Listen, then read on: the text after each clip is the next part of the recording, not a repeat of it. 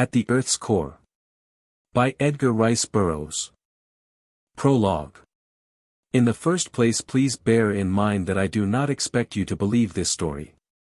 Nor could you wonder had you witnessed a recent experience of mine when, in the armor of blissful and stupendous ignorance, I gaily narrated the gist of it to a Fellow of the Royal Geological Society on the occasion of my last trip to London. You would surely have thought that I had been detected in no less a heinous crime than the purloining of the crown jewels from the Tower, or putting poison in the coffee of His Majesty the King. The erudite gentleman in whom I confided congealed before I was half through. It is all that saved him from exploding, and my dreams of an honorary fellowship, gold medals, and a niche in the Hall of Fame faded into the thin, cold air of his Arctic atmosphere. But I believe the story, and so would you, and so would the learned Fellow of the Royal Geological Society, had you and he heard it from the lips of the man who told it to me. Had you seen, as I did, the fire of truth in those grey eyes? Had you felt the ring of sincerity in that quiet voice? Had you realized the pathos of it all, you, too, would believe. You would not have needed the final ocular proof that I had, the weird Rhamphorhynchus-like creature which he had brought back with him from the inner world. I came upon him quite suddenly, and no less unexpectedly, upon the rim of the great Sahara Desert. He was standing before a goatskin tent amidst a clump of date palms within a tiny oasis. Close by was an Arab dour of some 8 or 10 tents. I had come down from the north to hunt lion. My party consisted of a dozen children of the desert. I was the only white man. As we approached the little clump of verdure, I saw the man come from his tent and with hand-shaded eyes peer intently at us. At sight of me he advanced rapidly to meet us. "A white man," he cried. "May the good Lord be praised. I have been watching you for hours, hoping against hope that this time there would be a white man. Tell me the date. What year is it?" And when I had told him, he staggered as though he had been struck full in the face, so that he was compelled to grasp my stirrup leather for support. "It cannot be," he cried after a moment. "It cannot be.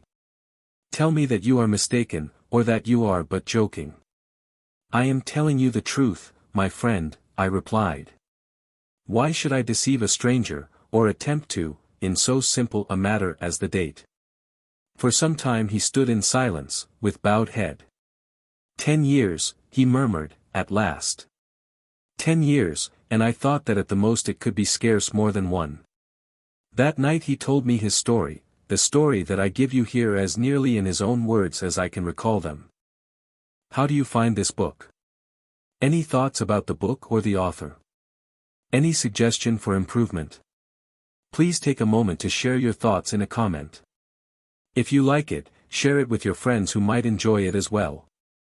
Subscribe to keep in touch.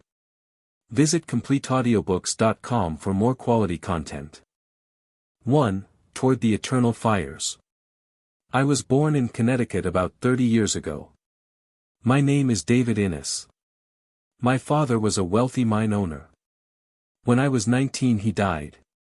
All his property was to be mine when I had attained my majority, provided that I had devoted the 2 years intervening in close application to the great business I was to inherit.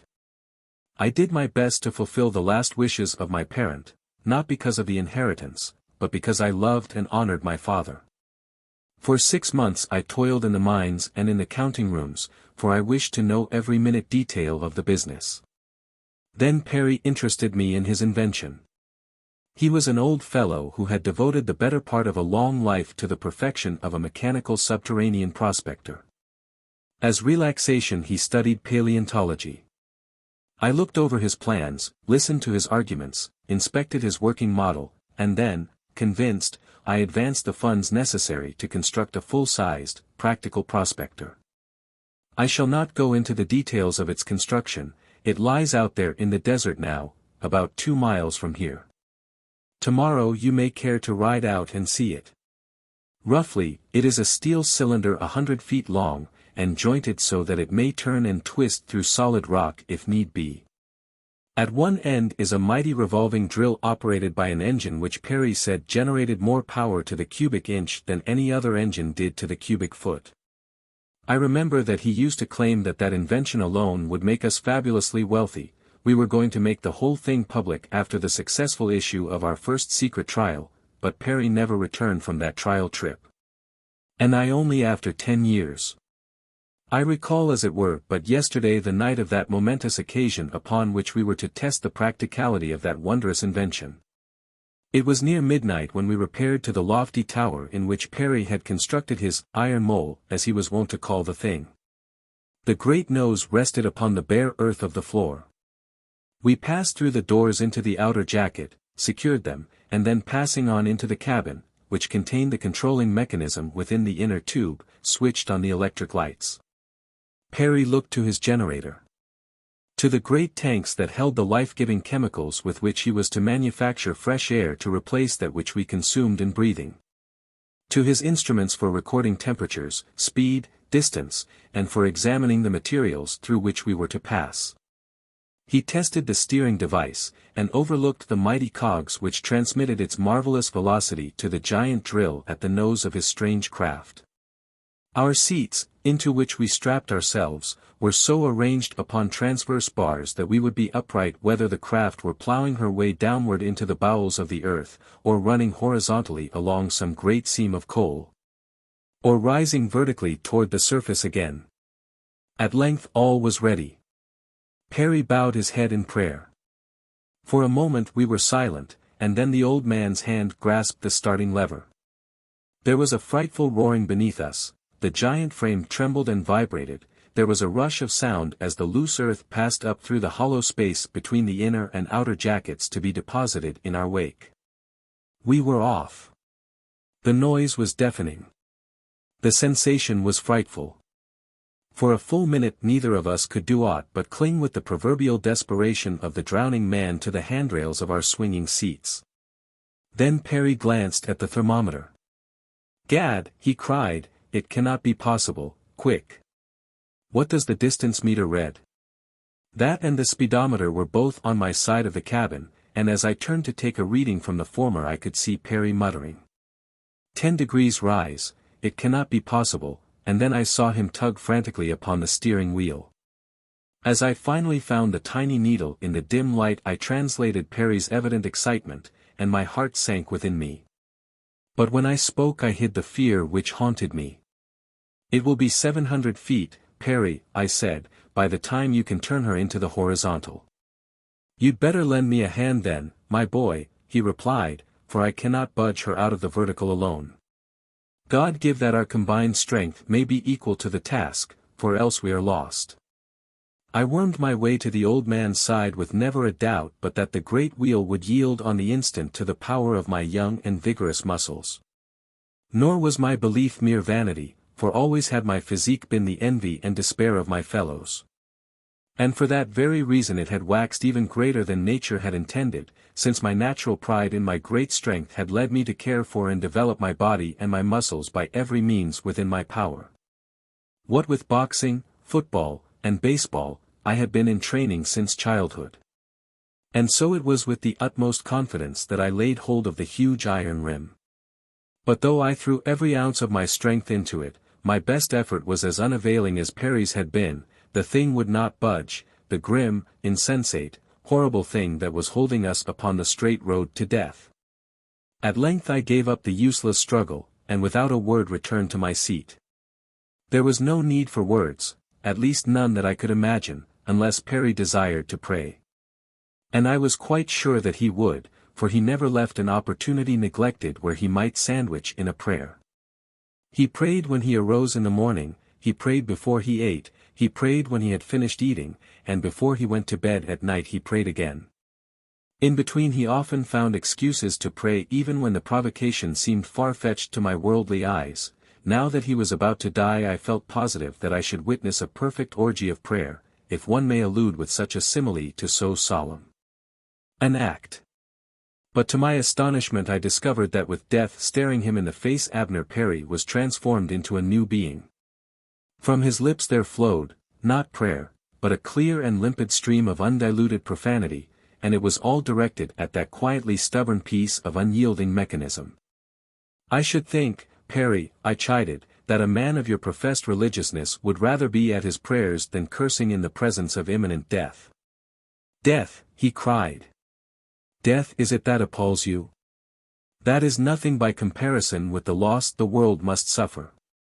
Why, David, within this iron cylinder we have demonstrated possibilities that science has scarce dreamed. We have harnessed a new principle, and with it animated a piece of steel with the power of 10,000 men. That 2 lives will be snuffed out is nothing to the world calamity that entombs in the bowels of the earth the discoveries that I have made and proved in the successful construction of the thing that is now carrying us farther and farther toward the eternal central fires. I am frank to admit that for myself I was much more concerned with our own immediate future than with any problematic loss which the world might be about to suffer. The world was at least ignorant of its bereavement, while to me it was a real and terrible actuality. What can we do? I asked, hiding my perturbation beneath the mask of a low and level voice. We may stop here, and die of asphyxiation when our atmosphere tanks are empty, replied Perry. Or we may continue on with the slight hope that we may later sufficiently deflect the prospector from the vertical to carry us along the arc of a great circle which must eventually return us to the surface. If we succeed in so doing before we reach the higher internal temperature we may even yet survive. There would seem to me to be about 1 chance in several million that we shall succeed, otherwise we shall die more quickly but no more surely than as though we sat supinely waiting for the torture of a slow and horrible death. I glanced at the thermometer. It registered 110 degrees. While we were talking the mighty iron mole had bored its way over a mile into the rock of the earth's crust. Let us continue on, then, I replied. It should soon be over at this rate. You never intimated that the speed of this thing would be so high, Perry. Didn't you know it? No, he answered. I could not figure the speed exactly, for I had no instrument for measuring the mighty power of my generator. I reasoned, however, that we should make about 500 yards an hour. And we are making 7 miles an hour, I concluded for him, as I sat with my eyes upon the distance meter. How thick is the earth's crust, Perry? I asked. There are almost as many conjectures as to that as there are geologists, was his answer. One estimates it 30 miles, because the internal heat, increasing at the rate of about 1 degree to each 60 to 70 feet depth, would be sufficient to fuse the most refractory substances at that distance beneath the surface. Another finds that the phenomena of precession and nutation require that the earth, if not entirely solid, must at least have a shell not less than 800 to 1,000 miles in thickness. So there you are. You may take your choice. And if it should prove solid?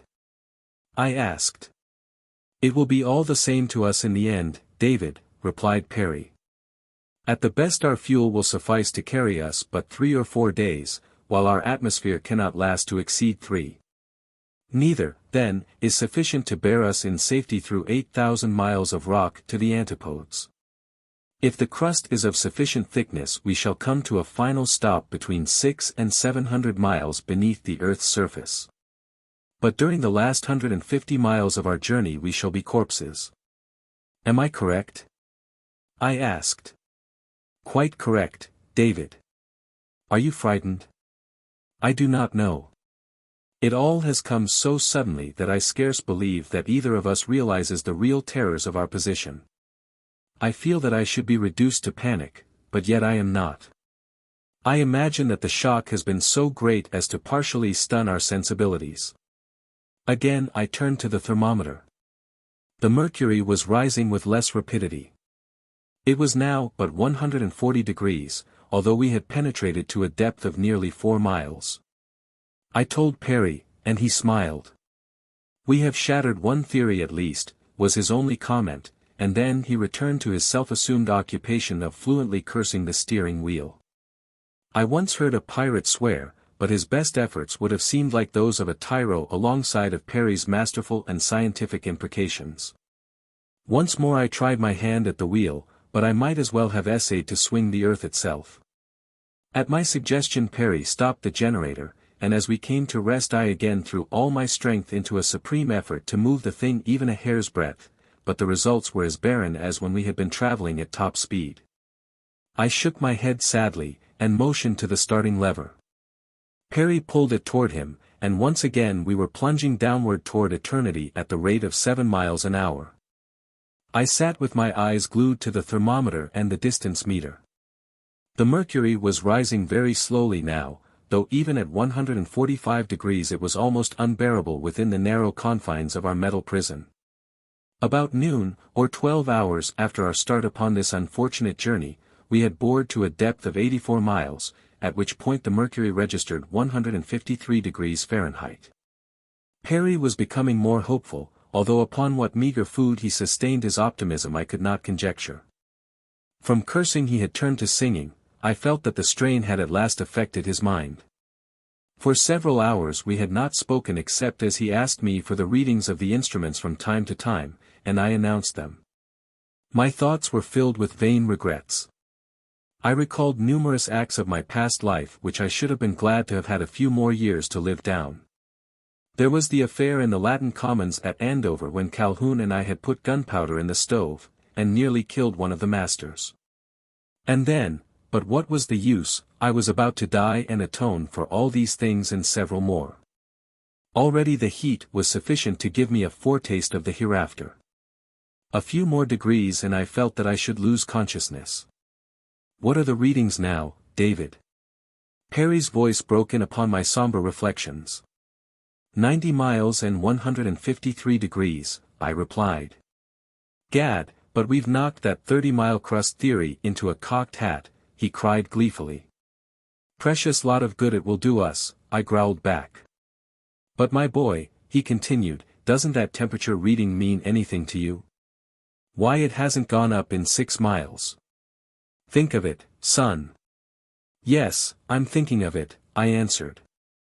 But what difference will it make when our air supply is exhausted whether the temperature is 153 degrees or 153,000?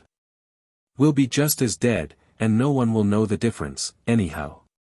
But I must admit that for some unaccountable reason the stationary temperature did renew my waning hope. What I hoped for I could not have explained, nor did I try. The very fact, as Perry took pains to explain, of the blasting of several very exact and learned scientific hypotheses made it apparent that we could not know what lay before us within the bowels of the earth. And so we might continue to hope for the best, at least until we were dead, when hope would no longer be essential to our happiness. It was very good, and logical reasoning, and so I embraced it. At 100 miles the temperature had dropped to 152.5 degrees. When I announced it Perry reached over and hugged me.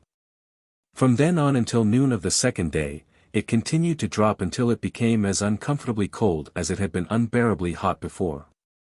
At the depth of 240 miles our nostrils were assailed by almost overpowering ammonia fumes, and the temperature had dropped to 10 below zero. We suffered nearly 2 hours of this intense and bitter cold, until at about 245 miles from the surface of the earth we entered a stratum of solid ice, when the mercury quickly rose to 32 degrees. During the next 3 hours we passed through 10 miles of ice, eventually emerging into another series of ammonium-impregnated strata, where the mercury again fell to 10 degrees below zero. Slowly it rose once more until we were convinced that at last we were nearing the molten interior of the earth. At 400 miles the temperature had reached 153 degrees. Feverishly I watched the thermometer. Slowly it rose. Perry had ceased singing and was at last praying. Our hopes had received such a death blow that the gradually increasing heat seemed to our distorted imaginations much greater than it really was.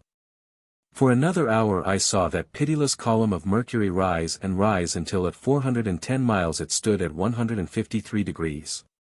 Now it was that we began to hang upon those readings in almost breathless anxiety.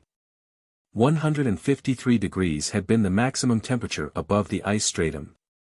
Would it stop at this point again, or would it continue its merciless climb? We knew that there was no hope, and yet with the persistence of life itself we continued to hope against practical certainty. Already the air tanks were at low ebb, there was barely enough of the precious gases to sustain us for another 12 hours. But would we be alive to know or care? It seemed incredible. At 420 miles I took another reading. "Perry!" I shouted. "Perry, man! She's going down. She's going down. She's 152 degrees again." "Gad!" he cried. "What can it mean? Can the earth be cold at the center?" "I do not know, Perry," I answered. "But thank God, if I am to die it shall not be by fire, that is all that I have feared. I can face the thought of any death but that." Down, down went the mercury until it stood as low as it had 7 miles from the surface of the earth, and then of a sudden the realization broke upon us that death was very near. Perry was the first to discover it.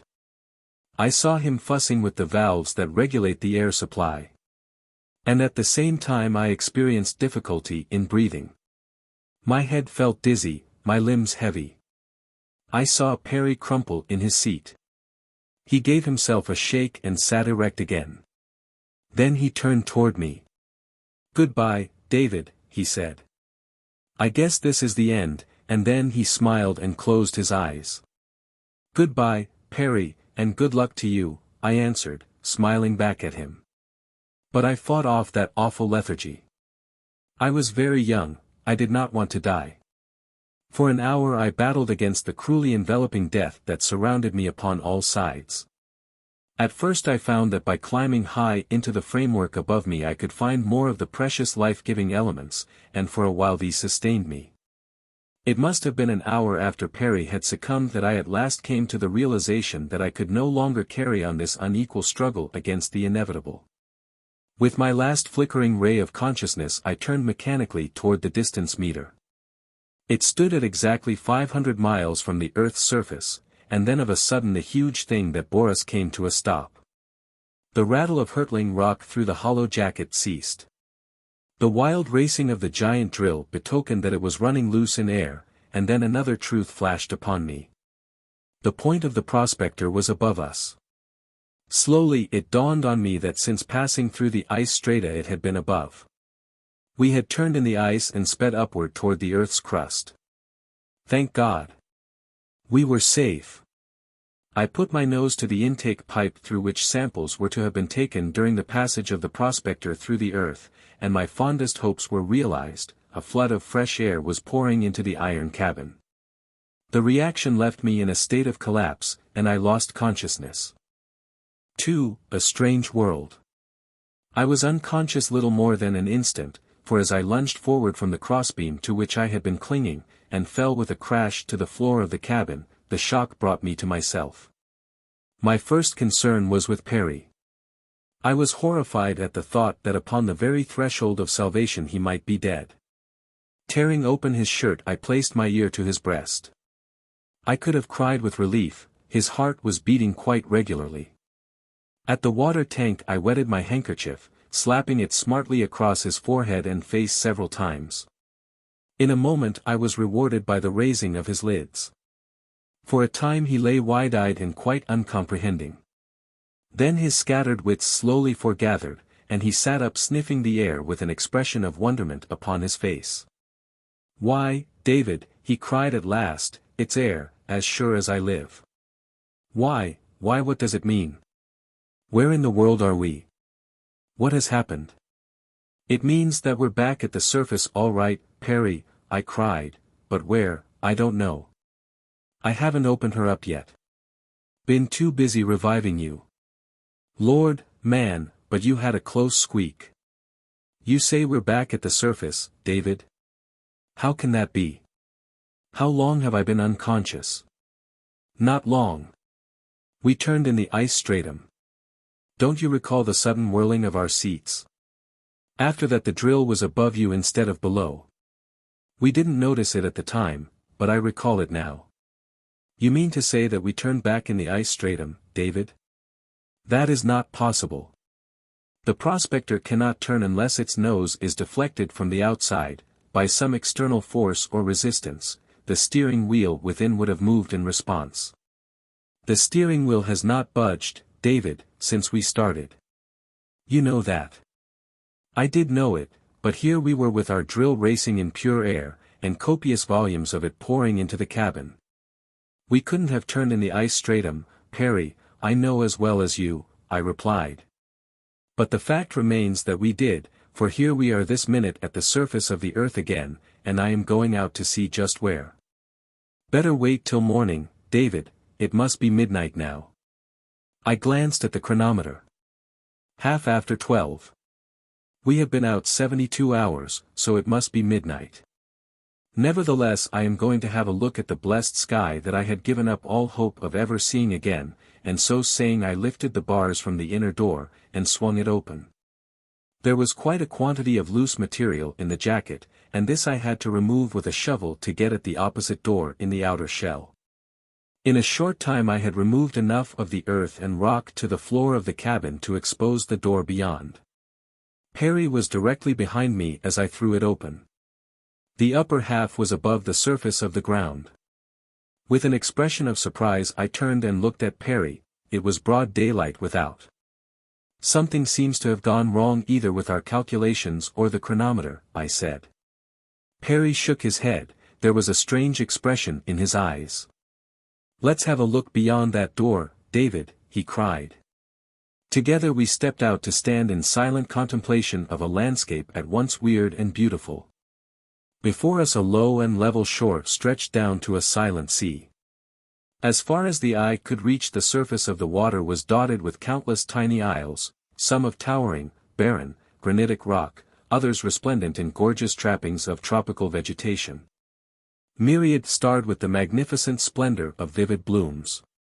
Behind us rose a dark and forbidding wood of giant arborescent ferns intermingled with the commoner types of a primeval tropical forest. Huge creepers depended in great loops from tree to tree, dense underbrush overgrew a tangled mass of fallen trunks and branches. Upon the outer verge we could see the same splendid coloring of countless blossoms that glorified the islands, but within the dense shadows all seemed dark and gloomy as the grave. And upon all the noonday sun poured its torrid rays out of a cloudless sky. "Where on earth can we be?" I asked, turning to Perry. For some moments the old man did not reply. He stood with bowed head, buried in deep thought. But at last he spoke. "David," he said, "I am not so sure that we are on earth." "What do you mean, Perry?"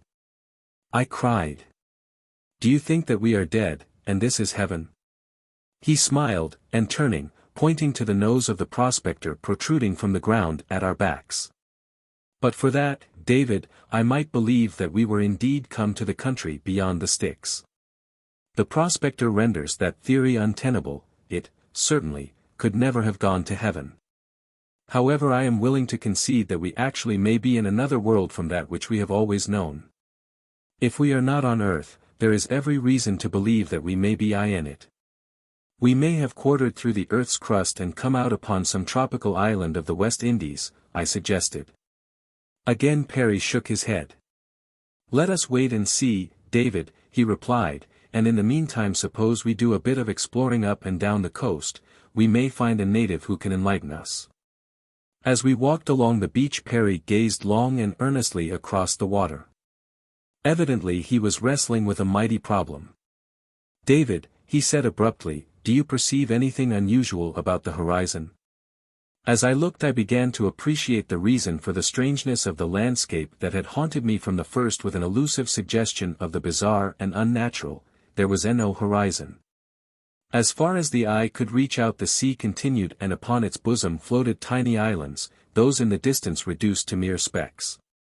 But ever beyond them was the sea, until the impression became quite real that one was looking up at the most distant point that the eyes could fathom. The distance was lost in the distance.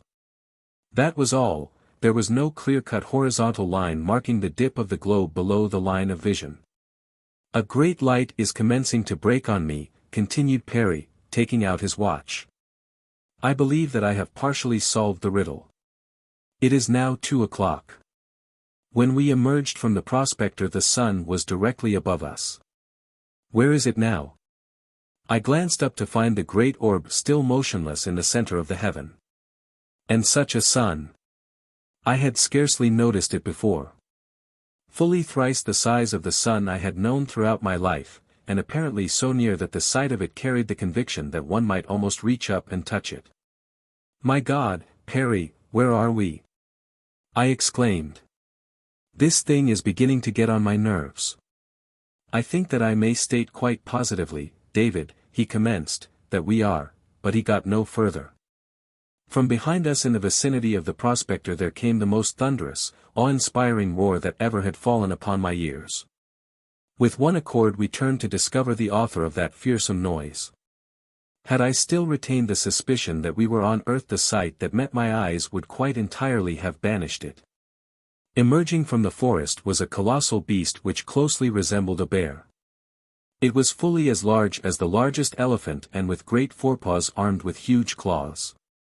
Its nose, or snout, depended nearly a foot below its lower jaw, much after the manner of a rudimentary trunk. The giant body was covered by a coat of thick, shaggy hair. Roaring horribly it came toward us at a ponderous, shuffling trot. I turned to Perry to suggest that it might be wise to seek other surroundings. The idea had evidently occurred to Perry previously, for he was already 100 paces away, and with each second his prodigious bounds increased the distance. I had never guessed what latent speed possibilities the old gentleman possessed. I saw that he was headed toward a little point of the forest which ran out toward the sea not far from where we had been standing, and as the mighty creature, the sight of which had galvanized him into such remarkable action, was forging steadily toward me, I set off after Perry, though at a somewhat more decorous pace. It was evident that the massive beast pursuing us was not built for speed, so all that I considered necessary was to gain the tree sufficiently ahead of it to enable me to climb to the safety of some great branch before it came up.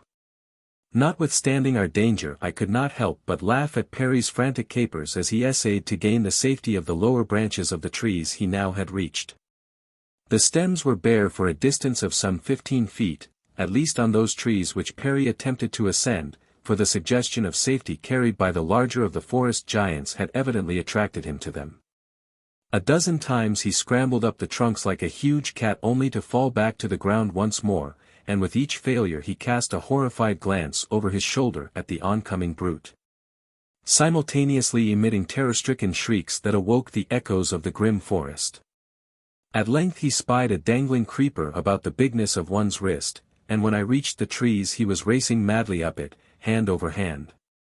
He had almost reached the lowest branch of the tree from which the creeper depended when the thing parted beneath his weight and he fell sprawling at my feet. The misfortune now was no longer amusing, for the beast was already too close to us for comfort. Seizing Perry by the shoulder I dragged him to his feet, and rushing to a smaller tree, one that he could easily encircle with his arms and legs, I boosted him as far up as I could, and then left him to his fate.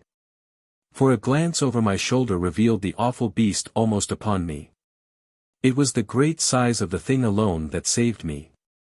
Its enormous bulk rendered it too slow upon its feet to cope with the agility of my young muscles, and so I was enabled to dodge out of its way and run completely behind it before its slow wits could direct it in pursuit. The few seconds of grace that this gave me found me safely lodged in the branches of a tree a few paces from that in which Perry had at last found a haven. Did I say safely lodged? At the time I thought we were quite safe, and so did Perry. He was praying, raising his voice in thanksgiving at our deliverance, and had just completed a sort of paean of gratitude that the thing couldn't climb a tree when without warning it reared up beneath him on its enormous tail and hind feet, and reached those fearfully armed paws quite to the branch upon which he crouched. The accompanying roar was all but drowned in Perry's scream of fright, and he came near tumbling headlong into the gaping jaws beneath him, so precipitate was his impetuous haste to vacate the dangerous limb. It was with a deep sigh of relief that I saw him gain a higher branch in safety. And then the brute did that which froze us both anew with horror. Grasping the tree's stem with his powerful paws he dragged down with all the great weight of his huge bulk and all the irresistible force of those mighty muscles. Slowly, but surely, the stem began to bend toward him. Inch by inch he worked his paws upward as the tree leaned more and more from the perpendicular. Perry clung chattering in a panic of terror. Higher and higher into the bending and swaying tree he clambered. More and more rapidly was the tree top inclining toward the ground. I saw now why the great brute was armed with such enormous paws. The use that he was putting them to was precisely that for which nature had intended them. The sloth-like creature was herbivorous, and to feed that mighty carcass entire trees must be stripped of their foliage. The reason for its attacking us might easily be accounted for on the supposition of an ugly disposition such as that which the fierce and stupid rhinoceros of Africa possesses. But these were later reflections. At the moment I was too frantic with apprehension on Perry's behalf to consider aught other than a means to save him from the death that loomed so close.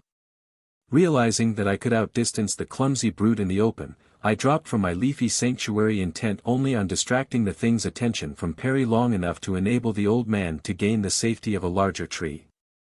There were many close by which not even the terrific strength of that titanic monster could bend. As I touched the ground I snatched a broken limb from the tangled mass that matted the jungle-like floor of the forest and, leaping unnoticed behind the shaggy back, dealt the brute a terrific blow. My plan worked like magic. From the previous slowness of the beast I had been led to look for no such marvelous agility as he now displayed. Releasing his hold upon the tree he dropped on all fours and at the same time swung his great, wicked tail with a force that would have broken every bone in my body had it struck me. But, fortunately, I had turned to flee at the very instant that I felt my blow land upon the towering back. As it started in pursuit of me I made the mistake of running along the edge of the forest rather than making for the open beach. In a moment I was knee-deep in rotting vegetation, and the awful thing behind me was gaining rapidly as I floundered and fell in my efforts to extricate myself. A fallen log gave me an instant's advantage, for climbing upon it I leaped to another a few paces farther on, and in this way was able to keep clear of the mush that carpeted the surrounding ground. But the zigzag course that this necessitated was placing such a heavy handicap upon me that my pursuer was steadily gaining upon me. Suddenly from behind I heard a tumult of howls, and sharp, piercing barks, much the sound that a pack of wolves raises when in full cry. Involuntarily I glanced backward to discover the origin of this new and menacing note with the result that I missed my footing and went sprawling once more upon my face in the deep muck. My mammoth enemy was so close by this time that I knew I must feel the weight of one of his terrible paws before I could rise, but to my surprise the blow did not fall upon me.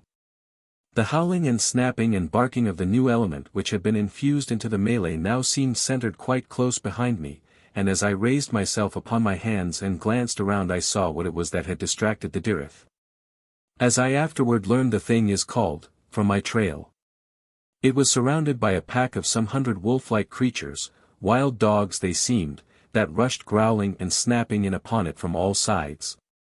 So that they sank their white fangs into the slow brute and were away again before it could reach them with its huge paws or sweeping tail.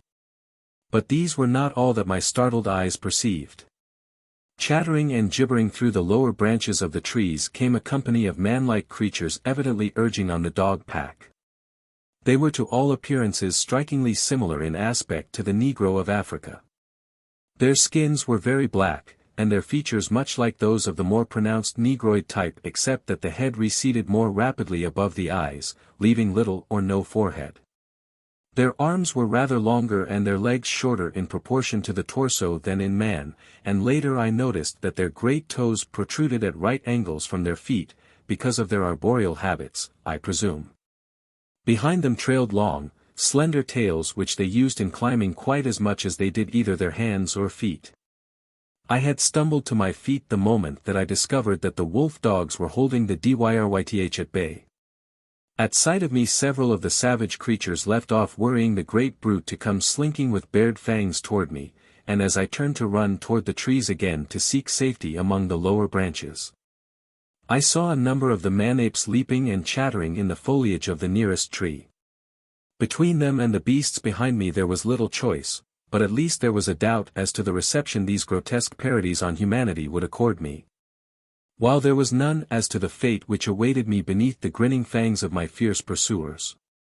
And so I raced on toward the trees intending to pass beneath that which held the man-things and take refuge in another farther on.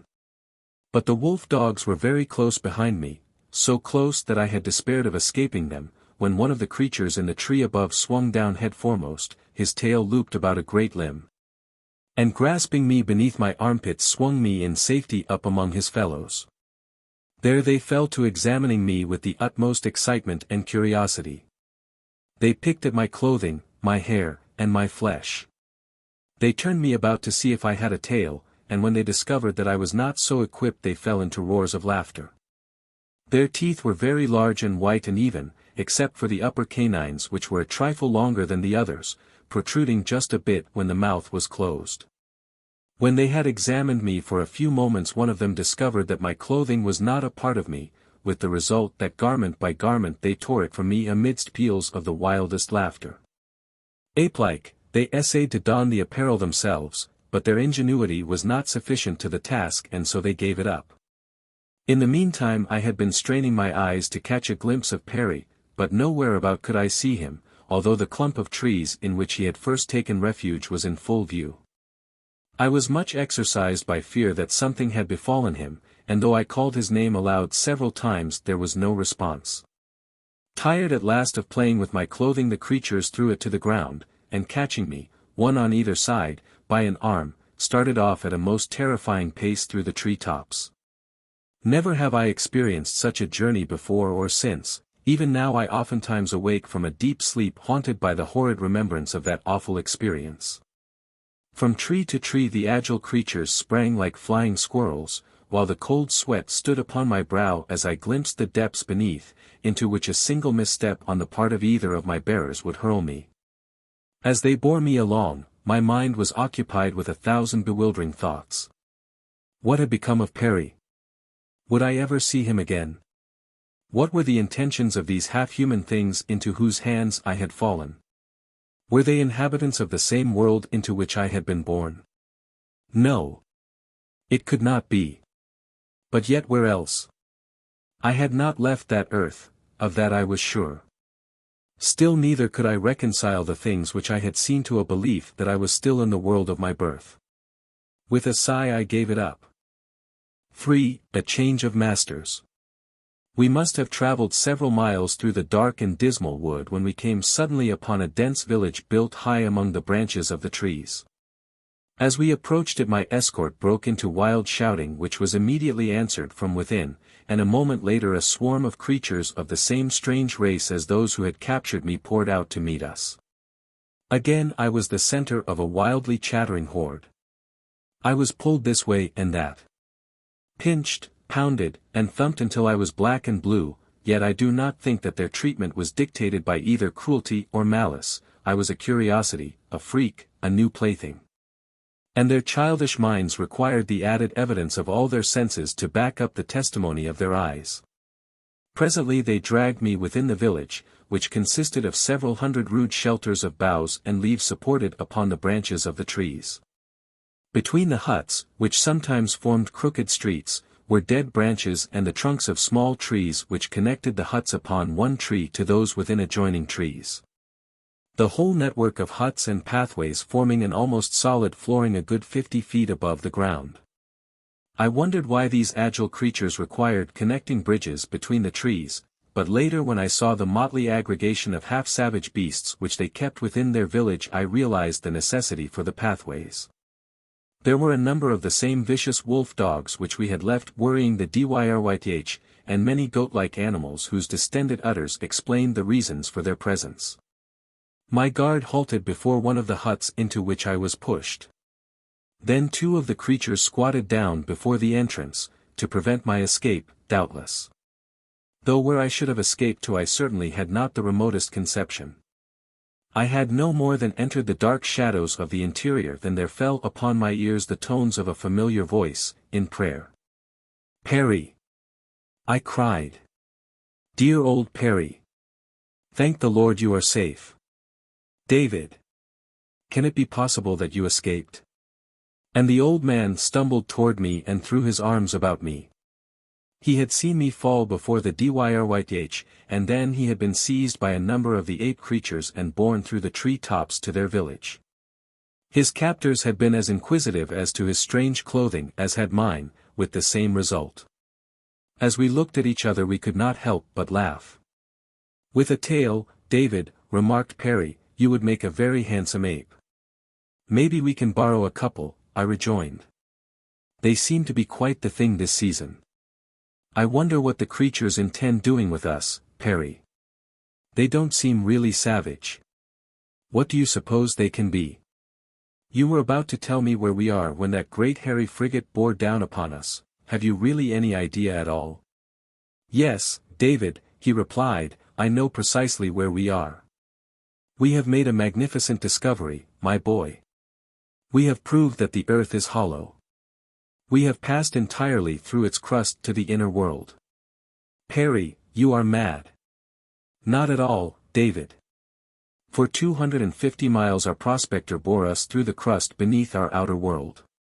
At that point it reached the center of gravity of the 500-mile-thick crust.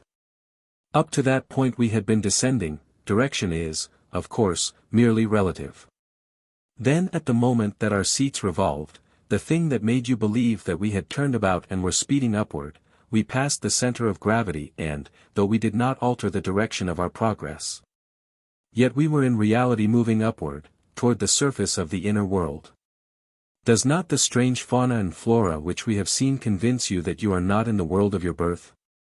And the horizon, could it present the strange aspects which we both noted unless we were indeed standing upon the inside surface of a sphere? But the sun, Perry, I urged. How in the world can the sun shine through 500 miles of solid crust? It is not the sun of the outer world that we see here. It is another sun, an entirely different sun, that casts its eternal noonday effulgence upon the face of the inner world.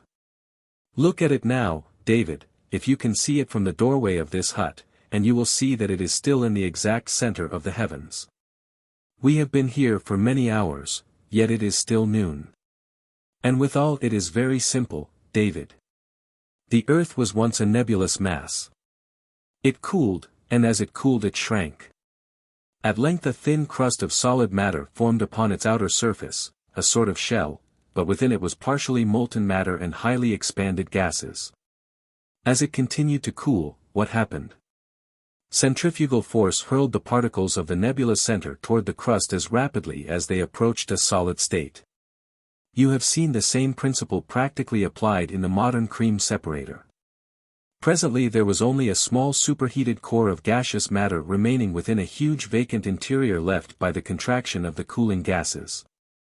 The equal attraction of the solid crust from all directions maintained this luminous core in the exact center of the hollow globe. What remains of it is the sun you saw today, a relatively tiny thing at the exact center of the earth. Equally to every part of this inner world it diffuses its perpetual noonday light and torrid heat. This inner world must have cooled sufficiently to support animal life long ages after life appeared upon the outer crust. But that the same agencies were at work here is evident from the similar forms of both animal and vegetable creation which we have already seen. Take the great beast which attacked us, for example. Unquestionably a counterpart of the megatherium of the post-Pliocene period of the outer crust, whose fossilized skeleton has been found in South America. But the grotesque inhabitants of this forest? I urged. Surely they have no counterpart in the earth's history. Who can tell, he rejoined. They may constitute the link between ape and man, all traces of which have been swallowed by the countless convulsions which have racked the outer crust. Or they may be merely the result of evolution along slightly different lines, either is quite possible.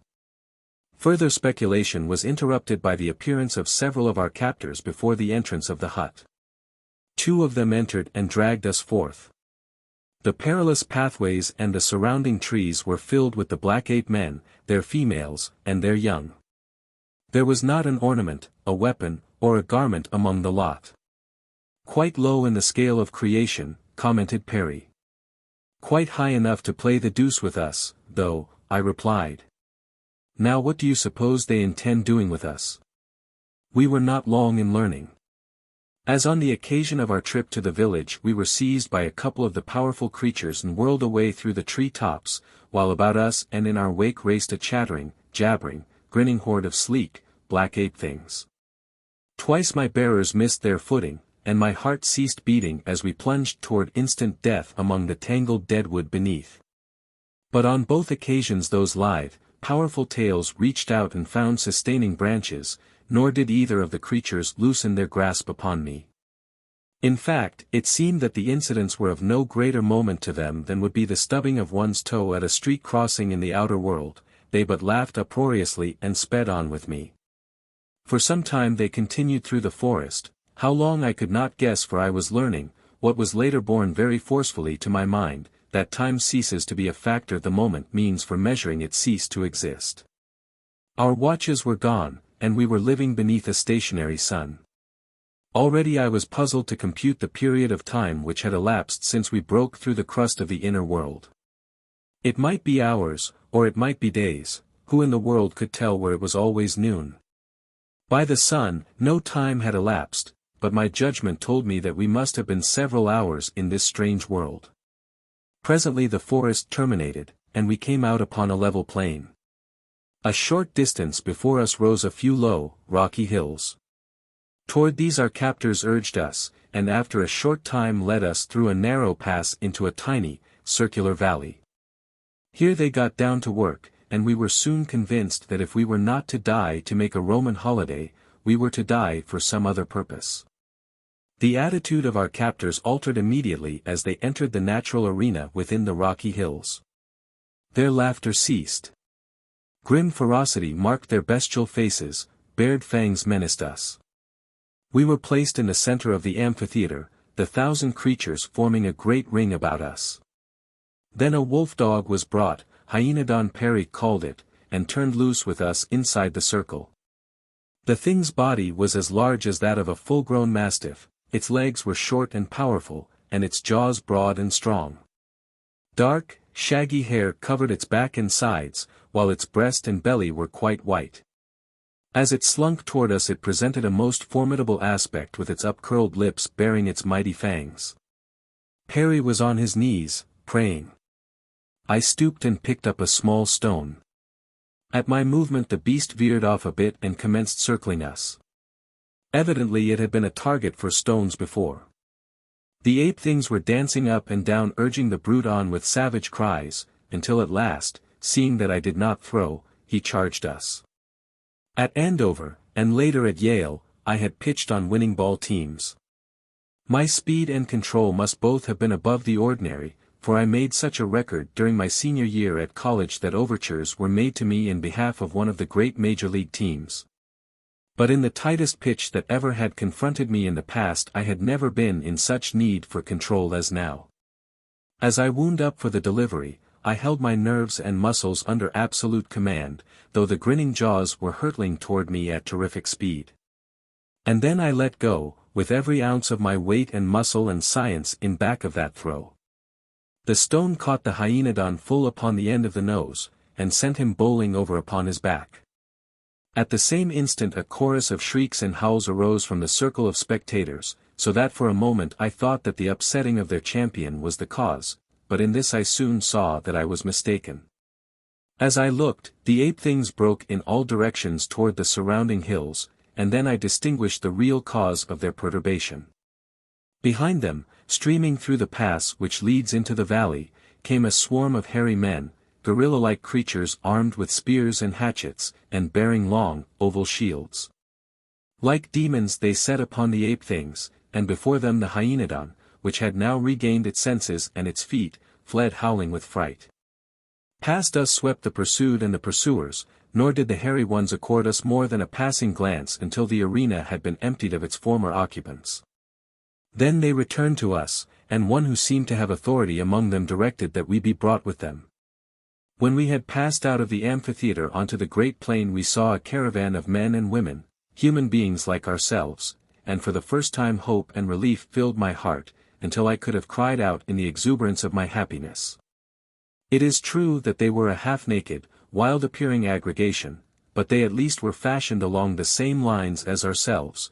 There was nothing grotesque or horrible about them as about the other creatures in this strange, weird world.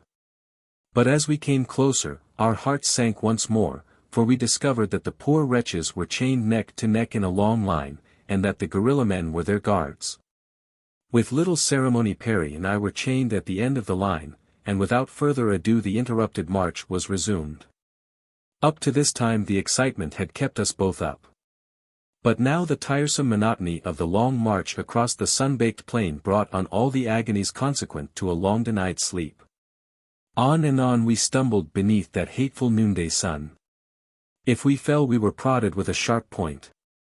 Our companions in chains did not stumble. They strode along proudly erect. Occasionally they would exchange words with one another in a monosyllabic language. They were a noble-appearing race with well-formed heads and perfect physiques. The men were heavily bearded, tall and muscular, the women, smaller and more gracefully molded, with great masses of raven hair caught into loose knots upon their heads. The features of both sexes were well proportioned, there was not a face among them that would have been called even plain if judged by earthly standards. They wore no ornaments. But this I later learned was due to the fact that their captors had stripped them of everything of value. As garmenture the women possessed a single robe of some light-colored, spotted hide, rather similar in appearance to a leopard skin. This they wore either supported entirely about the waist by a leathern thong, so that it hung partially below the knee on one side, or possibly looped gracefully across one shoulder. Their feet were shod with skin sandals. The men wore loin-cloths of the hide of some shaggy beast, long ends of which depended before and behind nearly to the ground. In some instances these ends were finished with the strong talons of the beast from which the hides had been taken. Our guards, whom I already have described as gorilla-like men, were rather lighter in build than a gorilla, but even so they were indeed mighty creatures. Their arms and legs were proportioned more in conformity with human standards, but their entire bodies were covered with shaggy, brown hair. And their faces were quite as brutal as those of the few stuffed specimens of the gorilla which I had seen in the museums at home. Their only redeeming feature lay in the development of the head above and back of the ears. In this respect they were not one whit less human than we. They were clothed in a sort of tunic of light cloth which reached to the knees. Beneath this they wore only a loin-cloth of the same material, while their feet were shod with thick hide of some mammoth creature of this inner world. Their arms and necks were encircled by many ornaments of metal, silver predominating, and on their tunics were sewn the heads of tiny reptiles in odd and rather artistic designs. They talked among themselves as they marched along on either side of us, but in a language which I perceived differed from that employed by our fellow prisoners. When they addressed the latter they used what appeared to be a third language, and which I later learned is a mongrel tongue rather analogous to the pidgin English of the Chinese coolie. How far we marched I have no conception, nor has Perry. Both of us were asleep much of the time for hours before a halt was called, then we dropped in our tracks. I say, 4 hours, but how may one measure time where time does not exist? When our march commenced the sun stood at zenith. When we halted our shadows still pointed toward nadir. Whether an instant or an eternity of earthly time elapsed who may say? That march may have occupied 9 years and 11 months of the 10 years that I spent in the inner world, or it may have been accomplished in the fraction of a second, I cannot tell. But this I do know that since you have told me that 10 years have elapsed since I departed from this earth I have lost all respect for time, I am commencing to doubt that such a thing exists other than in the weak, finite mind of man. 4. Dian the Beautiful. When our guards aroused us from sleep we were much refreshed. They gave us food. Strips of dried meat it was, but it put new life and strength into us, so that now we too marched with high-held heads, and took noble strides. At least I did, for I was young and proud, but poor Perry hated walking. On earth I had often seen him call a cab to travel a square, he was paying for it now, and his old legs wobbled so that I put my arm about him and half carried him through the balance of those frightful marches. The country began to change at last, and we wound up out of the level plain through mighty mountains of virgin granite. The tropical verdure of the lowlands was replaced by hardier vegetation, but even here the effects of constant heat and light were apparent in the immensity of the trees and the profusion of foliage and blooms. Crystal streams roared through their rocky channels, fed by the perpetual snows which we could see far above us. Above the snow-capped heights hung masses of heavy clouds. It was these, Perry explained, which evidently served the double purpose of replenishing the melting snows and protecting them from the direct rays of the sun. By this time we had picked up a smattering of the bastard language in which our guards addressed us, as well as making good headway in the rather charming tongue of our co-captives. Directly ahead of me in the chain gang was a young woman. 3 feet of chain linked us together in a forced companionship which I, at least, soon rejoiced in. For I found her a willing teacher, and from her I learned the language of her tribe, and much of the life and customs of the inner world, at least that part of it with which she was familiar. She told me that she was called Dian the Beautiful, and that she belonged to the tribe of Mahars, which dwells in the cliffs above the Darul Az, or Shallow Sea. "How came you here?" I asked her. "I was running away from Jubal the Ugly One," she answered, as though that was explanation quite sufficient.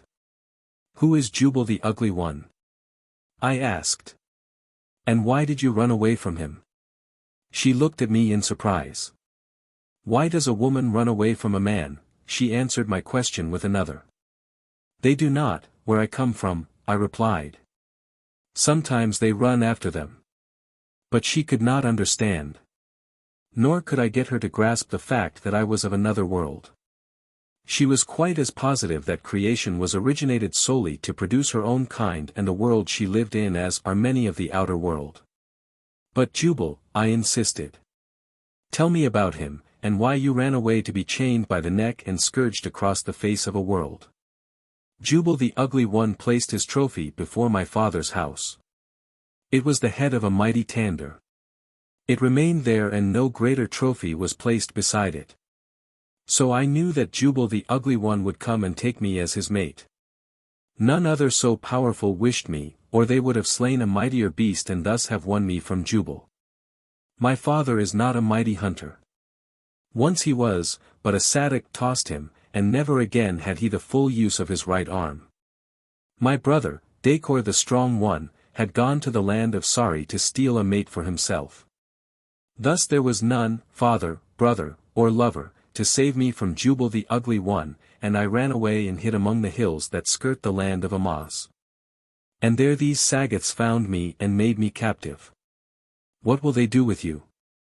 I asked. "Where are they taking us?" Again she looked her incredulity. "I can almost believe that you are of another world," she said, "for otherwise such ignorance were inexplicable. Do you really mean that you do not know that the Sagoths are the creatures of the Mahars, the mighty Mahars who think they own Pellucidar and all that walks or grows upon its surface, or creeps or burrows beneath? Or swims within its lakes and oceans, or flies through its air? Next you will be telling me that you never before heard of the Mahars." I was loath to do it, and further incur her scorn. But there was no alternative if I were to absorb knowledge, so I made a clean breast of my pitiful ignorance as to the mighty Mahars. She was shocked. But she did her very best to enlighten me, though much that she said was as Greek would have been to her. She described the Mahars largely by comparisons. In this way they were like unto Thipdars, in that to the hairless Ledi. About all I gleaned of them was that they were quite hideous, had wings, and webbed feet, lived in cities built beneath the ground, could swim under water for great distances, and were very, very wise. The Sagoths were their weapons of offense and defense, and the races like herself were their hands and feet, they were the slaves and servants who did all the manual labor. The Mahars were the heads, the brains, of the inner world. I longed to see this wondrous race of supermen. Perry learned the language with me. When we halted, as we occasionally did, though sometimes the halt seemed ages apart, he would join in the conversation, as would Gok the Hairy One, he who was chained just ahead of Dian the Beautiful. Ahead of Gok was Hujah the Sly One. He too entered the conversation occasionally. Most of his remarks were directed toward Dian the Beautiful. It didn't take half an eye to see that he had developed a bad case, but the girl appeared totally oblivious to his thinly veiled advances. Did I say thinly veiled? There is a race of men in New Zealand, or Australia, I have forgotten which, who indicate their preference for the lady of their affections by banging her over the head with a bludgeon. By comparison with this method, Hujja's lovemaking might be called thinly veiled.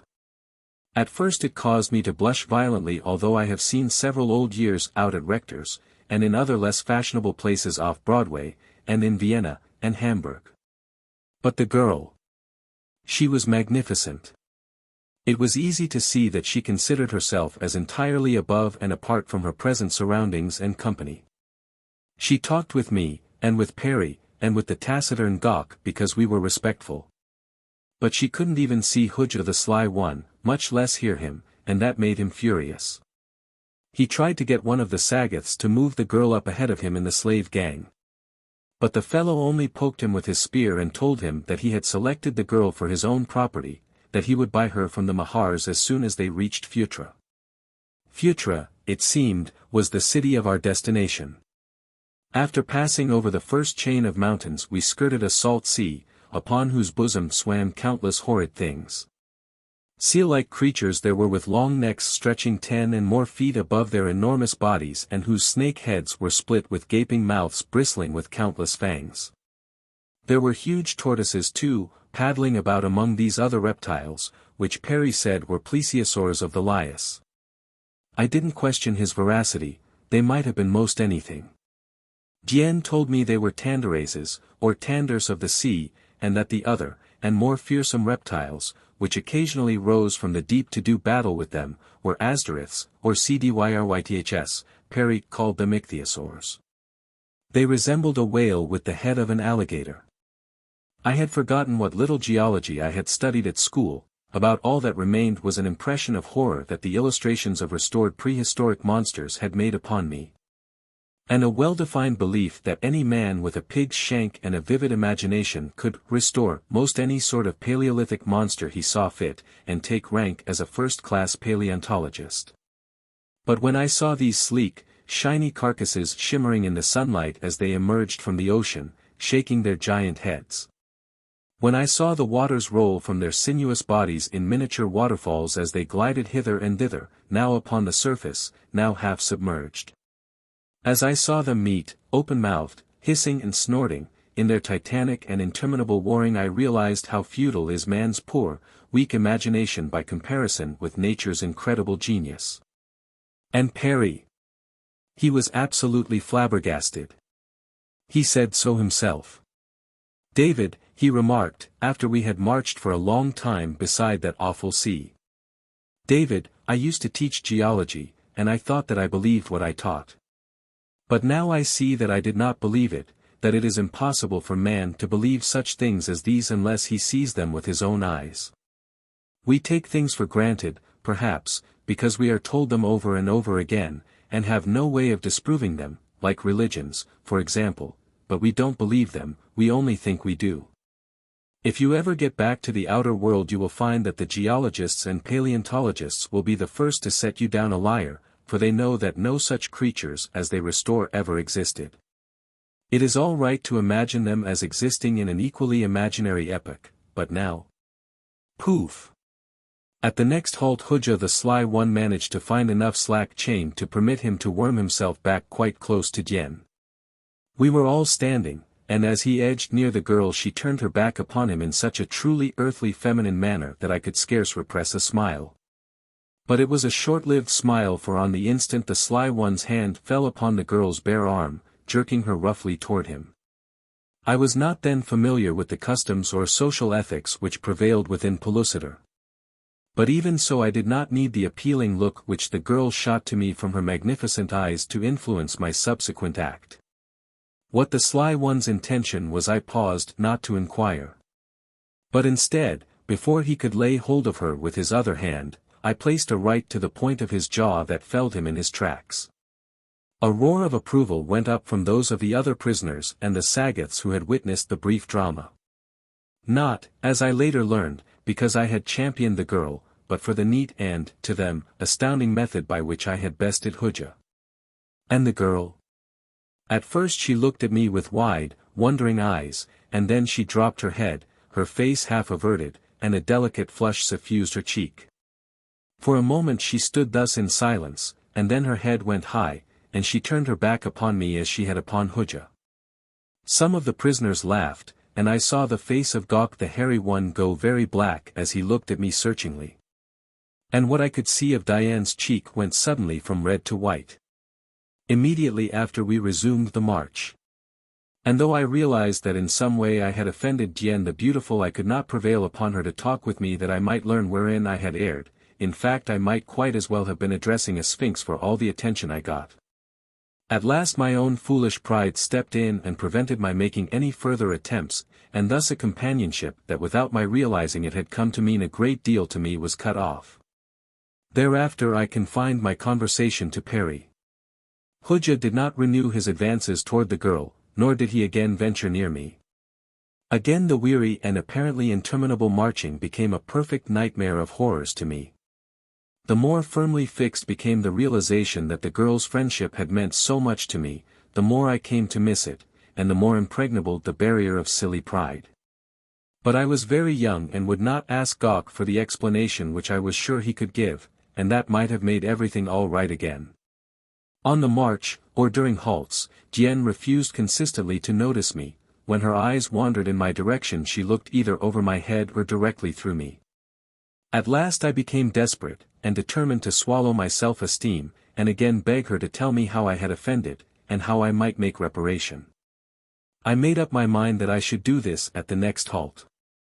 We were approaching another range of mountains at the time, and when we reached them, instead of winding across them through some high-flung pass, we entered a mighty natural tunnel, a series of labyrinthine grottos, dark as Erebus. The guards had no torches or light of any description. In fact, we had seen no artificial light or sign of fire since we had entered Pellucidar. In a land of perpetual noon there is no need of light above ground, yet I marveled that they had no means of lighting their way through these dark, subterranean passages. So we crept along at a snail's pace, with much stumbling and falling, the guards keeping up a sing-song chant ahead of us, interspersed with certain high notes which I found always indicated rough places and turns.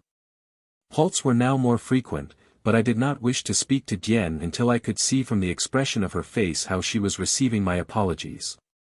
At last a faint glow ahead forewarned us of the end of the tunnel, for which I for one was devoutly thankful. Then at a sudden turn we emerged into the full light of the noonday sun. But with it came a sudden realization of what meant to me a real catastrophe. Dian was gone, and with her a half-dozen other prisoners. The guards saw it too, and the ferocity of their rage was terrible to behold.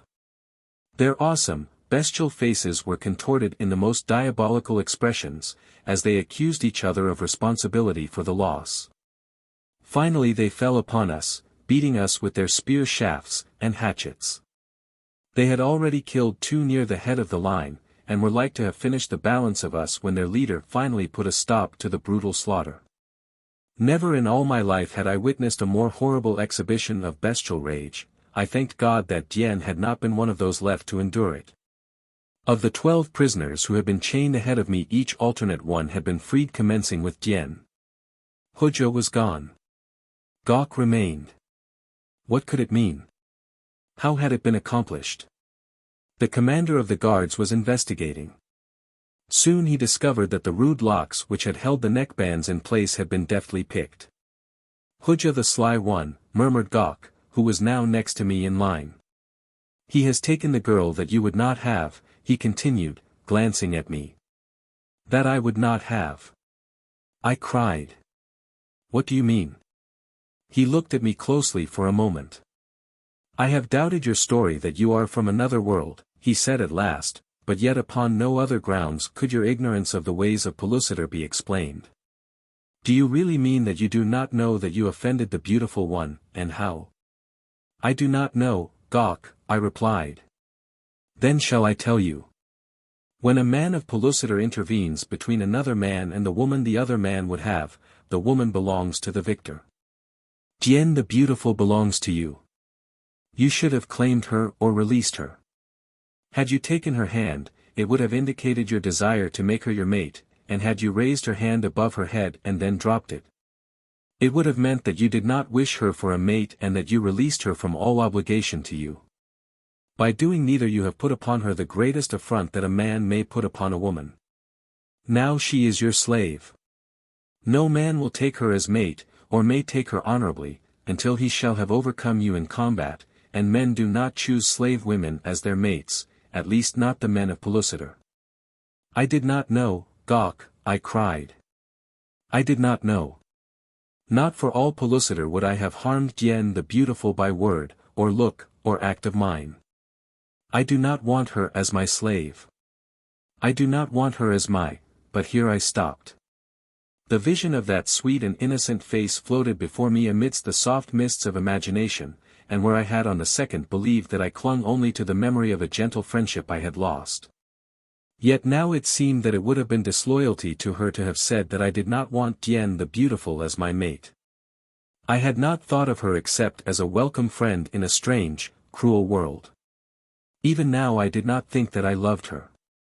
I believe Gok must have read the truth more in my expression than in my words, for presently he laid his hand upon my shoulder.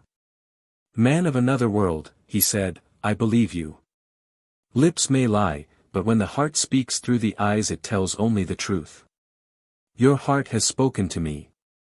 I know now that you meant no affront to Dian the Beautiful. She is not of my tribe, but her mother is my sister. She does not know it. Her mother was stolen by Dian's father who came with many others of the tribe of Mahars to battle with us for our women, the most beautiful women of Pellucidar.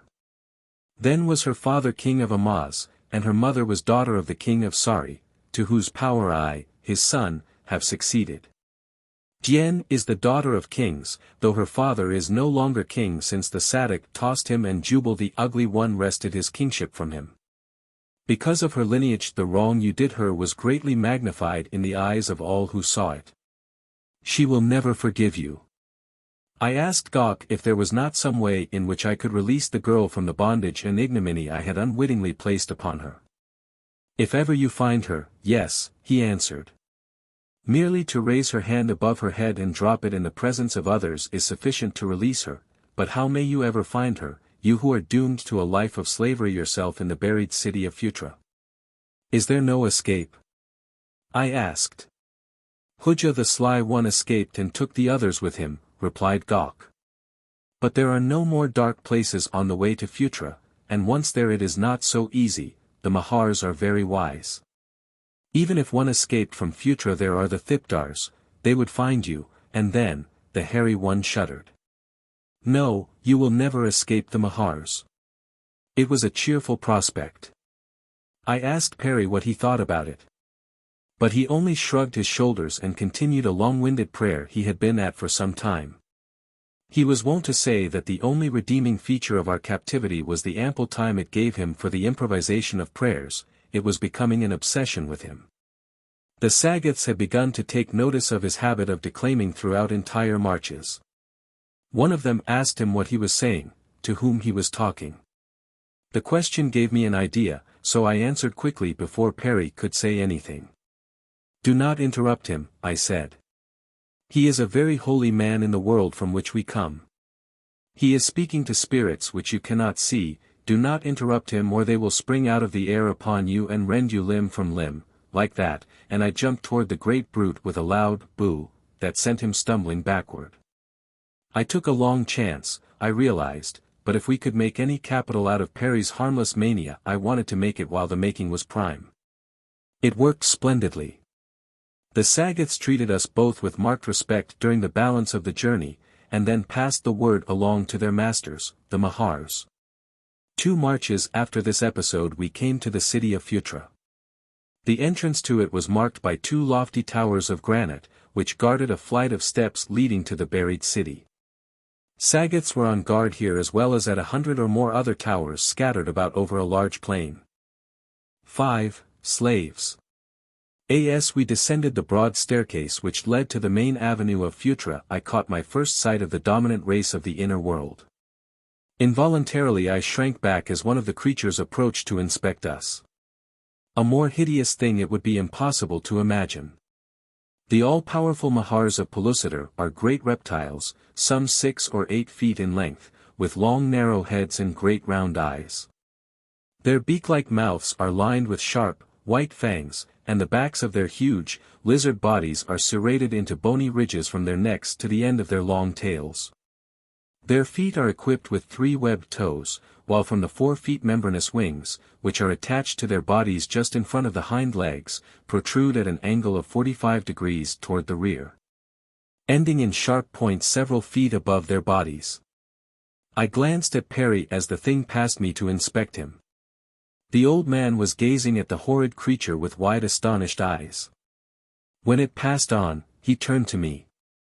"A Rhamphorhynchus of the Middle Oolitic, David," he said, "but, gad, how enormous. The largest remains we ever have discovered have never indicated a size greater than that attained by an ordinary crow." As we continued on through the main avenue of Phutra, we saw many thousand of the creatures coming and going upon their daily duties. They paid but little attention to us. Phutra is laid out underground with a regularity that indicates remarkable engineering skill. It is hewn from solid limestone strata. The streets are broad and of a uniform height of 20 feet. At intervals tubes pierce the roof of this underground city, and by means of lenses and reflectors transmit the sunlight, softened and diffused, to dispel what would otherwise be Cimmerian darkness. In like manner air is introduced. Perry and I were taken, with Gok, to a large public building, where one of the Sagoths who had formed our guard explained to a Maharan official the circumstances surrounding our capture. The method of communication between these two was remarkable in that no spoken words were exchanged. They employed a species of sign language. As I was to learn later, the Mahars have no ears, not any spoken language. Among themselves they communicate by means of what Perry says must be a 6th sense which is cognizant of a 4th dimension. I never did quite grasp him, though he endeavored to explain it to me upon numerous occasions. I suggested telepathy, but he said no, that it was not telepathy since they could only communicate when in each other's presence. Nor could they talk with the Sagoths or the other inhabitants of Pellucidar by the same method they used to converse with one another. "What they do," said Perry, "is to project their thoughts into the 4th dimension, when they become appreciable to the 6th sense of their listener. Do I make myself quite clear?" "You do not, Perry," I replied. He shook his head in despair, and returned to his work. They had set us to carrying a great accumulation of Maharan literature from one apartment to another, and there arranging it upon shelves. I suggested to Perry that we were in the public library of Phutra, but later, as he commenced to discover the key to their written language, he assured me that we were handling the ancient archives of the race. During this period my thoughts were continually upon Dian the Beautiful. I was, of course, glad that she had escaped the Mahars, and the fate that had been suggested by the Sagoth who had threatened to purchase her upon our arrival at Phutra. I often wondered if the little party of fugitives had been overtaken by the guards who had returned to search for them.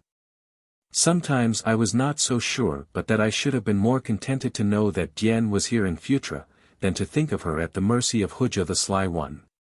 Gok, Perry, and I often talked together of possible escape, but the Sarian was so steeped in his lifelong belief that no one could escape from the Mahars except by a miracle. That he was not much aid to us, his attitude was of one who waits for the miracle to come to him. At my suggestion Perry and I fashioned some sorts of scraps of iron which we discovered among some rubbish in the cells where we slept. For we were permitted almost unrestrained freedom of action within the limits of the building to which we had been assigned. So great were the number of slaves who waited upon the inhabitants of Phutra that none of us was apt to be overburdened with work, nor were our masters unkind to us. We hid our new weapons beneath the skins which formed our beds, and then Perry conceived the idea of making bows and arrows, weapons apparently unknown within Pellucidar. Next came shields. But these I found it easier to steal from the walls of the outer guardroom of the building. We had completed these arrangements for our protection after leaving Phutra when the Sagoths who had been sent to recapture the escaped prisoners returned with 4 of them, of whom Hujah was one. Dian and 2 others had eluded them. It so happened that Hujah was confined in the same building with us. He told Gok that he had not seen Dian or the others after releasing them within the dark grotto. What had become of them he had not the faintest conception. They might be wandering yet, lost within the labyrinthine tunnel, if not dead from starvation. I was now still further apprehensive as to the fate of Dian, and at this time, I imagine, came the first realization that my affection for the girl might be prompted by more than friendship. During my waking hours she was constantly the subject of my thoughts, and when I slept her dear face haunted my dreams. More than ever was I determined to escape the Mahars. Perry, I confided to the old man, if I have to search every inch of this diminutive world I am going to find Dian the Beautiful and right the wrong I unintentionally did her. That was the excuse I made for Perry's benefit. Diminutive world. He scoffed. You don't know what you are talking about, my boy, and then he showed me a map of Pellucidar which he had recently discovered among the manuscript he was arranging. Look, he cried, pointing to it, this is evidently water, and all this land. Do you notice the general configuration of the two areas? Where the oceans are upon the outer crust, is land here. These relatively small areas of ocean follow the general lines of the continents of the outer world. We know that the crust of the globe is 500 miles in thickness. Then the inside diameter of Pellucidar must be 7,000 miles, and the superficial area 165,480,000 square miles. 3/4 of this is land. Think of it. A land area of 124,110,000 square miles. Our own world contains but 53 million square miles of land, the balance of its surface being covered by water. Just as we often compare nations by their relative land areas, so if we compare these two worlds in the same way we have the strange anomaly of a larger world within a smaller one. Where within vast Pellucidar would you search for your Dian? Without stars, or moon, or changing sun, how could you find her even though you knew where she might be found? The proposition was a corker. It quite took my breath away, but I found that it left me all the more determined to attempt it. If Gok will accompany us we may be able to do it, I suggested. Perry and I sought him out and put the question straight to him. Gok, I said, we are determined to escape from this bondage. Will you accompany us? They will set the Thipdars upon us, he said, and then we shall be killed, but, he hesitated, I would take the chance if I thought that I might possibly escape and return to my own people. Could you find your way back to your own land? Asked Perry. And could you aid David in his search for Dian? Yes. But how, persisted Perry, could you travel to strange country without heavenly bodies or a compass to guide you? Gok didn't know what Perry meant by heavenly bodies or a compass, but he assured us that you might blindfold any man of Pellucidar and carry him to the farthermost corner of the world. Yet he would be able to come directly to his own home again by the shortest route. He seemed surprised to think that we found anything wonderful in it. Perry said it must be some sort of homing instinct such as is possessed by certain breeds of earthly pigeons. I didn't know, of course, but it gave me an idea. Then Dian could have found her way directly to her own people? I asked. Surely, replied Gok, unless some mighty beast of prey killed her. I was for making the attempted escape at once, but both Perry and Gok counseled waiting for some propitious accident which would ensure us some small degree of success. I didn't see what accident could befall a whole community in a land of perpetual daylight where the inhabitants had no fixed habits of sleep. Why, I am sure that some of the Mahars never sleep, while others may, at long intervals, crawl into the dark recesses beneath their dwellings and curl up in protracted slumber. Perry says that if a Mahar stays awake for 3 years he will make up all his lost sleep in a long year's snooze. That may be all true, but I never saw but 3 of them asleep, and it was the sight of these 3 that gave me a suggestion for our means of escape. I had been searching about far below the levels that we slaves were supposed to frequent, possibly 50 feet beneath the main floor of the building, among a network of corridors and apartments. When I came suddenly upon 3 Mahars curled up upon a bed of skins. At first I thought they were dead, but later their regular breathing convinced me of my error. Like a flash the thought came to me of the marvelous opportunity these sleeping reptiles offered as a means of eluding the watchfulness of our captors and the Sagoth guards. Hastening back to Perry where he pored over a musty pile of, to me, meaningless hieroglyphics, I explained my plan to him. To my surprise he was horrified. It would be murder, David, he cried. Murder to kill a reptilian monster? I asked in astonishment. Here they are not monsters, David, he replied. Here they are the dominant race, we are the monsters, the lower orders. In Pellucidar evolution has progressed along different lines than upon the outer earth. These terrible convulsions of nature time and time again wiped out the existing species, but for this fact some monster of the Saurozoic epoch might rule today upon our own world. We see here what might well have occurred in our own history had conditions been what they have been here. Life within Pellucidar is far younger than upon the outer crust. Here man has but reached a stage analogous to the Stone Age of our own world's history, but for countless millions of years these reptiles have been progressing.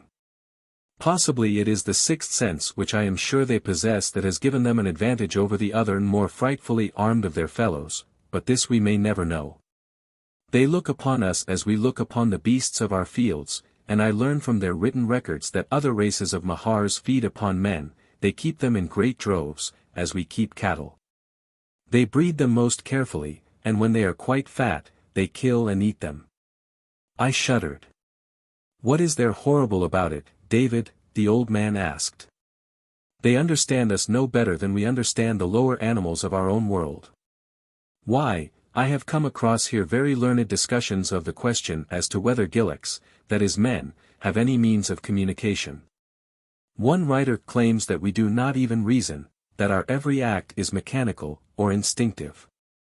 The dominant race of Pellucidar, David, have not yet learned that men converse among themselves, or reason. Because we do not converse as they do, it is beyond them to imagine that we converse at all. It is thus that we reason in relation to the brutes of our own world. They know that the Sagoths have a spoken language, but they cannot comprehend it, or how it manifests itself, since they have no auditory apparatus. They believe that the motions of the lips alone convey the meaning. That the Sagoths can communicate with us is incomprehensible to them. Yes, David, he concluded, it would entail murder to carry out your plan. Very well then, Perry. I replied. I shall become a murderer.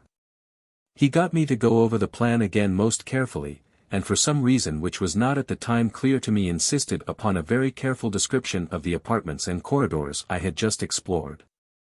I wonder, David, he said at length, as you are determined to carry out your wild scheme, if we could not accomplish something of very real and lasting benefit for the human race of Pellucidar at the same time.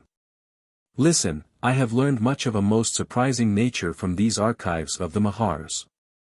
That you may appreciate my plan, I shall briefly outline the history of the race. Once the males were all powerful, but ages ago the females, little by little, assumed the mastery. For other ages no noticeable change took place in the race of Mahars. It continued to progress under the intelligent and beneficent rule of the ladies. Science took vast strides. This was especially true of the sciences which we know as biology and eugenics. Finally, a certain female scientist announced the fact that she had discovered a method whereby eggs might be fertilized by chemical means after they were laid. All true reptiles, you know, are hatched from eggs. What happened? Immediately the necessity for males ceased to exist, the race was no longer dependent upon them. More ages elapsed until at the present time we find a race consisting exclusively of females. But here is the point. The secret of this chemical formula is kept by a single race of Mahars. It is in the city of Phutra, and unless I am greatly in error I judge from your description of the vaults through which you passed today that it lies hidden in the cellar of this building. For two reasons they hide it away and guard it jealously.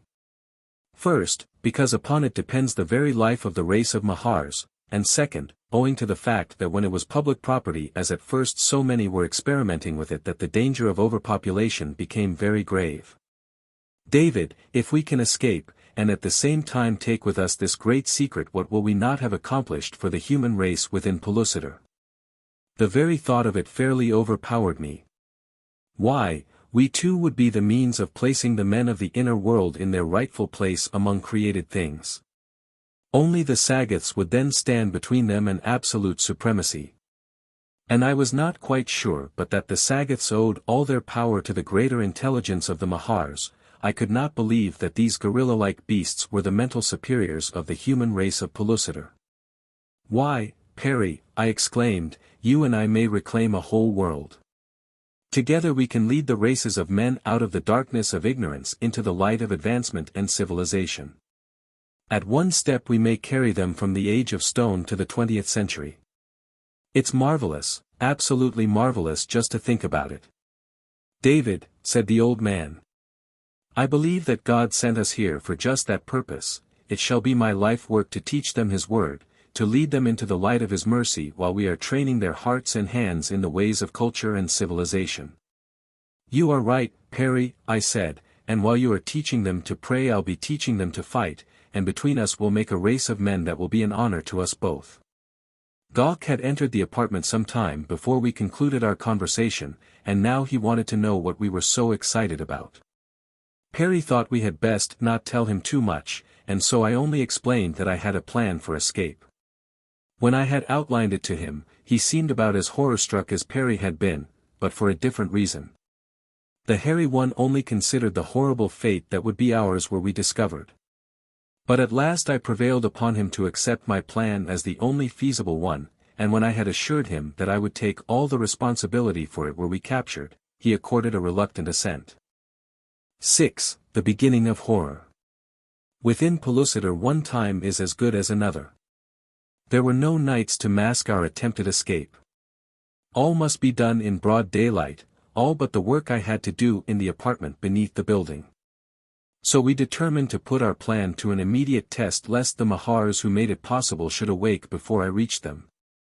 But we were doomed to disappointment, for no sooner had we reached the main floor of the building on our way to the pits beneath. Then we encountered hurrying bands of slaves being hastened under strong Sagoth guard out of the edifice to the avenue beyond. Other Sagoths were darting hither and thither in search of other slaves, and the moment that we appeared we were pounced upon and hustled into the line of marching humans. What the purpose or nature of the general exodus we did not know, but presently through the line of captives ran the rumor that 2 escaped slaves had been recaptured, a man and a woman, and that we were marching to witness their punishment. For the man had killed a Sagoth of the detachment that had pursued and overtaken them. At the intelligence my heart sprang to my throat, for I was sure that the 2 were of those who escaped in the dark grotto with Hujah the Sly One, and that Dian must be the woman.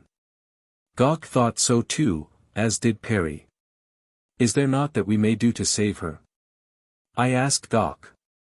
"Naught," he replied. Along the crowded avenue we marched, the guards showing unusual cruelty toward us, as though we, too, had been implicated in the murder of their fellow. The occasion was to serve as an abject lesson to all other slaves of the danger and futility of attempted escape, and the fatal consequences of taking the life of a superior being. And so I imagine that Sagoths felt amply justified in making the entire proceeding as uncomfortable and painful to us as possible. They jabbed us with their spears and struck at us with the hatchets at the least provocation, and at no provocation at all. It was a most uncomfortable half-hour that we spent before we were finally herded through a low entrance into a huge building the center of which was given up to a good-sized arena.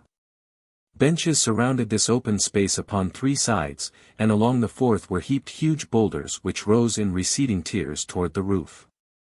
At first I couldn't make out the purpose of this mighty pile of rock, unless it were intended as a rough and picturesque background for the scenes which were enacted in the arena before it, but presently, after the wooden benches had been pretty well filled by slaves and Sagoths, I discovered the purpose of the boulders, for then the Mahars began to file into the enclosure. They marched directly across the arena toward the rocks upon the opposite side, where, spreading their bat-like wings, they rose above the high wall of the pit, settling down upon the boulders above. These were the reserved seats, the boxes of the elect. Reptiles that they are, the rough surface of a great stone is to them as plush as upholstery to us. Here they lolled, blinking their hideous eyes, and doubtless conversing with one another in their sixth sense fourth dimension language. For the first time I beheld their queen. She differed from the others in no feature that was appreciable to my earthly eyes, in fact all Mahars look alike to me, but when she crossed the arena after the balance of her female subjects had found their boulders She was preceded by a score of huge sagoths, the largest I ever had seen, and on either side of her waddled a huge thipdar, while behind came another score of Sagoth guardsmen. At the barrier the sagoths clambered up the steep side with truly ape-like agility, while behind them the haughty queen rose upon her wings with her two frightful dragons close beside her, and settled down upon the largest boulder of them all in the exact center of that side of the amphitheater which is reserved for the dominant race. Here she squatted, a most repulsive and uninteresting queen, though doubtless quite as well assured of her beauty in divine right to rule as the proudest monarch of the outer world. And then the music started, music without sound. The Mahars cannot hear, so the drums and fifes and horns of earthly bands are unknown among them. The band consists of a score or more Mahars. It filed out in the center of the arena where the creatures upon the rocks might see it, and there it performed for 15 or 20 minutes. Their technique consisted in waving their tails and moving their heads in a regular succession of measured movements resulting in a cadence which evidently pleased the eye of the Mahar as the cadence of our own instrumental music pleases our ears. Sometimes the band took measured steps in unison to one side or the other, or backward and again forward. It all seemed very silly and meaningless to me.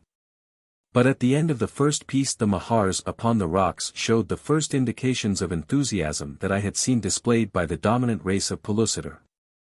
They beat their great wings up and down, and smote their rocky perches with their mighty tails until the ground shook. Then the band started another piece, and all was again as silent as the grave. That was one great beauty about Mahar music. If you didn't happen to like a piece that was being played, all you had to do was shut your eyes. When the band had exhausted its repertory, it took wing and settled upon the rocks above and behind the queen. Then the business of the day was on. A man and woman were pushed into the arena by a couple of Sagoth guardsmen. I leaned forward in my seat to scrutinize the female, hoping against hope that she might prove to be another than Dian the Beautiful. Her back was toward me for a while, and the sight of the great mass of raven hair piled high upon her head filled me with alarm. Presently a door in one side of the arena wall was opened to admit a huge, shaggy, bull-like creature. "A boss," whispered Perry, excitedly. "His kind roamed the outer crust with the cave bear and the mammoth ages and ages ago. We have been carried back 1,000,000 years, David, to the childhood of a planet. Is it not wondrous?" But I saw only the raven hair of a half-naked girl, and my heart stood still in dumb misery at the sight of her, nor had I any eyes for the wonders of natural history. But for Perry and Gawk I should have leaped to the floor of the arena and shared whatever fate lay in store for this priceless treasure of the Stone Age.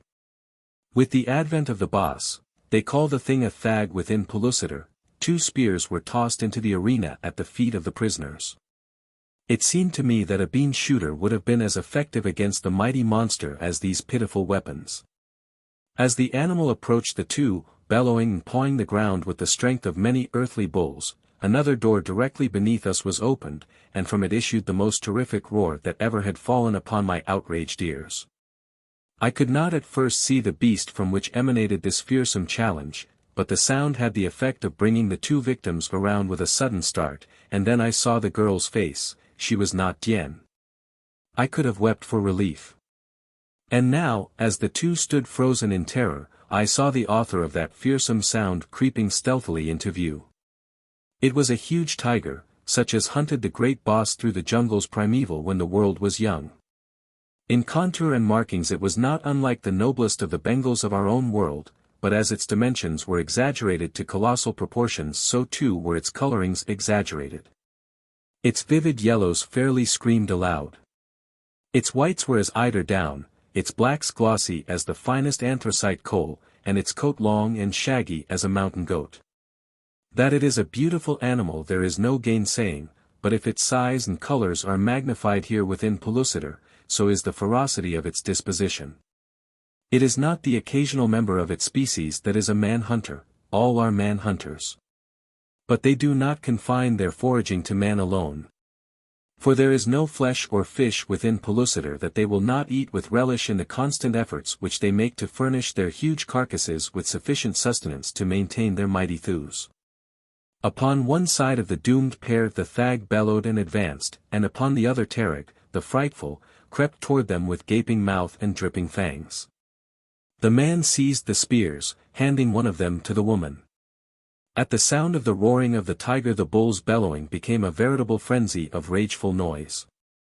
Never in my life had I heard such an infernal din as the two brutes made, and to think it was all lost upon the hideous reptiles for whom the show was staged.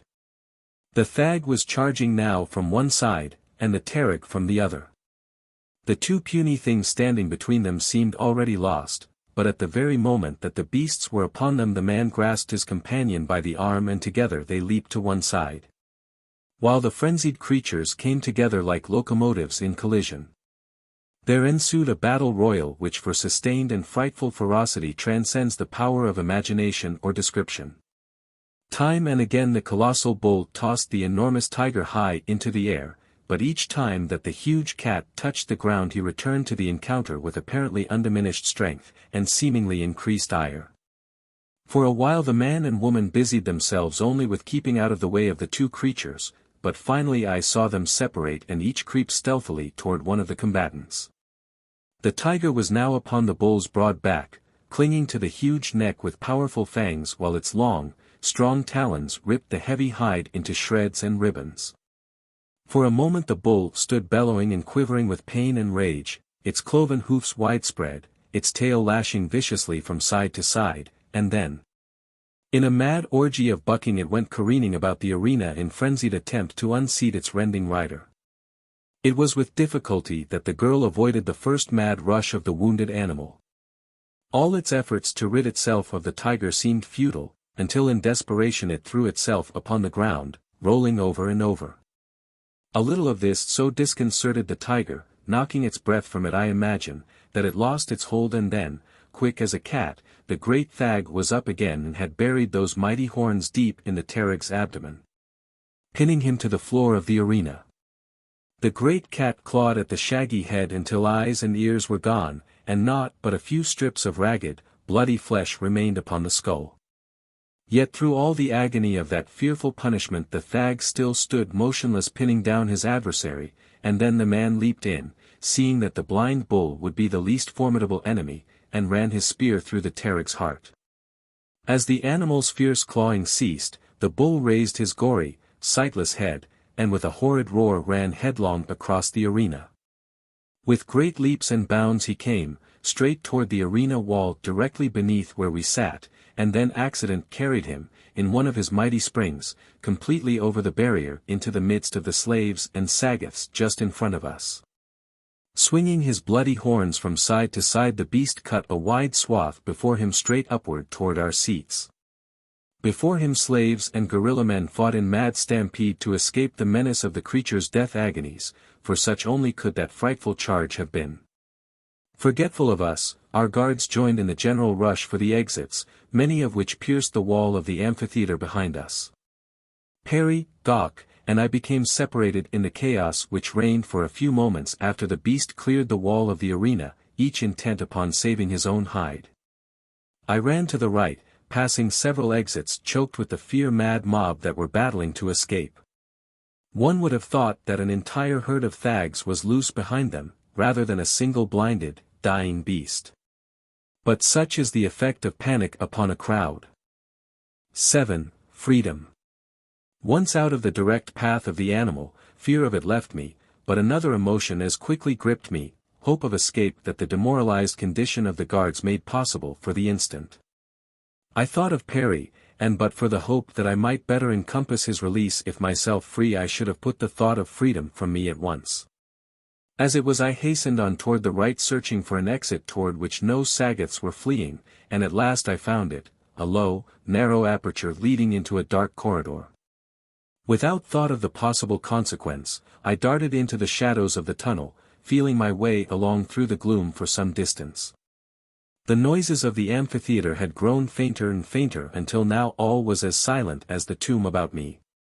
Faint light filtered from above through occasional ventilating and lighting tubes, but it was scarce sufficient to enable my human eyes to cope with the darkness, and so I was forced to move with extreme care. feeling my way along step by step with a hand upon the wall beside me. Presently the light increased, and a moment later, to my delight, I came upon a flight of steps leading upward, at the top of which the brilliant light of the noonday sun shone through an opening in the ground. Cautiously I crept up the stairway to the tunnel's end, and peering out saw the broad plain of Phutra before me. The numerous lofty, granite towers which marked the several entrances to the subterranean city were all in front of me. Behind, the plain stretched level and unbroken to the nearby foothills. I had come to the surface, then, beyond the city, and my chances for escape seemed much enhanced. My first impulse was to await darkness before attempting to cross the plain, so deeply implanted are habits of thought. But of a sudden I recollected the perpetual noonday brilliance which envelopes Pellucidar, and with a smile I stepped forth into the daylight. Rank grass, waist-high, grows upon the plain of Phutra, the gorgeous flowering grass of the inner world, each particular blade of which is tipped with a tiny, five-pointed blossom, brilliant little stars of varying colors that twinkle in the green foliage to add still another charm to the weird, yet lovely, landscape. But then the only aspect which attracted me was the distant hills in which I hoped to find sanctuary, and so I hastened on, trampling the myriad beauties beneath my hurrying feet. Perry says that the force of gravity is less upon the surface of the inner world than upon that of the outer. He explained it all to me once, but I was never particularly brilliant in such matters, and so most of it has escaped me. As I recall it, the difference is due in some part to the counter-attraction of that portion of the earth's crust directly opposite the spot upon the face of Pellucidar at which one's calculations are being made. Be that as it may, it always seemed to me that I moved with greater speed and agility within Pellucidar than upon the outer surface.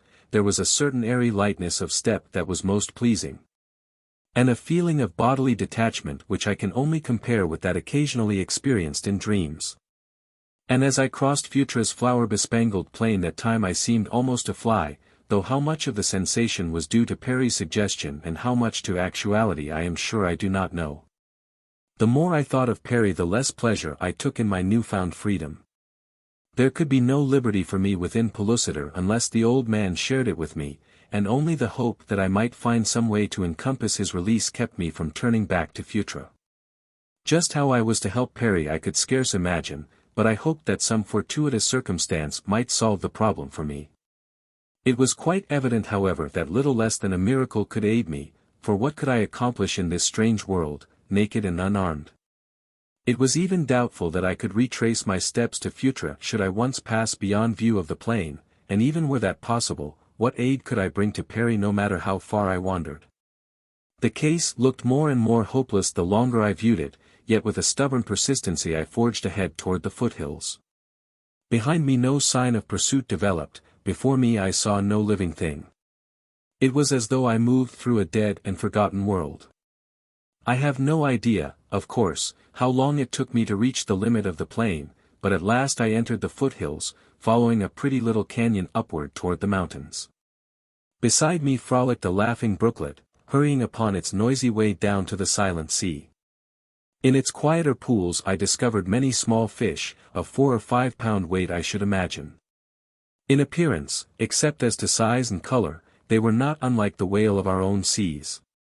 As I watched them playing about I discovered, not only that they suckled their young, but that at intervals they rose to the surface to breathe as well as to feed upon certain grasses and a strange scarlet lichen which grew upon the rocks just above the water line.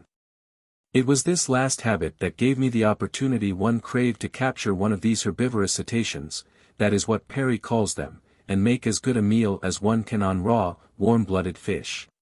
But I had become rather used, by this time, to the eating of food in its natural state, though I still balked on the eyes and entrails, much to the amusement of Gawk, to whom I always passed these delicacies. Crouching beside the brook, I waited until one of the diminutive purple whales rose to nibble at the long grasses which overhung the water, and then, like the beast of prey that man really is, I sprang upon my victim, appeasing my hunger while he yet wriggled to escape. Then I drank from the clear pool, and after washing my hands and face continued my flight. Above the source of the brook I encountered a rugged climb to the summit of a long ridge. Beyond was a steep declivity to the shore of a placid, inland sea, upon the quiet surface of which lay several beautiful islands. The view was charming in the extreme, and as no man or beast was to be seen that might threaten my newfound liberty, I slid over the edge of the bluff, and half sliding, half falling, dropped into the delightful valley. The very aspect of which seemed to offer a haven of peace and security. The gently sloping beach along which I walked was thickly strewn with strangely shaped, colored shells. Some empty, others still housing as varied a multitude of mollusks as ever might have drawn out their sluggish lives along the silent shores of the antediluvian seas of the outer crust. As I walked I could not but compare myself with the first man of that other world, so complete the solitude which surrounded me, so primal and untouched the virgin wonders and beauties of adolescent nature. I felt myself a second Adam wending my lonely way through the childhood of a world, searching for my Eve, and at the thought there rose before my mind's eye the exquisite outlines of a perfect face surmounted by a loose pile of wondrous, raven hair. As I walked, my eyes were bent upon the beach so that it was not until I had come quite upon it that I discovered that which shattered all my beautiful dream of solitude and safety and peace and primal overlordship. The thing was a hollowed log drawn upon the sands, and in the bottom of it lay a crude paddle. The rude shock of awakening to what doubtless might prove some new form of danger was still upon me when I heard a rattling of loose stones from the direction of the bluff. And turning my eyes in that direction I beheld the author of the disturbance, a great copper-colored man, running rapidly toward me. There was that in the haste with which he came which seemed quite sufficiently menacing, so that I did not need the added evidence of brandishing spear and scowling face to warn me that I was in no safe position. But whither to flee was indeed a momentous question. The speed of the fellow seemed to preclude the possibility of escaping him upon the open beach. There was but a single alternative, the rude skiff, and with a celerity which equaled his, I pushed the thing into the sea and as it floated gave a final shove and clambered in over the end. A cry of rage rose from the owner of the primitive craft, and an instant later his heavy, stone-tipped spear grazed my shoulder and buried itself in the bow of the boat beyond. Then I grasped the paddle, and with feverish haste urged the awkward, wobbly thing out upon the surface of the sea. A glance over my shoulder showed me that the copper-colored one had plunged in after me and was swimming rapidly in pursuit. His mighty strokes bade fair to close up the distance between us in short order, for at best I could make but slow progress with my unfamiliar craft, which nosed stubbornly in every direction but that which I desired to follow. So that fully half my energy was expended in turning its blunt prow back into the course. I had covered some 100 yards from shore and it became evident that my pursuer must grasp the stern of the skiff within the next half-dozen strokes. In a frenzy of despair, I bent to the grandfather of all paddles in a hopeless effort to escape, and still the copper giant behind me gained and gained. His hand was reaching upward for the stern when I saw a sleek, sinuous body shoot from the depths below. The man saw it too, and the look of terror that overspread his face assured me that I need have no further concern as to him, for the fear of certain death was in his look. And then about him coiled the great, slimy folds of a hideous monster of that prehistoric deep, a mighty serpent of the sea, with fanged jaws, and darting forked tongue, with bulging eyes. And bony protuberances upon head and snout that formed short, stout horns. As I looked at that hopeless struggle my eyes met those of the doomed man, and I could have sworn that in his eyes saw an expression of hopeless appeal. But whether I did or not there swept through me a sudden compassion for the fellow. He was indeed a brother man, and that he might have killed me with pleasure had he caught me was forgotten in the extremity of his danger. Unconsciously I had ceased paddling as the serpent rose to engage my pursuer, so now the skiff still drifted close beside the two. The monster seemed to be but playing with his victim before he closed his awful jaws upon him and dragged him down to his dark den beneath the surface to devour him. The huge, snake-like body coiled and uncoiled about its prey. The hideous, gaping jaws snapped in the victim's face. The forked tongue, lightning-like, ran in and out upon the copper skin. Nobly the giant battled for his life, beating with his stone hatchet against the bony armor that covered that frightful carcass, but for all the damage he inflicted he might as well have struck with his open palm. At last I could endure no longer to sit supinely by while a fellow man was dragged down to a horrible death by that repulsive reptile. Embedded in the prow of the skiff lay the spear that had been cast after me by him whom I suddenly desired to save. With a wrench I tore it loose, and standing upright in the wobbly log drove it with all the strength of my 2 arms straight into the gaping jaws of the hydrophidian. With a loud hiss the creature abandoned its prey to turn upon me, but the spear, embedded in its throat, prevented it from seizing me though it came near to overturning the skiff in its mad efforts to reach me. 8. The Mahar Temple. The aborigine, apparently uninjured, climbed quickly into the skiff, and seizing the spear with me helped to hold off the infuriated creature. Blood from the wounded reptile was now crimsoning the waters about us, and soon from the weakening struggles it became evident that I had inflicted a death wound upon it. Presently its efforts to reach us ceased entirely, and with a few convulsive movements it turned upon its back quite dead. And then there came to me a sudden realization of the predicament in which I had placed myself. I was entirely within the power of the savage man whose skiff I had stolen. Still clinging to the spear I looked into his face to find him scrutinizing me intently, and there we stood for some several minutes, each clinging tenaciously to the weapon the while we gazed in stupid wonderment at each other.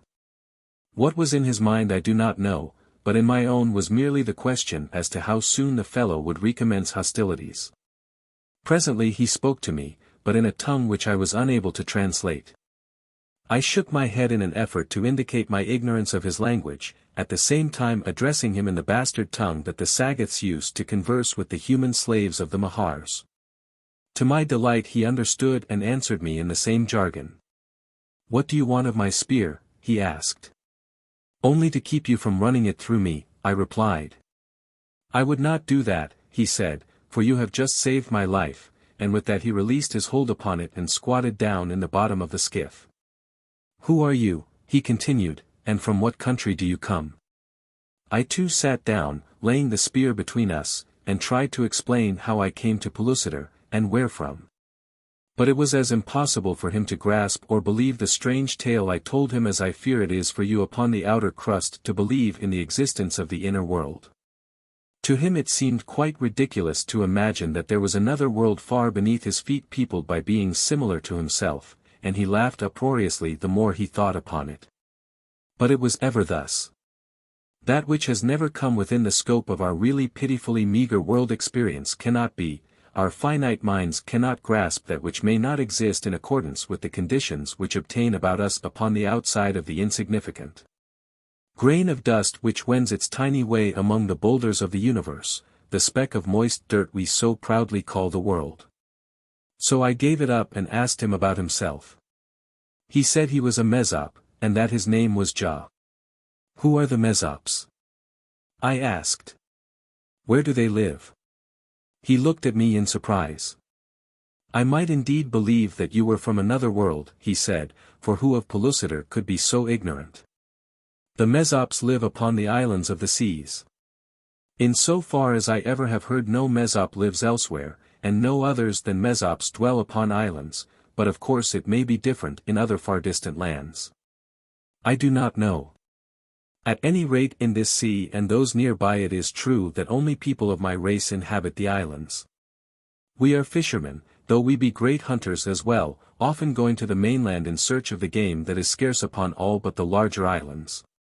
And we are warriors also," he added proudly. "Even the Sagoths of the Mahars fear us.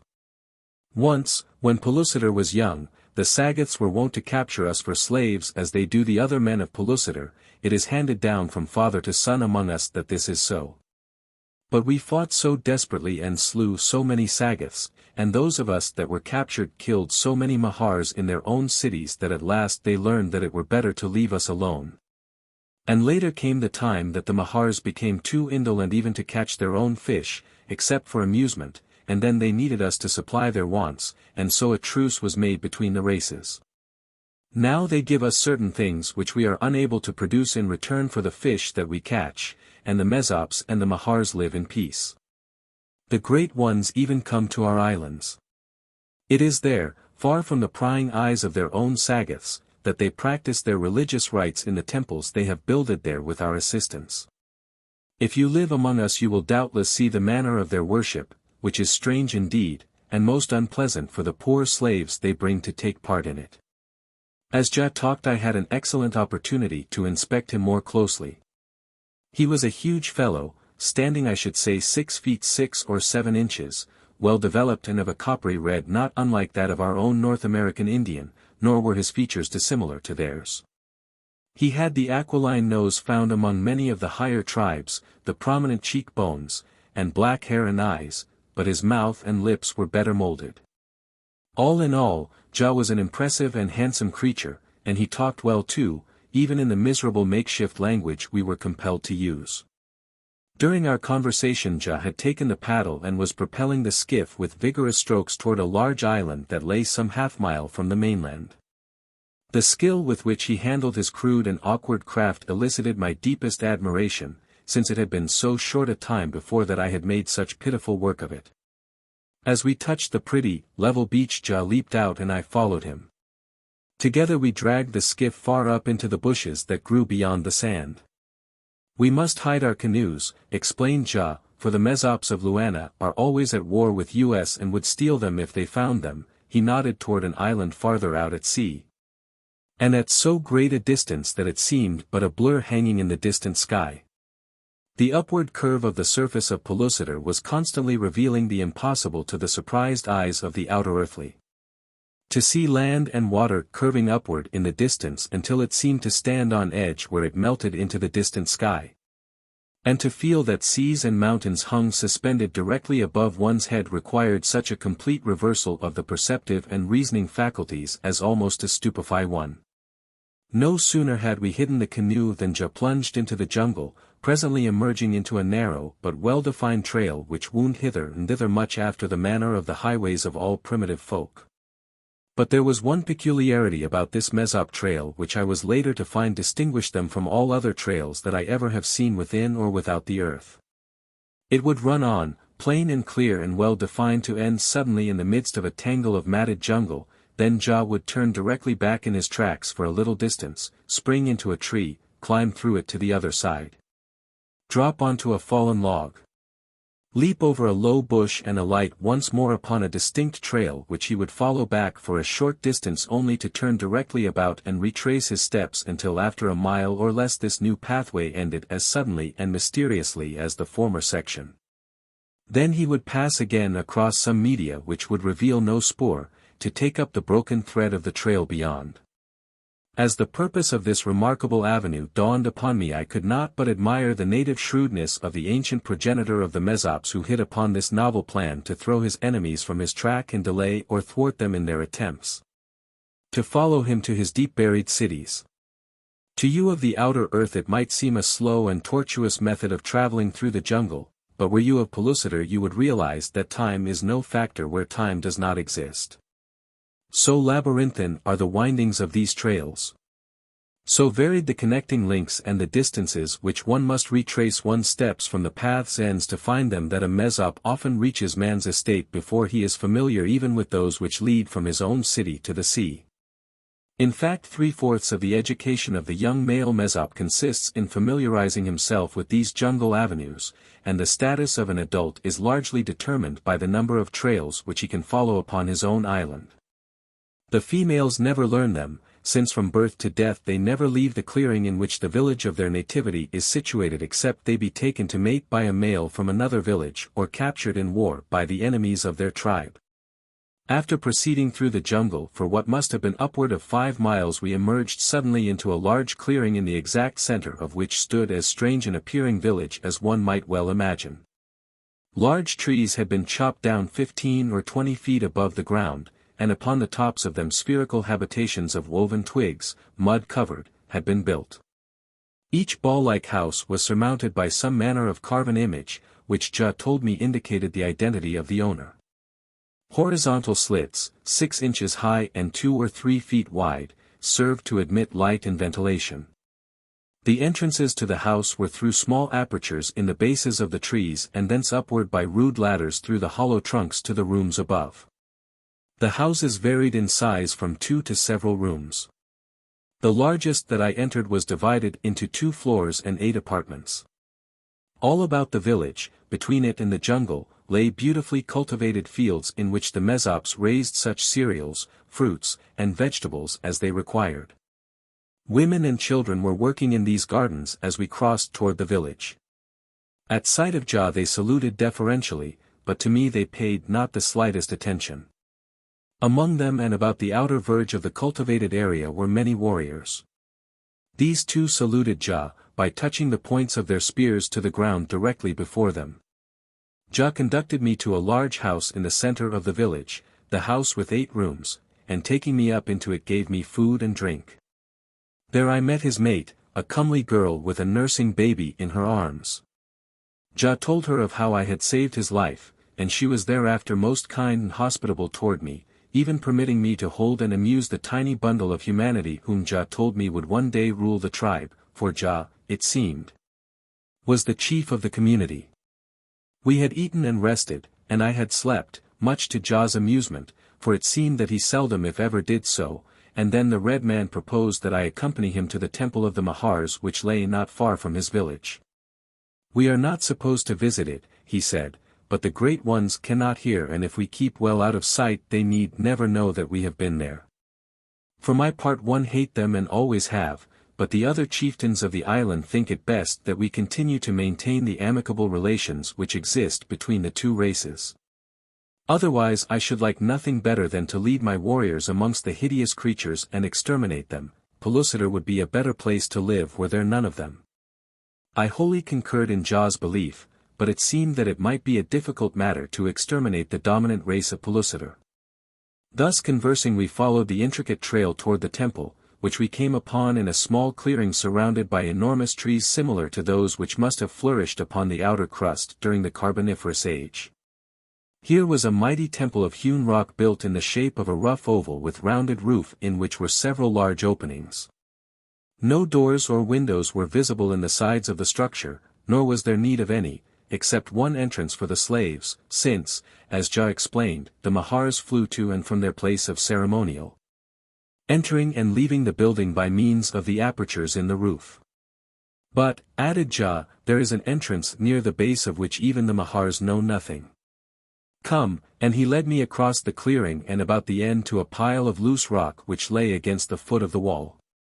Here he removed a couple of large boulders, revealing a small opening which led straight within the building, or so it seemed, though as I entered after Jah I discovered myself in a narrow place of extreme darkness. We are within the outer wall, said Jah.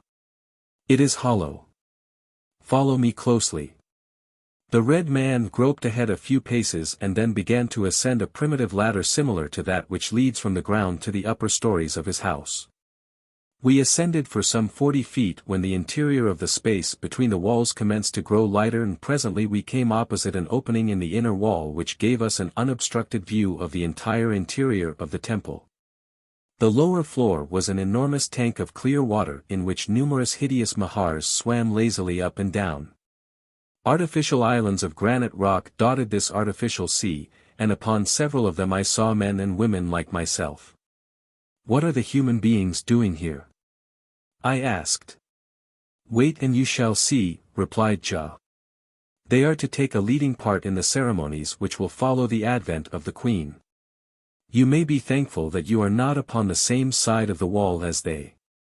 Scarcely had he spoken than we heard a great fluttering of wings above, and a moment later a long procession of the frightful reptiles of Pellucidar winged slowly and majestically through the large central opening in the roof and circled in stately manner about the temple. There were several Mahars first, and then at least 20 awe-inspiring pterodactyls, thipdars, they are called within Pellucidar. Behind these came the queen, flanked by other thipdars as she had been when she entered the amphitheater at Phutra. 3 times they wheeled about the interior of the oval chamber, to settle finally upon the damp, cold boulders that fringed the outer edge of the pool.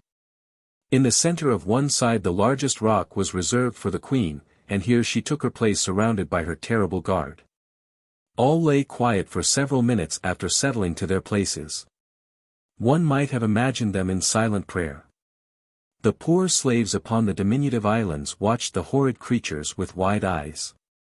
The men, for the most part, stood erect and stately with folded arms, awaiting their doom. But the women and children clung to one another, hiding behind the males. They are a noble-looking race, these cave men of Pellucidar, and if our progenitors were as they, the human race of the outer crust has deteriorated rather than improved with the march of the ages. All they lack is opportunity. We have opportunity, and little else. Now the queen moved. She raised her ugly head, looking about, then very slowly she crawled to the edge of her throne and slid noiselessly into the water.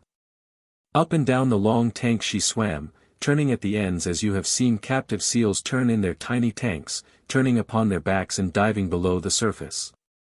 Nearer and nearer to the island she came until at last she remained at rest before the largest, which was directly opposite her throne. Raising her hideous head from the water she fixed her great, round eyes upon the slaves. They were fat and sleek, for they had been brought from a distant Mahar city where human beings are kept in droves, and bred and fattened, as we breed and fatten beef cattle. The queen fixed her gaze upon a plump young maiden. Her victim tried to turn away, hiding her face in her hands and kneeling behind a woman. But the reptile, with unblinking eyes, stared on with such fixity that I could have sworn her vision penetrated the woman, and the girl's arms to reach at last the very center of her brain. Slowly the reptile's head commenced to move to and fro, but the eyes never ceased to bore toward the frightened girl, and then the victim responded. She turned wide, fear-haunted eyes toward the Mahar queen, slowly she rose to her feet, and then as though dragged by some unseen power she moved as one in a trance straight toward the reptile, her glassy eyes fixed upon those of her captor. To the water's edge she came, nor did she even pause, but stepped into the shallows beside the little island. On she moved toward the Mahar, who now slowly retreated as though leading her victim on. The water rose to the girl's knees, and still she advanced, chained by that clammy eye. Now the water was at her waist, now her armpits. Her fellows upon the island looked on in horror, helpless to avert her doom in which they saw a forecast of their own. The Mahar sank now till only the long upper bill and eyes were exposed above the surface of the water, and the girl had advanced until the end of that repulsive beak was but an inch or two from her face. Her horror-filled eyes riveted upon those of the reptile. Now the water passed above the girl's mouth and nose, her eyes and forehead all that showed, yet still she walked on after the retreating Mahar. The queen's head slowly disappeared beneath the surface and after it went the eyes of her victim, only a slow ripple widened toward the shores to mark where the two vanished. For a time all was silence within the temple. The slaves were motionless in terror. The Mahars watched the surface of the water for the reappearance of their queen, and presently at one end of the tank her head rose slowly into view. She was backing toward the surface, her eyes fixed before her as they had been when she dragged the helpless girl to her doom. And then to my utter amazement I saw the forehead and eyes of the maiden come slowly out of the depths, following the gaze of the reptile just as when she had disappeared beneath the surface. On and on came the girl until she stood in water that reached barely to her knees, and though she had been beneath the surface sufficient time to have drowned her thrice over there was no indication, other than her dripping hair and glistening body, that she had been submerged at all. Again and again the queen led the girl into the depths and out again, until the uncanny weirdness of the thing got on my nerves so that I could have leaped into the tank to the child's rescue had I not taken a firm hold of myself.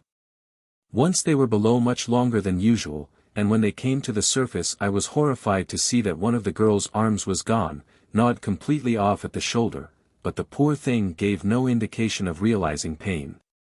Only the horror in her set eyes seemed intensified. The next time they appeared the other arm was gone, and then the breasts, and then a part of the face. It was awful. The poor creatures on the islands awaiting their fate tried to cover their eyes with their hands to hide the fearful sight, but now I saw that they too were under the hypnotic spell of the reptiles. So that they could only crouch in terror with their eyes fixed upon the terrible thing that was transpiring before them. Finally the queen was under much longer than ever before, and when she rose she came alone and swam sleepily toward her boulder. The moment she mounted it seemed to be the signal for the other Mahars to enter the tank, and then commenced, upon a larger scale, a repetition of the uncanny performance through which the queen had led her victim. Only the women and children fell prey to the Mahars, they being the weakest and most tender, and when they had satisfied their appetite for human flesh, some of them devouring 2 and 3 of the slaves. There were only a score of full-grown men left, and I thought that for some reason these were to be spared, but such was far from the case, for as the last Mahar crawled to her rock the queen's thipdars darted into the air, circled the temple once and then, hissing like steam engines, swooped down upon the remaining slaves. There was no hypnotism here, just the plain, brutal ferocity of the beast of prey, tearing, rending, and gulping its meat, but at that it was less horrible than the uncanny method of the Mahars. By the time the thipdars had disposed of the last of the slaves the Mahars were all asleep upon their rocks, and a moment later the great pterodactyls swung back to their posts beside the queen, and themselves dropped into slumber. I thought the Mahars seldom, if ever, slept, I said to Ja. They do many things in this temple which they do not do elsewhere, he replied. The Mahars of Phutra are not supposed to eat human flesh, yet slaves are brought here by thousands and almost always you will find Mahars on hand to consume them. I imagine that they do not bring their sagoths here, because they are ashamed of the practice, which is supposed to obtain only among the least advanced of their race. But I would wager my canoe against a broken paddle that there is no Mahar but eats human flesh whenever she can get it. Why should they object to eating human flesh, I asked, if it is true that they look upon us as lower animals? It is not because they consider us their equals that they are supposed to look with abhorrence upon those who eat our flesh, replied Ja, it is merely that we are warm-blooded animals. They would not think of eating the meat of a thag, which we consider such a delicacy, any more than I would think of eating a snake. As a matter of fact it is difficult to explain just why this sentiment should exist among them. I wonder if they left a single victim, I remarked, leaning far out of the opening in the rocky wall to inspect the temple better. Directly below me the water lapped the very side of the wall, there being a break in the boulders at this point as there was at several other places about the side of the temple. My hands were resting upon a small piece of granite which formed a part of the wall, and all my weight upon it proved too much for it. It slipped and I lunged forward. There was nothing to save myself and I plunged head foremost into the water below. Fortunately the tank was deep at this point, and I suffered no injury from the fall. But as I was rising to the surface my mind filled with the horrors of my position as I thought of the terrible doom which awaited me the moment the eyes of the reptiles fell upon the creature that had disturbed their slumber. As long as I could I remained beneath the surface, swimming rapidly in the direction of the islands that I might prolong my life to the utmost. At last I was forced to rise for air, and as I cast a terrified glance in the direction of the Mahars and the thipdars I was almost stunned to see that not a single one remained upon the rocks where I had last seen them. Nor as I searched the temple with my eyes could I discern any within it. For a moment I was puzzled to account for the thing, until I realized that the reptiles, being deaf, could not have been disturbed by the noise my body made when it hit the water. And that as there is no such thing as time within Pellucidar there was no telling how long I had been beneath the surface. It was a difficult thing to attempt to figure out by earthly standards, this matter of elapsed time, but when I set myself to it I began to realize that I might have been submerged a second or a month or not at all. You have no conception of the strange contradictions and impossibilities which arise when all methods of measuring time, as we know them upon earth, are non-existent. I was about to congratulate myself upon the miracle which had saved me for the moment, when the memory of the hypnotic powers of the Mahars filled me with apprehension lest they be practicing their uncanny art upon me to the end that I merely imagined that I was alone in the temple. At the thought cold sweat broke out upon me from every pore. And as I crawled from the water onto one of the tiny islands I was trembling like a leaf. You cannot imagine the awful horror which even the simple thought of the repulsive Mahars of Pellucidar induces in the human mind. And to feel that you are in their power, that they are crawling, slimy, and abhorrent, to drag you down beneath the waters and devour you. It is frightful. But they did not come, and at last I came to the conclusion that I was indeed alone within the temple. How long I should be alone was the next question to assail me as I swam frantically about once more in search of a means to escape. Several times I called to Ja, but he must have left after I tumbled into the tank, for I received no response to my cries. Doubtless he had felt as certain of my doom when he saw me topple from our hiding place as I had, and lest he too should be discovered, had hastened from the temple and back to his village. I knew that there must be some entrance to the building beside the doorways in the roof. For it did not seem reasonable to believe that the thousands of slaves which were brought here to feed the Mahars the human flesh they craved would all be carried through the air. And so I continued my search until at last it was rewarded by the discovery of several loose granite blocks in the masonry at one end of the temple. A little effort proved sufficient to dislodge enough of these stones to permit me to crawl through into the clearing, and a moment later I had scurried across the intervening space to the dense jungle beyond. Here I sank panting and trembling upon the matted grasses beneath the giant trees, for I felt that I had escaped from the grinning fangs of death out of the depths of my own grave. Whatever dangers lay hidden in this island jungle, there could be none so fearsome as those which I had just escaped. I knew that I could meet death bravely enough if it but came in the form of some familiar beast or man, anything other than the hideous and uncanny Mahars. 9. The Face of Death. I must have fallen asleep from exhaustion. When I awoke I was very hungry, and after busying myself searching for fruit for a while, I set off through the jungle to find the beach. I knew that the island was not so large but that I could easily find the sea if I did but move in a straight line, but there came the difficulty as there was no way in which I could direct my course and hold it, the sun, of course, being always directly above my head, and the trees so thickly set that I could see no distant object which might serve to guide me in a straight line. As it was I must have walked for a great distance since I ate 4 times and slept twice before I reached the sea, but at last I did so.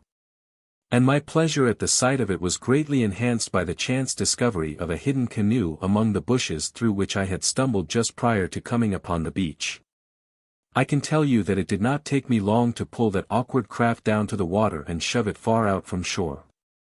My experience with Ja had taught me that if I were to steal another canoe I must be quick about it and get far beyond the owner's reach as soon as possible. I must have come out upon the opposite side of the island from that at which Ja and I had entered it, for the mainland was nowhere in sight. For a long time I paddled around the shore, though well out, before I saw the mainland in the distance. At the sight of it I lost no time in directing my course toward it, for I had long since made up my mind to return to Phutra and give myself up that I might be once more with Perry and Gok the hairy one. I felt that I was a fool ever to have attempted to escape alone, especially in view of the fact that our plans were already well formulated to make a break for freedom together. Of course I realized that the chances of the success of our proposed venture were slim indeed, but I knew that I never could enjoy freedom without Perry so long as the old man lived. And I had learned that the probability that I might find him was less than slight.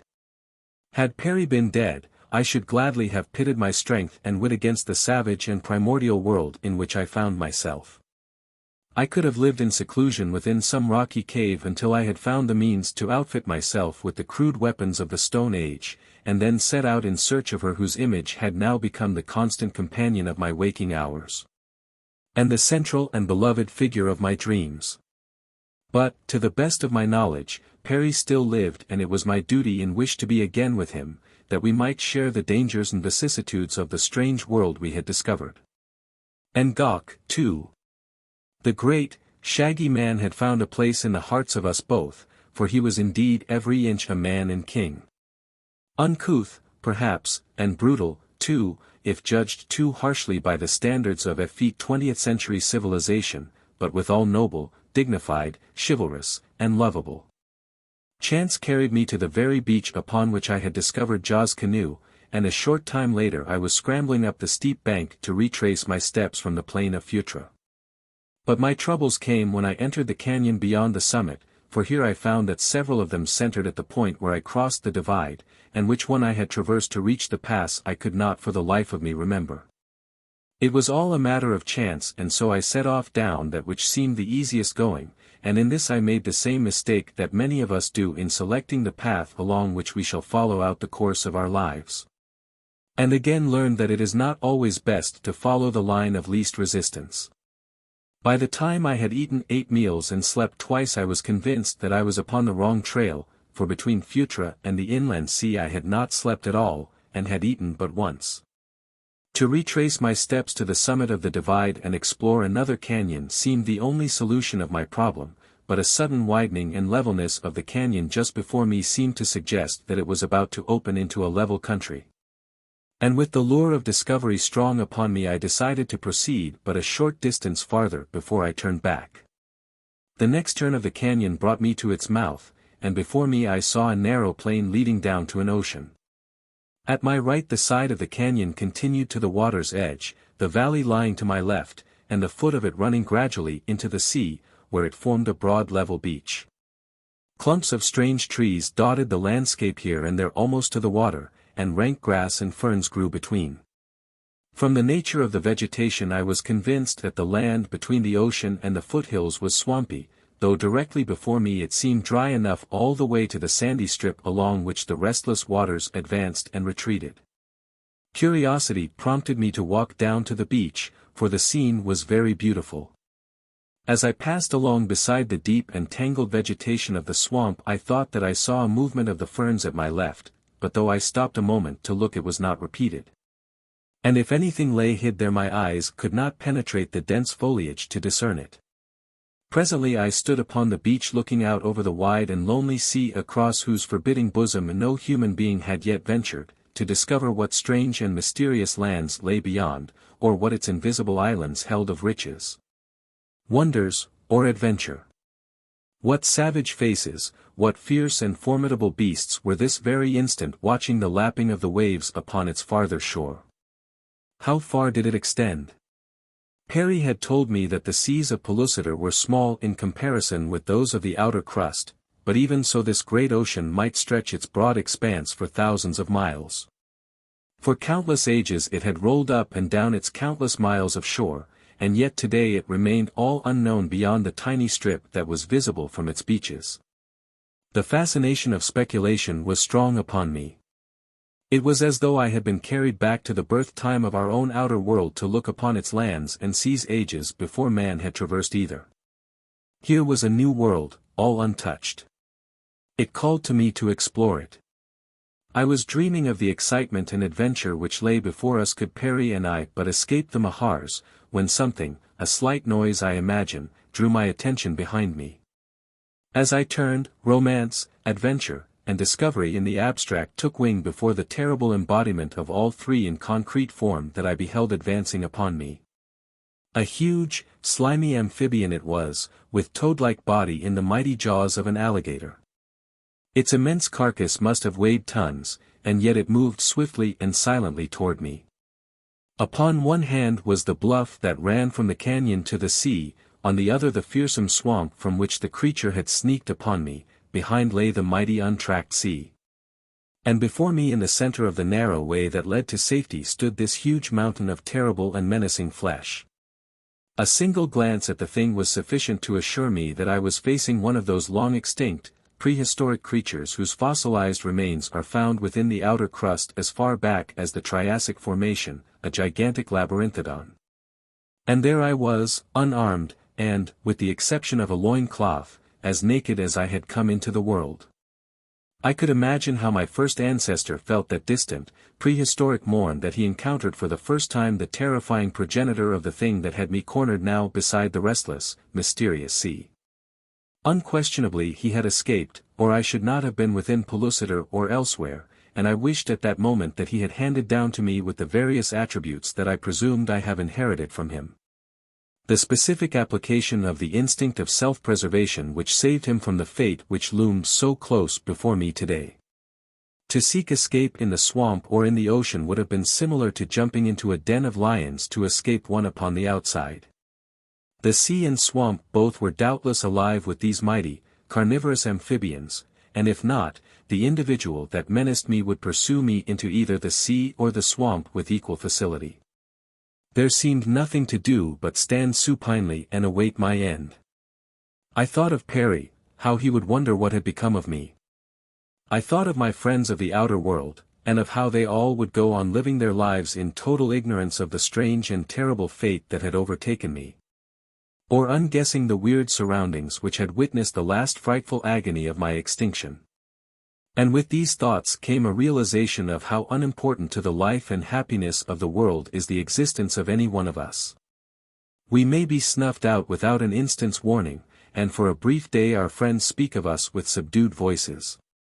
The following morning, while the first worm is busily engaged in testing the construction of our coffin, they are teeing up for the first hole to suffer more acute sorrow over a sliced ball than they did over our, to us, untimely demise. The Labyrinthodon was coming more slowly now.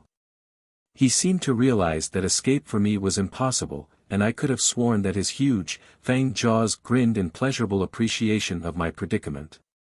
Or was it in anticipation of the juicy morsel which would so soon be pulped between those formidable teeth?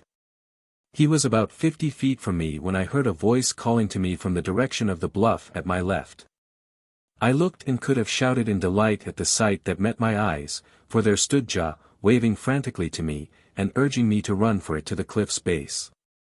I had no idea that I should escape the monster that had marked me for his breakfast, but at least I should not die alone. Human eyes would watch me end. It was cold comfort I presume, but yet I derived some slight peace of mind from the contemplation of it. To run seemed ridiculous, especially toward that steep and unscalable cliff, and yet I did so, and as I ran I saw Ja, agile as a monkey, crawl down the precipitous face of the rocks, clinging to small projections. And the tough creepers that had found root-hold here and there. The Labyrinthodon evidently thought that Ja was coming to double his portion of human flesh, so he was in no haste to pursue me to the cliff and frighten away this other tidbit. Instead he merely trotted along behind me. As I approached the foot of the cliff I saw what Ja intended doing, but I doubted if the thing would prove successful. He had come down to within 20 feet of the bottom, and there, clinging with one hand to a small ledge, and with his feet resting precariously upon tiny bushes that grew from the solid face of the rock. He lowered the point of his long spear until it hung some 6 feet above the ground. To clamber up that slim shaft without dragging Ja down and precipitating both to the same doom from which the copper-colored one was attempting to save me seemed utterly impossible, and as I came near the spear I told Ja so. And that I could not risk him to try to save myself. But he insisted that he knew what he was doing and was in no danger himself. The danger is still yours, he called, for unless you move much more rapidly than you are now, the Scythic will be upon you and drag you back before ever you are halfway up the spear. He can rear up and reach you with ease anywhere below where I stand. Well, Ja should know his own business, I thought, and so I grasped the spear and clambered up toward the red man as rapidly as I could, being so far removed from my simian ancestors as I am. I imagine the slow-witted Scythic, as Ja called him, suddenly realized our intentions and that he was quite likely to lose all his meal instead of having it doubled as he had hoped. When he saw me clambering up that spear he let out a hiss that fairly shook the ground, and came charging after me at a terrific rate. I had reached the top of the spear by this time, or almost. Another 6 inches would give me a hold on Ja's hand, when I felt a sudden wrench from below and glancing fearfully downward saw the mighty jaws of the monster close on the sharp point of the weapon. I made a frantic effort to reach Ja's hand. The Scythic gave a tremendous tug that came near to jerking Ja from his frail hold on the surface of the rock. The spear slipped from his fingers. And still clinging to it I plunged feet foremost toward my executioner. At the instant that he felt the spear come away from Ja's hand the creature must have opened his huge jaws to catch me, for when I came down, still clinging to the butt end of the weapon, the point yet rested in his mouth, and the result was that the sharpened end transfixed his lower jaw. With the pain he snapped his mouth closed. I fell upon his snout, lost my hold upon the spear, rolled the length of his face and head, across his short neck onto his broad back and from there to the ground. Scarce had I touched the earth than I was upon my feet, dashing madly for the path by which I had entered this horrible valley. A glance over my shoulder showed me the Scythic engaged in pawing at the spear stuck through his lower jaw. And so busily engaged did he remain in this occupation that I had gained the safety of the cliff top before he was ready to take up the pursuit. When he did not discover me in sight within the valley he dashed, hissing, into the rank vegetation of the swamp, and that was the last I saw of him. 10. Phutra Again. I hastened to the cliff edge above Ja and helped him to a secure footing. He would not listen to any thanks for his attempt to save me, which had come so near miscarrying. I had given you up for lost when you tumbled into the Mahar Temple, he said, for not even I could save you from their clutches.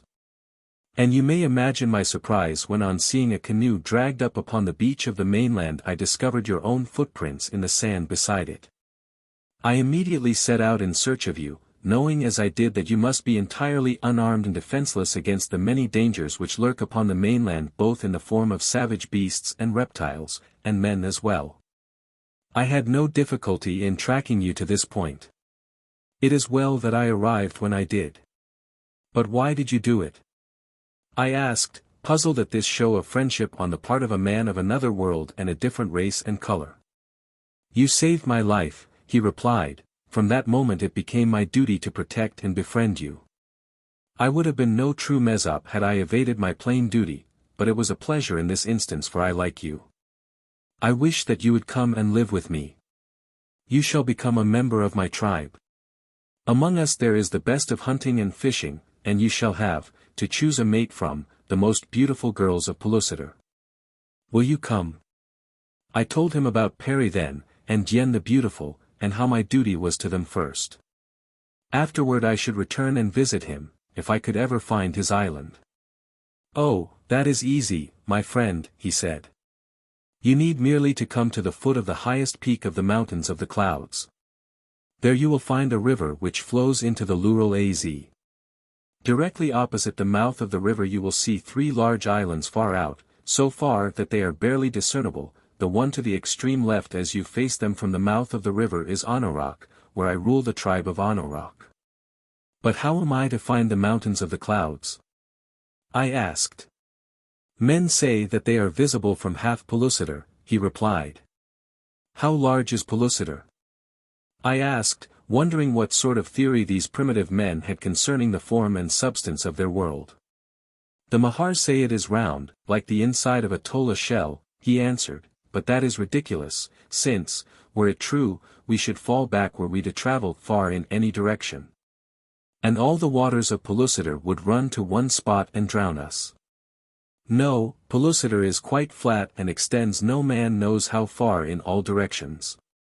At the edges, so my ancestors have reported and handed down to me, is a great wall that prevents the earth and waters from escaping over into the burning sea whereon Pellucidar floats. But I never have been so far from Anorok as to have seen this wall with my own eyes. However, it is quite reasonable to believe that this is true, whereas there is no reason at all in the foolish belief of the Mahars. According to them, Pellucidarians who live upon the opposite side walk always with their heads pointed downward, and Ja laughed uproariously at the very thought. It was plain to see that the human folk of this inner world had not advanced far in learning, and the thought that the ugly Mahars had so outstripped them was a very pathetic one indeed. I wondered how many ages it would take to lift these people out of their ignorance, even were it given to Perry and me to attempt it. Possibly we would be killed for our pains, as were those men of the outer world who dared challenge the dense ignorance and superstitions of the earth's younger days. But it was worth the effort if the opportunity ever presented itself. And then it occurred to me that here was an opportunity, that I might make a small beginning upon Ja, who was my friend, and thus note the effect of my teaching upon a Pellucidarian. Ja, I said, what would you say were I to tell you that in so far as the Mahar's theory of the shape of Pellucidar is concerned it is correct? I would say, he replied, that either you are a fool, or took me for one. But, Ja, I insisted, if their theory is incorrect, how do you account for the fact that I was able to pass through the earth from the outer crust to Pellucidar? If your theory is correct, all is a sea of flame beneath us, wherein no peoples could exist, and yet I come from a great world that is covered with human beings, and beasts, and birds, and fishes in mighty oceans. You live upon the underside of Pellucidar, and walk always with your head pointed downward, he scoffed. And were I to believe that, my friend, I should indeed be mad. I attempted to explain the force of gravity to him, and by the means of the dropped fruit to illustrate how impossible it would be for a body to fall off the earth under any circumstances. He listened so intently that I thought I had made an impression, and started the train of thought that would lead him to a partial understanding of the truth. But I was mistaken. "Your own illustration," he said finally, "proves the falsity of your theory." He dropped a fruit from his hand to the ground. "See," he said, "without support even this tiny fruit falls until it strikes something that stops it. If Pellucidar were not supported upon the flaming sea it too would fall as the fruit falls, you have proven it yourself. He had me, that time, you could see it in his eye. It seemed a hopeless job and I gave it up, temporarily at least. For when I contemplated the necessity explanation of our solar system and the universe I realized how futile it would be to attempt to picture to Jah or any other Pellucidarian the sun, the moon, the planets, and the countless stars. Those born within the inner world could no more conceive of such things than can we of the outer crust reduced to factors appreciable to our finite minds such terms as space and eternity. Well, Jah, I laughed, whether we be walking with our feet up or down, here we are, and the question of greatest importance is not so much where we came from as where we are going now.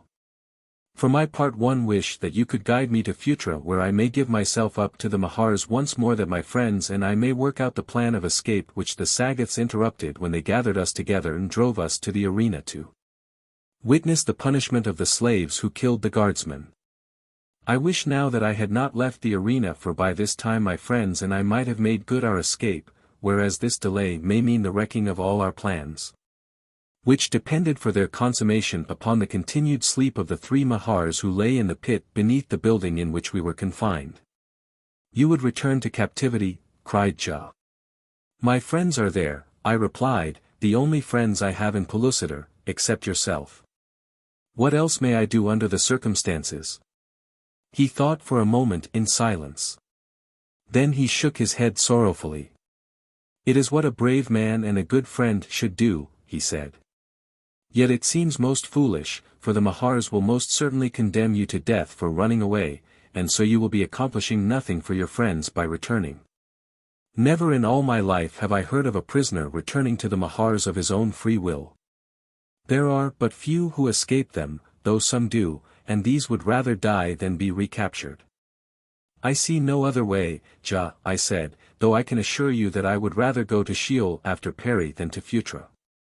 However, Perry is much too pious to make the probability at all great that I should ever be called upon to rescue him from the former locality. Jah asked me what Sheol was, and when I explained, as best I could, he said, You are speaking of Molop Az, the flaming sea upon which Pellucidar floats. All the dead who are buried in the ground go there. Piece by piece they are carried down to Molop Az by the little demons who dwell there. We know this because when graves are opened we find that the bodies have been partially or entirely borne off. That is why we of Anauroch place our dead in high trees where the birds may find them and bear them bit by bit to the dead world above the land of awful shadow. If we kill an enemy we place his body in the ground that it may go to Molop Az. As we talked we had been walking up the canyon down which I had come to the great ocean and the Scythic. Jah did his best to dissuade me from returning to Phutra, but when he saw that I was determined to do so, he consented to guide me to a point from which I could see the plain where lay the city. To my surprise the distance was but short from the beach where I had again met Jah.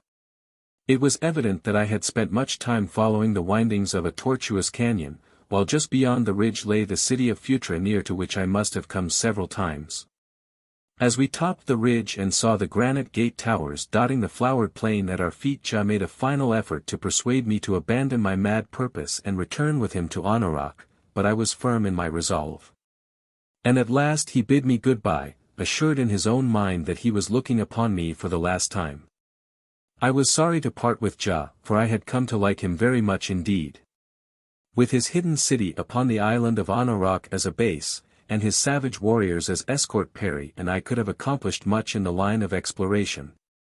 And I hoped that were we successful in our effort to escape we might return to Anauroch later. There was, however, one great thing to be accomplished first, at least it was the great thing to me, the finding of Dian the Beautiful.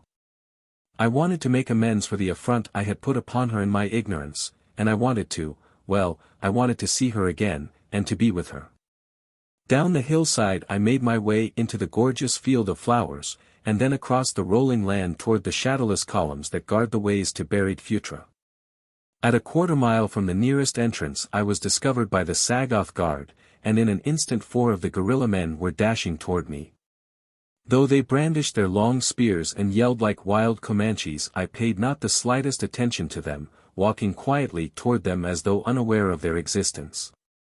My manner had the effect upon them that I had hoped, and as we came quite near together they ceased their savage shouting.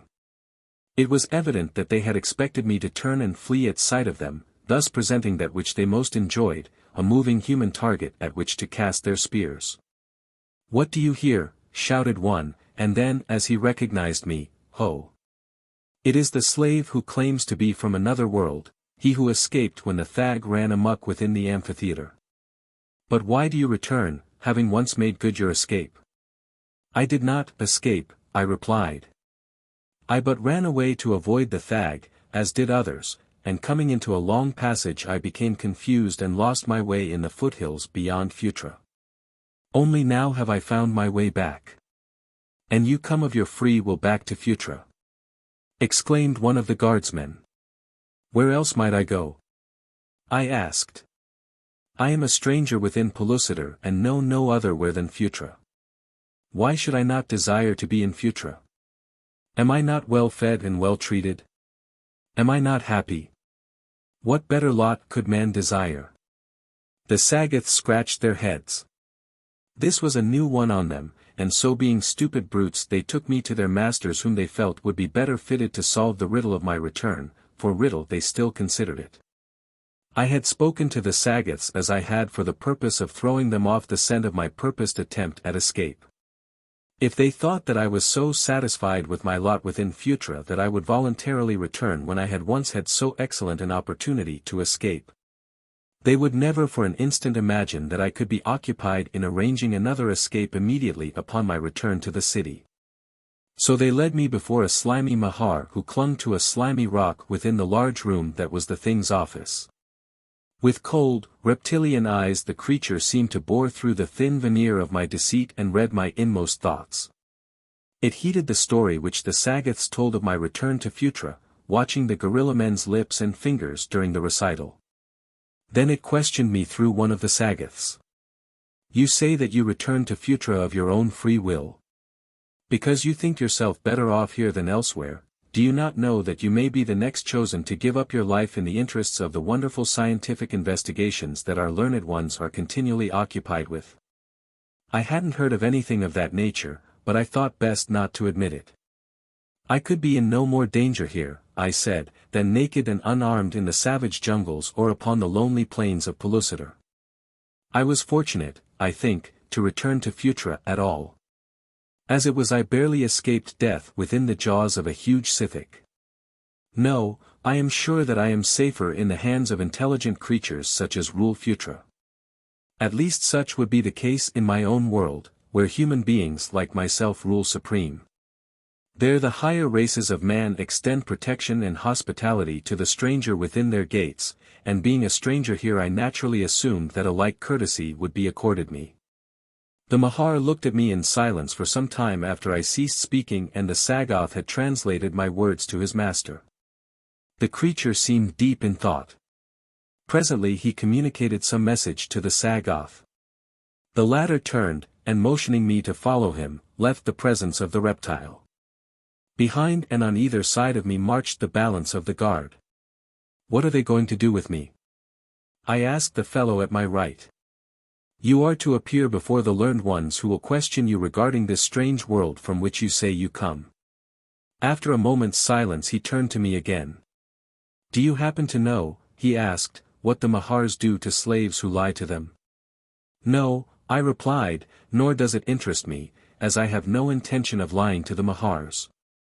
"Then be careful that you don't repeat the impossible tale you told Soltutu just now, another world, indeed, where human beings rule," he concluded in fine scorn. "But it is the truth," I insisted. "From where else then did I come?" I am not of Pellucidar. Anyone with half an eye could see that. It is your misfortune then, he remarked dryly, that you may not be judged by one with but half an eye. What will they do with me, I asked, if they do not have a mind to believe me? You may be sentenced to the arena, or go to the pits to be used in research work by the learned ones, he replied. And what will they do with me there? I persisted. No one knows except the Mahars and those who go to the pits with them, but as the latter never return, their knowledge does them but little good.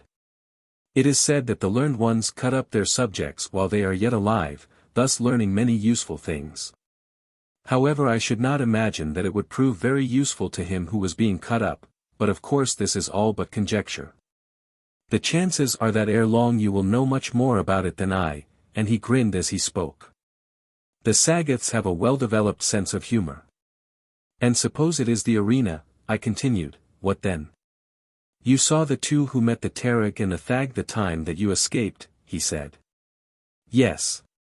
Your end in the arena would be similar to what was intended for them, he explained, though of course the same kinds of animals might not be employed. It is sure death in either event? I asked. What becomes of those who go below with the learned ones I do not know, nor does any other, he replied. But those who go to the arena may come out alive and thus regain their liberty, as did the two whom you saw. They gained their liberty. And how? It is the custom of the Mahars to liberate those who remain alive within the arena after the beasts depart or are killed. Thus it has happened that several mighty warriors from far distant lands, whom we have captured on our slave raids, have battled the brutes turned in upon them and slain them, thereby winning their freedom. In the instance which you witnessed, the beasts killed each other, but the result was the same. The man and woman were liberated, furnished with weapons, and started on their homeward journey. Upon the left shoulder of each a mark was burned, the mark of the Mahars, which will forever protect these two from slaving parties. There is a slender chance for me then if I be sent to the arena, and none at all if the learned ones drag me to the pits. You are quite right, he replied. But do not felicitate yourself too quickly should you be sent to the arena, for there is scarce one in 1,000 who comes out alive. To my surprise they returned me to the same building in which I had been confined with Perry and Gawk before my escape. At the doorway I was turned over to the guards there. He will doubtless be called before the investigators shortly, said he who had brought me back, so have him in readiness. The guards in whose hands I now found myself, upon hearing that I had returned of my own volition to Phutra, evidently felt that it would be safe to give me liberty within the building as had been the custom before I had escaped.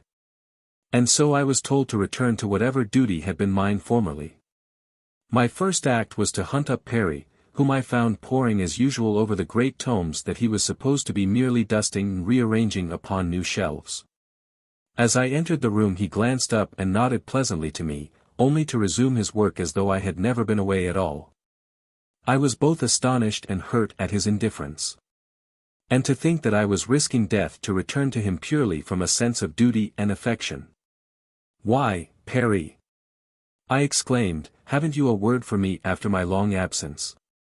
Long absence, he repeated in evident astonishment. What do you mean? Are you crazy, Perry? Do you mean to say that you have not missed me since that time we were separated by the charging Thag within the arena? That time, he repeated. Why man, I have but just returned from the arena. You reached here almost as soon as I.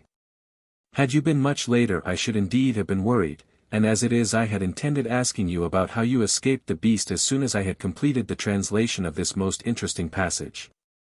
Perry, you are mad, I exclaimed. Why, the Lord only knows how long I have been away. I have been to other lands, discovered a new race of humans within Pellucidar, seen the Mahars at their worship in their hidden temple, and barely escaped with my life from them and from a great labyrinthodon that I met afterward. Following my long and tedious wanderings across an unknown world. I must have been away for months, Perry, and now you barely look up from your work when I return and insist that we have been separated but a moment. Is that any way to treat a friend? I'm surprised at you, Perry, and if I'd thought for a moment that you cared no more for me than this I should not have returned to chance death at the hands of the Mahars for your sake." The old man looked at me for a long time before he spoke. There was a puzzled expression upon his wrinkled face, and a look of hurt sorrow in his eyes. "David, my boy," he said, "how could you for a moment doubt my love for you? There is something strange here that I cannot understand. I know that I am not mad, and I am equally sure that you are not, but how in the world are we to account for the strange hallucinations that each of us seems to harbor relative to the passage of time since last we saw each other? You are positive that months have gone by, while to me it seems equally certain that not more than an hour ago I sat beside you in the amphitheater. Can it be that both of us are right and at the same time both are wrong? First tell me what time is, and then maybe I can solve our problem. Do you catch my meaning?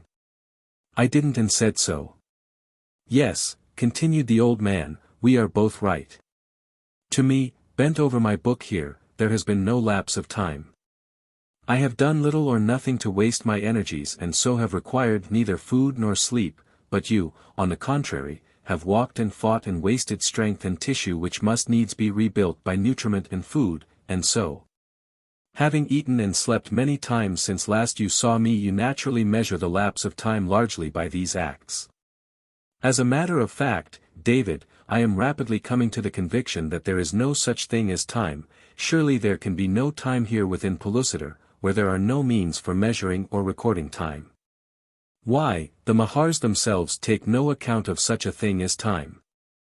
I find here in all their literary works but a single tense, the present. There seems to be neither past nor future with them. Of course it is impossible for our outer earthly minds to grasp such a condition, but our recent experiences seem to demonstrate its existence.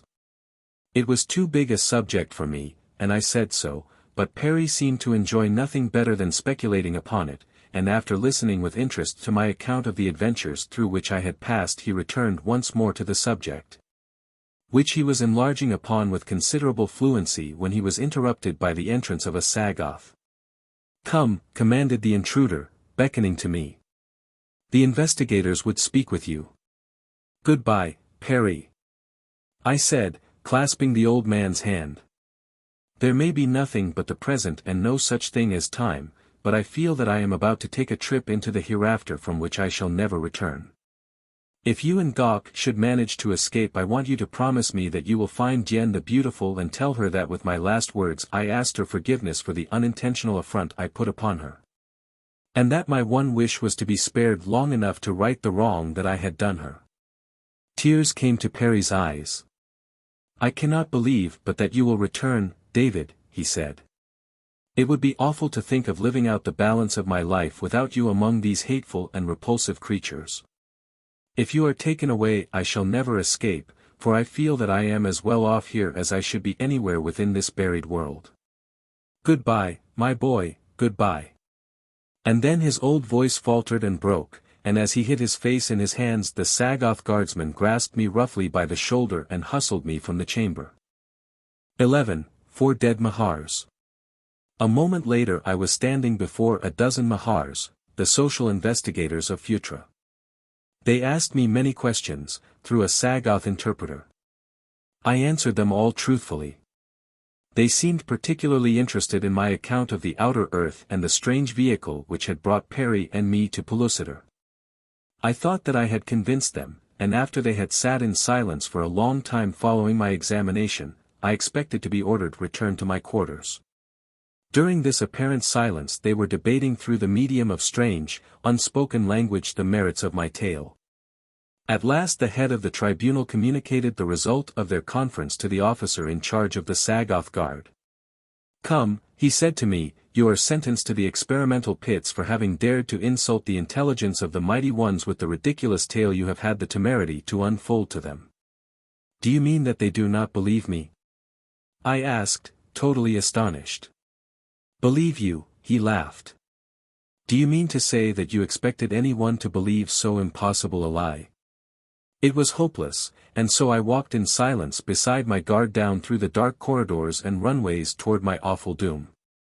At a low level we came upon a number of lighted chambers in which we saw many Mahars engaged in various occupations. To one of these chambers my guard escorted me, and before leaving they chained me to a side wall. There were other humans similarly chained. Upon a long table lay a victim even as I was ushered into the room. Several Mahars stood about the poor creature holding him down so that he could not move. Another, grasping a sharp knife with her three-toed forefoot, was laying open the victim's chest and abdomen. No anesthetic had been administered and the shrieks and groans of the tortured man were terrible to hear. This, indeed, was vivisection with a vengeance. Cold sweat broke out upon me as I realized that soon my turn would come. And to think that where there was no such thing as time I might easily imagine that my suffering was enduring for months before death finally released me. The Mahars had paid not the slightest attention to me as I had been brought into the room. So deeply immersed were they in their work that I am sure they did not even know that the Sagoths had entered with me. The door was close by. Would that I could reach it. But those heavy chains precluded any such possibility. I looked about for some means of escape from my bonds. Upon the floor between me and the Mahars lay a tiny surgical instrument which one of them must have dropped. It looked not unlike a button-hook, but was much smaller, and its point was sharpened. 100 times in my boyhood days had I picked locks with a button-hook. Could I but reach that little bit of polished steel I might yet effect at least a temporary escape. Crawling to the limit of my chain, I found that by reaching one hand as far out as I could my fingers still fell an inch short of the coveted instrument. It was tantalizing. Stretch every fiber of my being as I would, I could not quite make it. At last I turned about and extended one foot toward the object. My heart came to my throat. I could just touch the thing. But suppose that in my effort to drag it toward me I should accidentally shove it still farther away and thus entirely out of reach. Cold sweat broke out upon me from every pore. Slowly and cautiously I made the effort. My toes dropped upon the cold metal. Gradually I worked it toward me until I felt that it was within reach of my hand, and a moment later I had turned about and the precious thing was in my grasp. Assiduously I fell to work upon the Mahar lock that held my chain. It was pitifully simple. A child might have picked it, and a moment later I was free. The Mahars were now evidently completing their work at the table. One already turned away and was examining other victims, evidently with the intention of selecting the next subject. Those at the table had their backs toward me. But for the creature walking toward us I might have escaped that moment. Slowly the thing approached me, when its attention was attracted by a huge slave chained a few yards to my right. Here the reptile stopped and commenced to go over the poor devil carefully, and as it did so its back turned toward me for an instant, and in that instant I gave two mighty leaps that carried me out of the chamber into the corridor beyond. Down which I raced with all the speed I could command. Where I was, or whither I was going, I knew not. My only thought was to place as much distance as possible between me and that frightful chamber of torture. Presently I reduced my speed to a brisk walk, and later realizing the danger of running into some new predicament, were I not careful, I moved still more slowly and cautiously. After a time I came to a passage that seemed in some mysterious way familiar to me, and presently, chancing to glance within a chamber which led from the corridor I saw 3 Mahars curled up in slumber upon a bed of skins. I could have shouted aloud in joy and relief. It was the same corridor and the same Mahars that I had intended to have lead so important a role in our escape from Phutra. Providence had indeed been kind to me, for the reptiles still slept. My one great danger now lay in returning to the upper levels in search of Perry and Gok, but there was nothing else to be done, and so I hastened upward.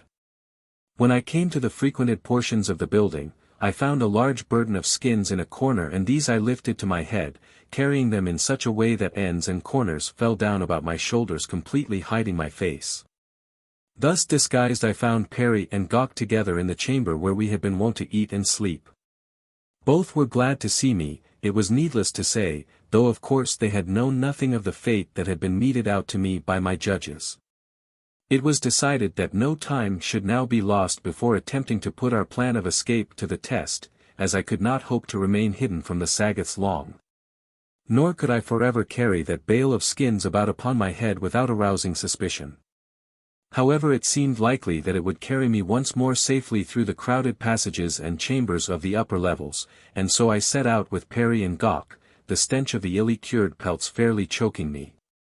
Together we repaired to the first tier of corridors beneath the main floor of the buildings, and here Perry and Gok halted to await me. The buildings are cut out of the solid limestone formation. There is nothing at all remarkable about their architecture. The rooms are sometimes rectangular, sometimes circular, and again oval in shape. The corridors which connect them are narrow and not always straight. The chambers are lighted by diffused sunlight reflected through tubes similar to those by which the avenues are lighted. The lower the tiers of chambers, the darker. Most of the corridors are entirely unlighted. The Mahars can see quite well in semi-darkness. Down to the main floor we encountered many Mahars, Sagoths, and slaves, but no attention was paid to us as we had become a part of the domestic life of the building. There was but a single entrance leading from the place into the avenue, and this was well guarded by Sagoths. This doorway alone were we forbidden to pass. It is true that we were not supposed to enter the deeper corridors and apartments except on special occasions when we were instructed to do so. But as we were considered a lower order without intelligence, there was little reason to fear that we could accomplish any harm by so doing, and so we were not hindered as we entered the corridor which led below. Wrapped in a skin I carried 3 swords, and the 2 bows, and the arrows which Perry and I had fashioned. As many slaves bore skin-wrapped burdens to and fro, my load attracted no comment. Where I left Gok and Perry there were no other creatures in sight, and so I withdrew 1 sword from the package, and leaving the balance of the weapons with Perry, started on alone toward the lower levels. Having come to the apartment in which the 3 Mahars slept, I entered silently on tiptoe, forgetting that the creatures were without the sense of hearing. With a quick thrust through the heart I disposed of the first, but my second thrust was not so fortunate, so that before I could kill the next of my victims it had hurled itself against the third, who sprang quickly up, facing me with wide distended jaws.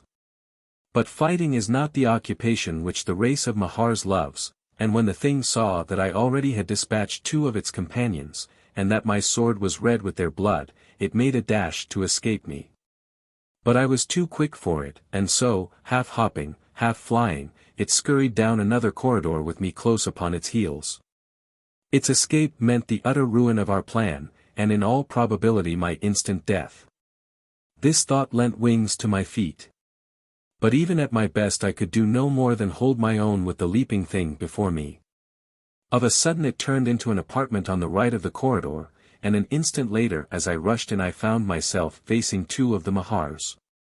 The one who had been there when we entered had been occupied with a number of metal vessels, into which had been put powders and liquids as I judged from the array of flasks standing about upon the bench where it had been working.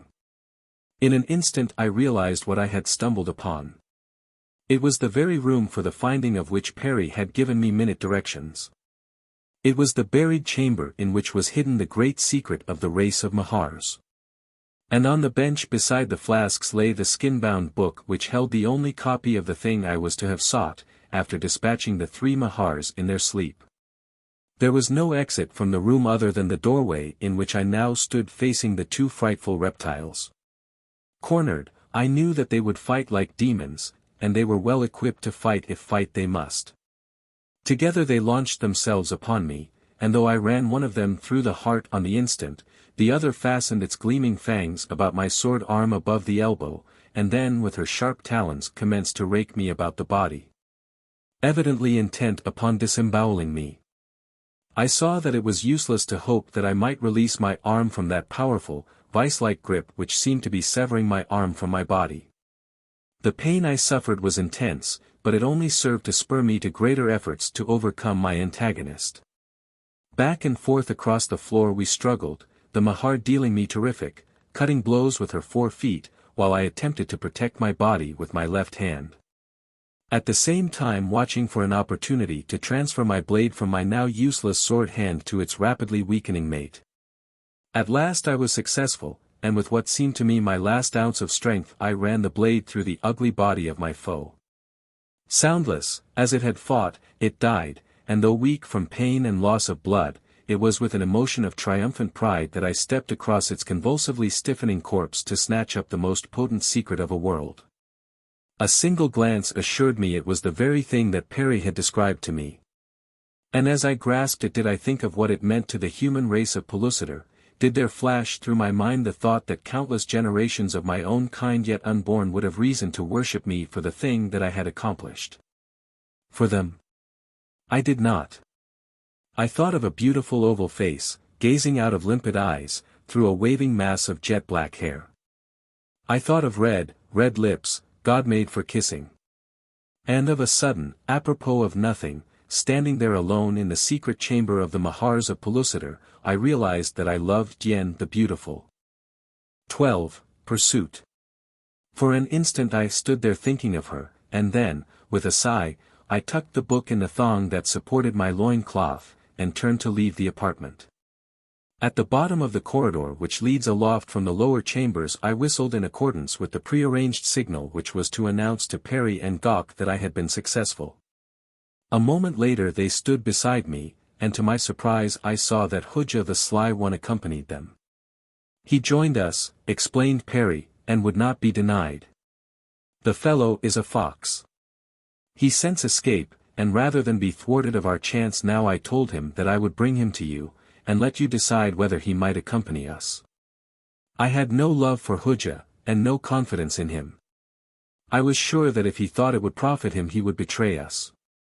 But I saw no way out of it now, and the fact that I had killed 4 Mahars instead of only the 3 I had expected to, made it possible to include the fellow in our scheme of escape. Very well, I said, you may come with us, Phutra. But at the first intimation of treachery I shall run my sword through you. Do you understand? He said that he did. Some time later we had removed the skins from the 4 Mahars, and so succeeded in crawling inside of them ourselves that there seemed an excellent chance for us to pass unnoticed from Phutra. It was not an easy thing to fasten the hides together where we had split them along the belly to remove them from their carcasses, but by remaining out until the others had all been sewed in with my help. And then leaving an aperture in the breast of Perry's skin through which he could pass his hands to sew me up, we were enabled to accomplish our design to really much better purpose than I had hoped. We managed to keep the heads erect by passing our swords up through the necks, and by the same means were enabled to move them about in a lifelike manner. We had our greatest difficulty with the webbed feet, but even that problem was finally solved, so that when we moved about we did so quite naturally. Tiny holes punctured in the baggy throats into which our heads were thrust permitted us to see well enough to guide our progress. Thus we started up toward the main floor of the building. Gok headed the strange procession, then came Perry, followed by Phutra, while I brought up the rear. After admonishing Phutra that I had so arranged my sword that I could thrust it through the head of my disguise into his vitals were he to show any indication of faltering. As the noise of hurrying feet warned me that we were entering the busy corridors of the main level, my heart came up into my mouth. It is with no sense of shame that I admit that I was frightened. Never before in my life, nor since, did I experience any such agony of soul-searing fear and suspense as enveloped me. If it be possible to sweat blood, I sweat it then. Slowly, after the manner of locomotion habitual to the Mahars, when they are not using their wings, we crept through throngs of busy slaves, Sagoths, and Mahars. After what seemed an eternity we reached the outer door which leads into the main avenue of Phutra. Many Sagoths loitered near the opening. They glanced at Gok as he padded between them. Then Perry passed, and then Phutra. Now it was my turn, and then in a sudden fit of freezing terror I realized that the warm blood from my wounded arm was trickling down through the dead foot of the Mahar skin I wore and leaving its telltale mark upon the pavement. For I saw a Sagoth call a companion's attention to it. The guard stepped before me and pointing to my bleeding foot spoke to me in the sign language which these two races employ as a means of communication. Even had I known what he was saying I could not have replied with the dead thing that covered me. I once had seen a great Mahar freeze a presumptuous Sagoth with a look. It seemed my only hope, and so I tried it. Stopping in my tracks, I moved my sword so that it made the dead head appear to turn inquiring eyes upon the gorilla man. For a long moment I stood perfectly still, eyeing the fellow with those dead eyes. Then I lowered the head and started slowly on. For a moment all hung in the balance, but before I touched him the guard stepped to one side, and I passed on out into the avenue. On we went up the broad street, but now we were safe for the very numbers of our enemies that surrounded us on all sides. Fortunately, there was a great concourse of Mahars repairing to the shallow lake which lies a mile or more from the city. They go there to indulge their amphibian proclivities in diving for small fish, and enjoying the cool depths of the water.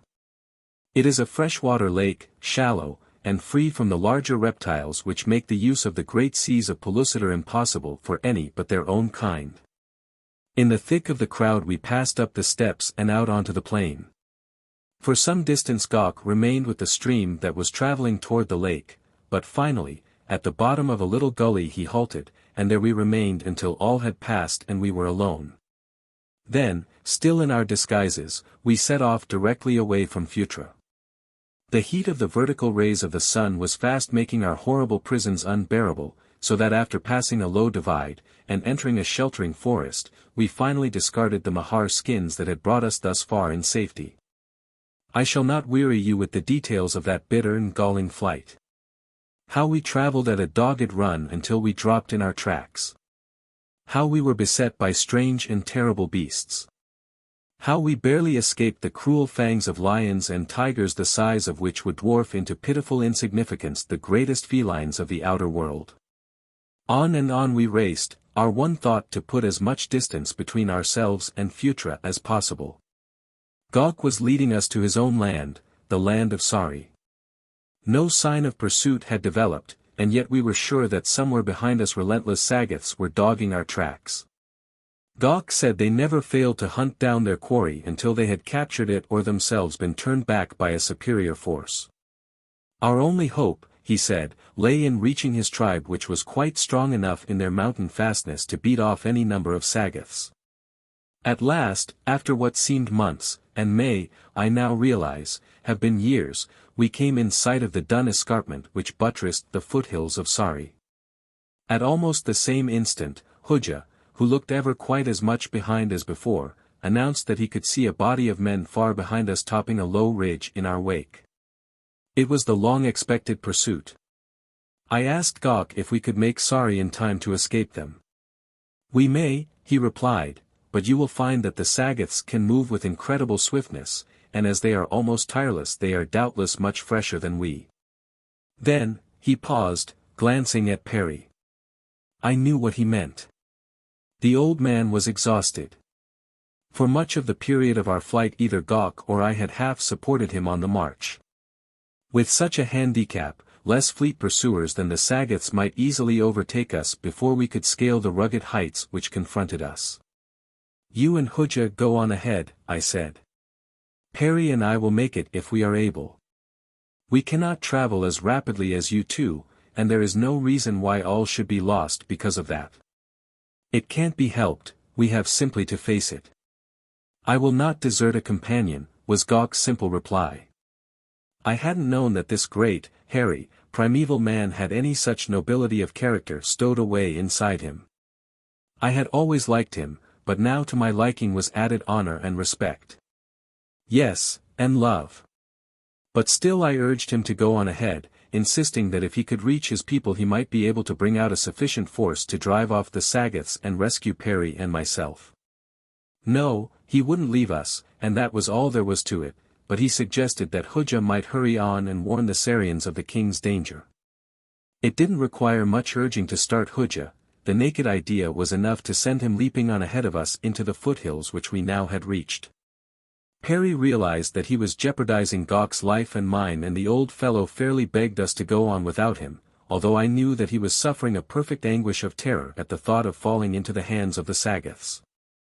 Gok finally solved the problem, in part, by lifting Perry in his powerful arms and carrying him.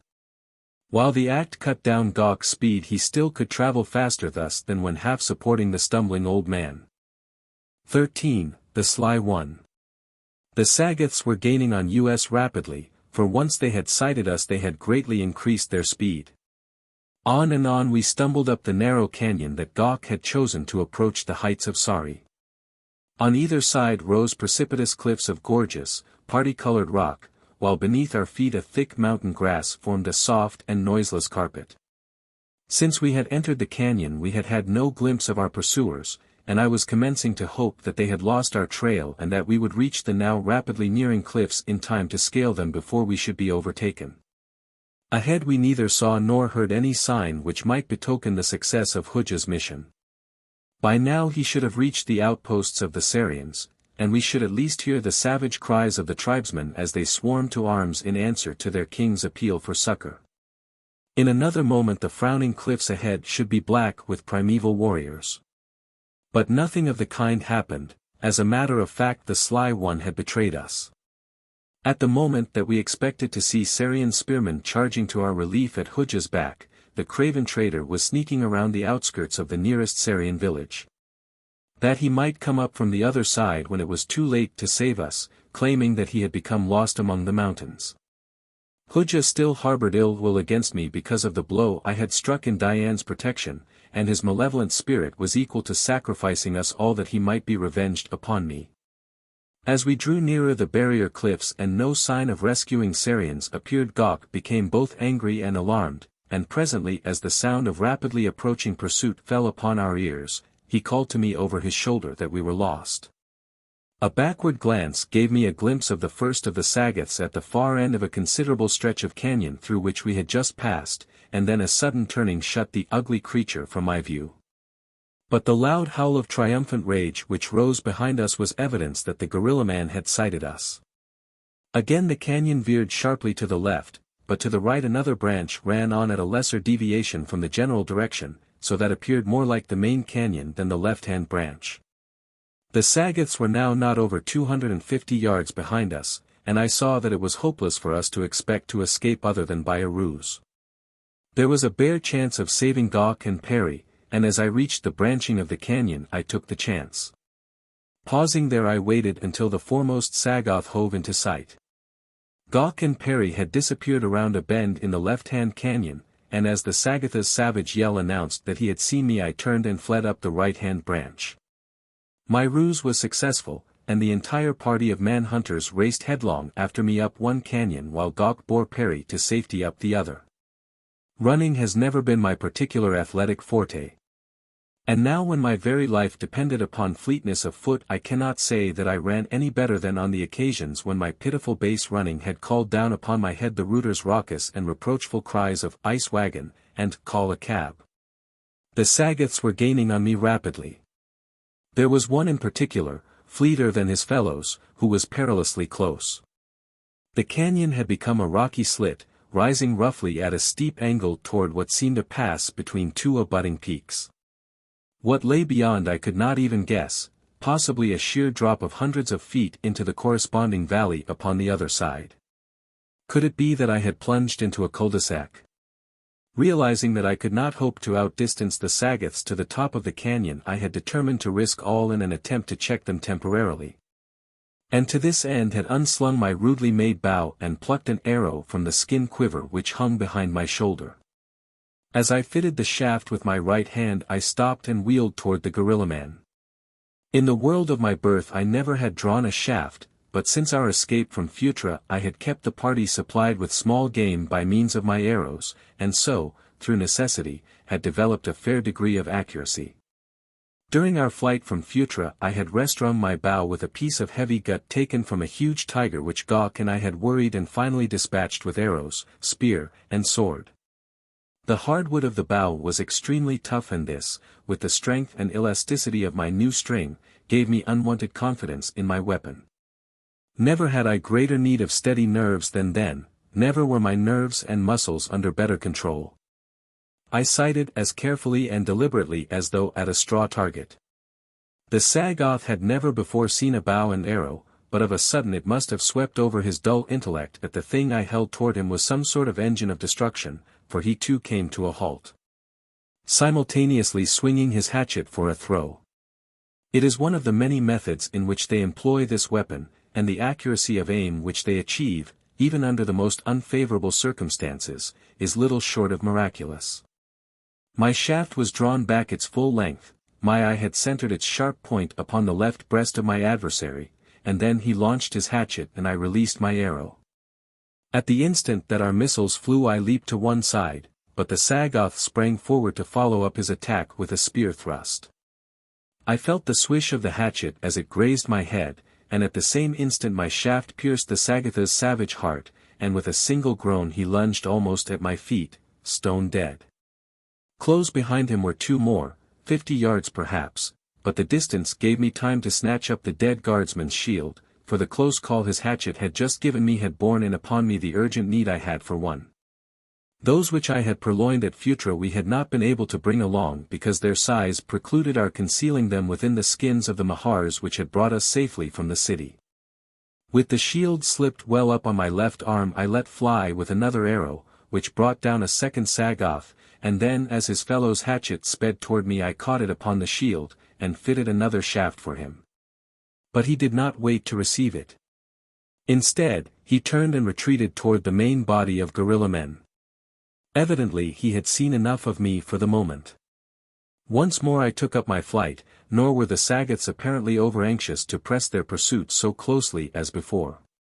Unmolested I reached the top of the canyon where I found a sheer drop of 200 or 300 feet to the bottom of a rocky chasm, but on the left a narrow ledge rounded the shoulder of the overhanging cliff. Along this I advanced, and at a sudden turning, a few yards beyond the canyon's end, the path widened, and at my left I saw the opening to a large cave. Before, the ledge continued until it passed from sight about another projecting buttress of the mountain. Here, I felt, I could defy an army, for but a single foeman could advance upon me at a time, nor could he know that I was awaiting him until he came full upon me around the corner of the turn. About me lay scattered stones crumbled from the cliff above. They were of various sizes and shapes, but enough were of handy dimensions for use as ammunition in lieu of my precious arrows. Gathering a number of stones into a little pile beside the mouth of the cave I waited the advance of the Sagoths. As I stood there, tense and silent, listening for the first faint sound that should announce the approach of my enemies, a slight noise from within the cave's black depths attracted my attention. It might have been produced by the moving of the great body of some huge beast rising from the rock floor of its lair. At almost the same instant I thought that I caught the scraping of hide sandals upon the ledge beyond the turn. For the next few seconds my attention was considerably divided. And then from the inky blackness at my right I saw two flaming eyes glaring into mine. They were on a level that was over 2 feet above my head. It is true that the beast who owned them might be standing upon a ledge within the cave, or that it might be rearing up upon its hind legs. But I had seen enough of the monsters of Pellucidar to know that I might be facing some new and frightful titan whose dimensions and ferocity eclipsed those of any I had seen before. Whatever it was coming slowly toward the entrance of the cave, and now, deep and forbidding, it uttered a low and ominous growl.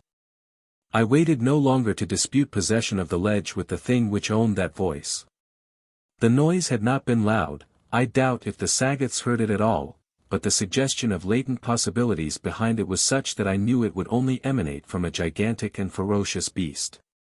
As I backed along the ledge I soon was past the mouth of the cave, where I no longer could see those fearful flaming eyes. But an instant later I caught sight of the fiendish face of a Sagoth as it warily advanced beyond the cliff's turn on the far side of the cave's mouth.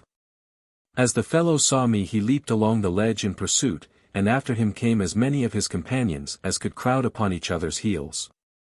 At the same time the beast emerged from the cave, so that he and the Sagoths came face to face upon that narrow ledge. The thing was an enormous cave bear, rearing its colossal bulk fully 8 feet at the shoulder, while from the tip of its nose to the end of its stubby tail it was fully 12 feet in length. As it sighted the Sagoths it emitted a most frightful roar, and with open mouth charged full upon them. With a cry of terror the foremost guerrilla man turned to escape, but behind him he ran full upon his onrushing companions. The horror of the following seconds is indescribable. The Sagoth nearest the cave bear, finding his escape blocked, turned and leaped deliberately to an awful death upon the jagged rocks 300 feet below. Then those giant jaws reached out and gathered in the next, there was a sickening sound of crushing bones, and the mangled corpse was dropped over the cliff's edge. Nor did the mighty beast even pause in his steady advance along the ledge. Shrieking Sagoths were now leaping madly over the precipice to escape him, and the last I saw he rounded the turn still pursuing the demoralized remnant of the man-hunters. For a long time I could hear the horrid roaring of the brute intermingled with the screams and shrieks of his victims, until finally the awful sounds dwindled and disappeared in the distance. Later I learned from Gok, who had finally come to his tribesmen and returned with a party to rescue me, that the Ryth, as it is called, pursued the Sagoths until it had exterminated the entire band. Gok was, of course, positive that I had fallen prey to the terrible creature, which, within Pellucidar, is truly the king of beasts. Not caring to venture back into the canyon, where I might fall prey either to the cave bear or the Sagoths, I continued on along the ledge, believing that by following around the mountain I could reach the land of Sari from another direction. But I evidently became confused by the twisting and turning of the canyons and gullies, for I did not come to the land of Sari then, nor for a long time thereafter. 14. The Garden of Eden. With no heavenly guide, it is little wonder that I became confused and lost in the labyrinthine maze of those mighty hills. What, in reality, I did was to pass entirely through them and come out above the valley upon the farther side. I know that I wandered for a long time, until tired and hungry I came upon a small cave in the face of the limestone formation which had taken the place of the granite farther back. The cave which took my fancy lay halfway up the precipitous side of a lofty cliff. The way to it was such that I knew no extremely formidable beast could frequent it, nor was it large enough to make a comfortable habitat for any but the smaller mammals or reptiles. Yet it was with the utmost caution that I crawled within its dark interior. Here I found a rather large chamber, lighted by a narrow cleft in the rock above which let the sunlight filter in sufficient quantities partially to dispel the utter darkness which I had expected. The cave was entirely empty, nor were there any signs of its having been recently occupied. The opening was comparatively small, so that after considerable effort I was able to lug up a boulder from the valley below which entirely blocked it. Then I returned again to the valley for an armful of grasses, and on this trip was fortunate enough to knock over an Orthopi, the diminutive horse of Pellucidar, a little animal about the size of a fox terrier, which abounds in all parts of the inner world.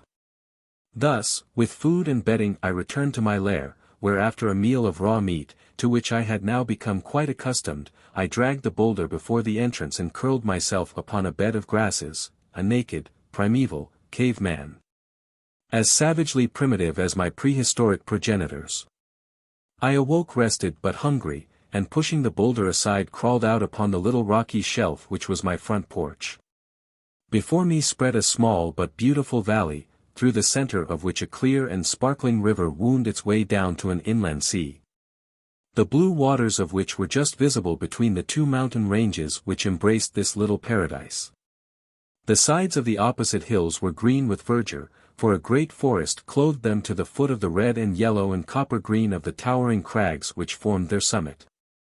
The valley itself was carpeted with a luxuriant grass, while here and there patches of wild flowers made great splashes of vivid color against the prevailing green.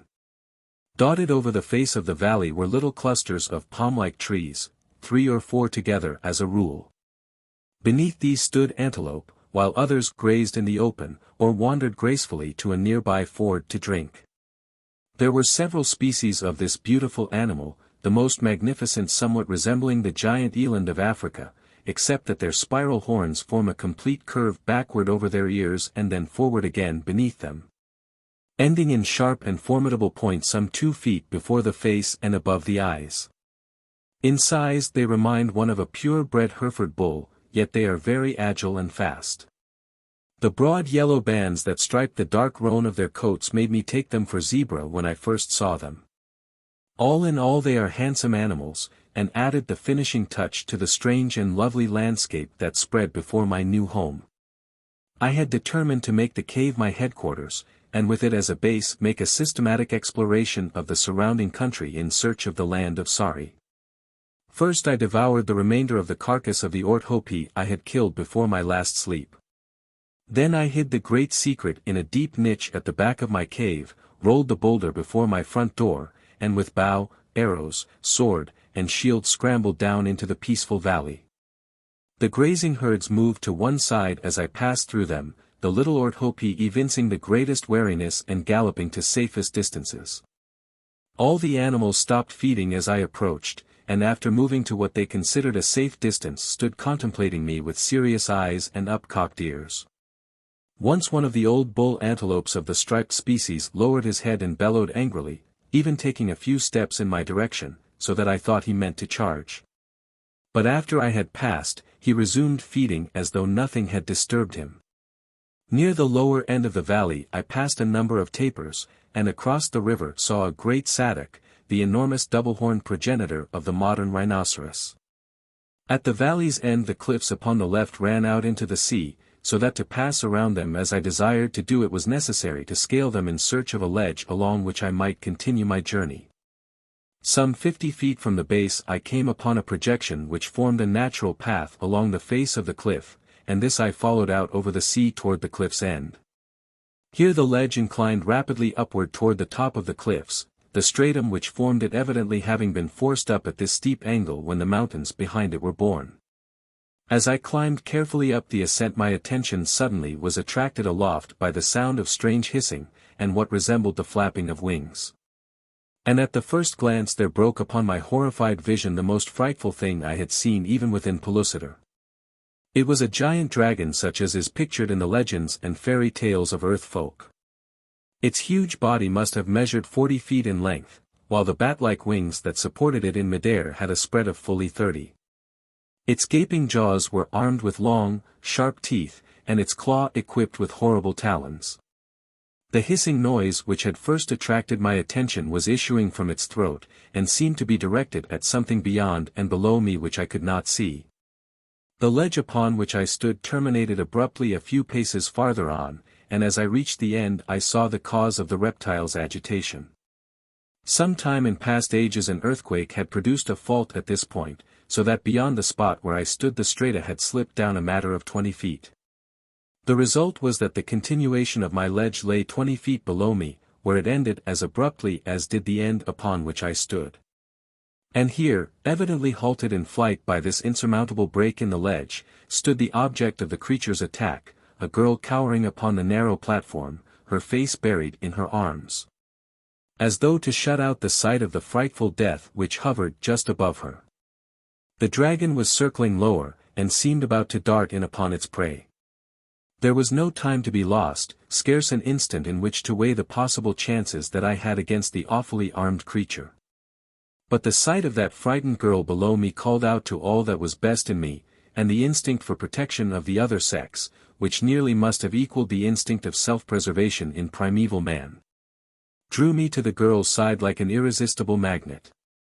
Almost thoughtless of the consequences, I leaped from the end of the ledge upon which I stood, for the tiny shelf 20 feet below.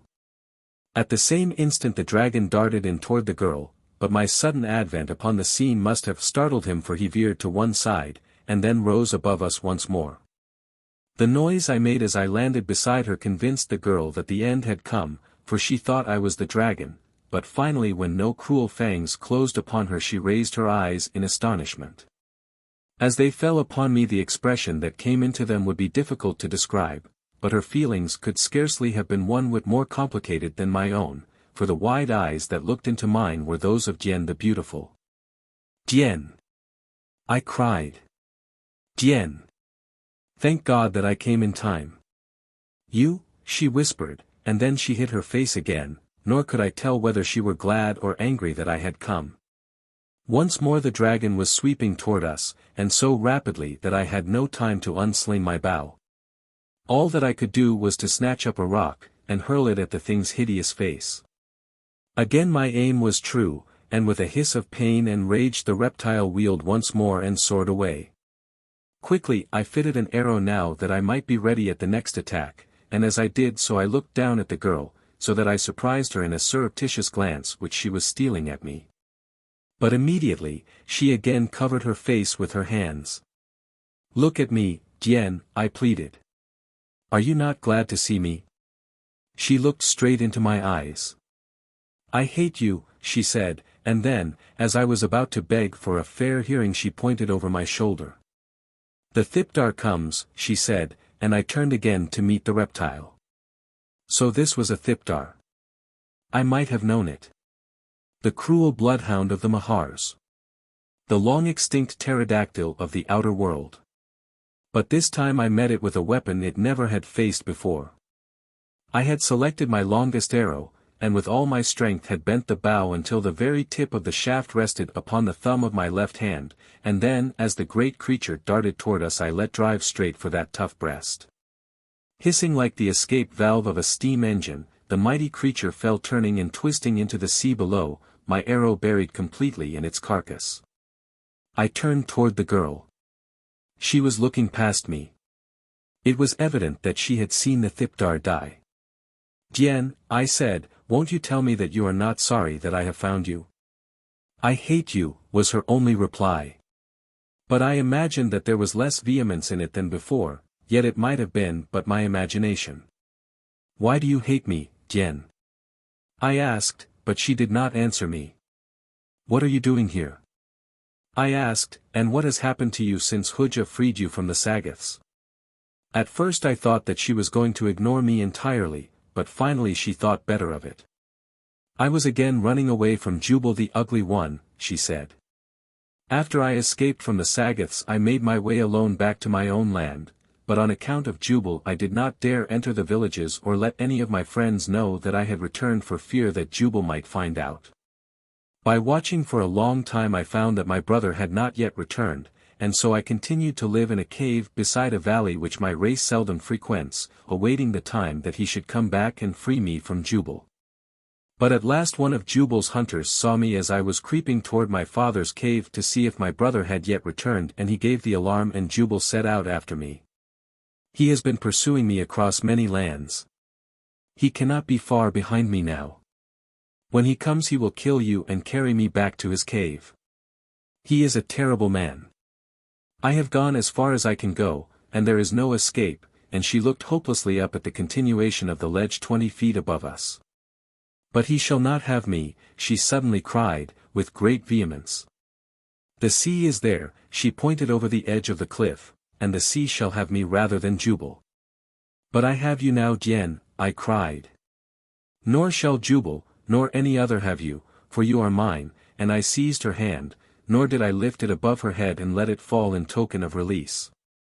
She had risen to her feet, and was looking straight into my eyes with level gaze. "I do not believe you," she said, "for if you meant it you would have done this when the others were present to witness it, then I should truly have been your mate. Now there is no one to see you do it, for you know that without witnesses your act does not bind you to me," and she withdrew her hand from mine and turned away.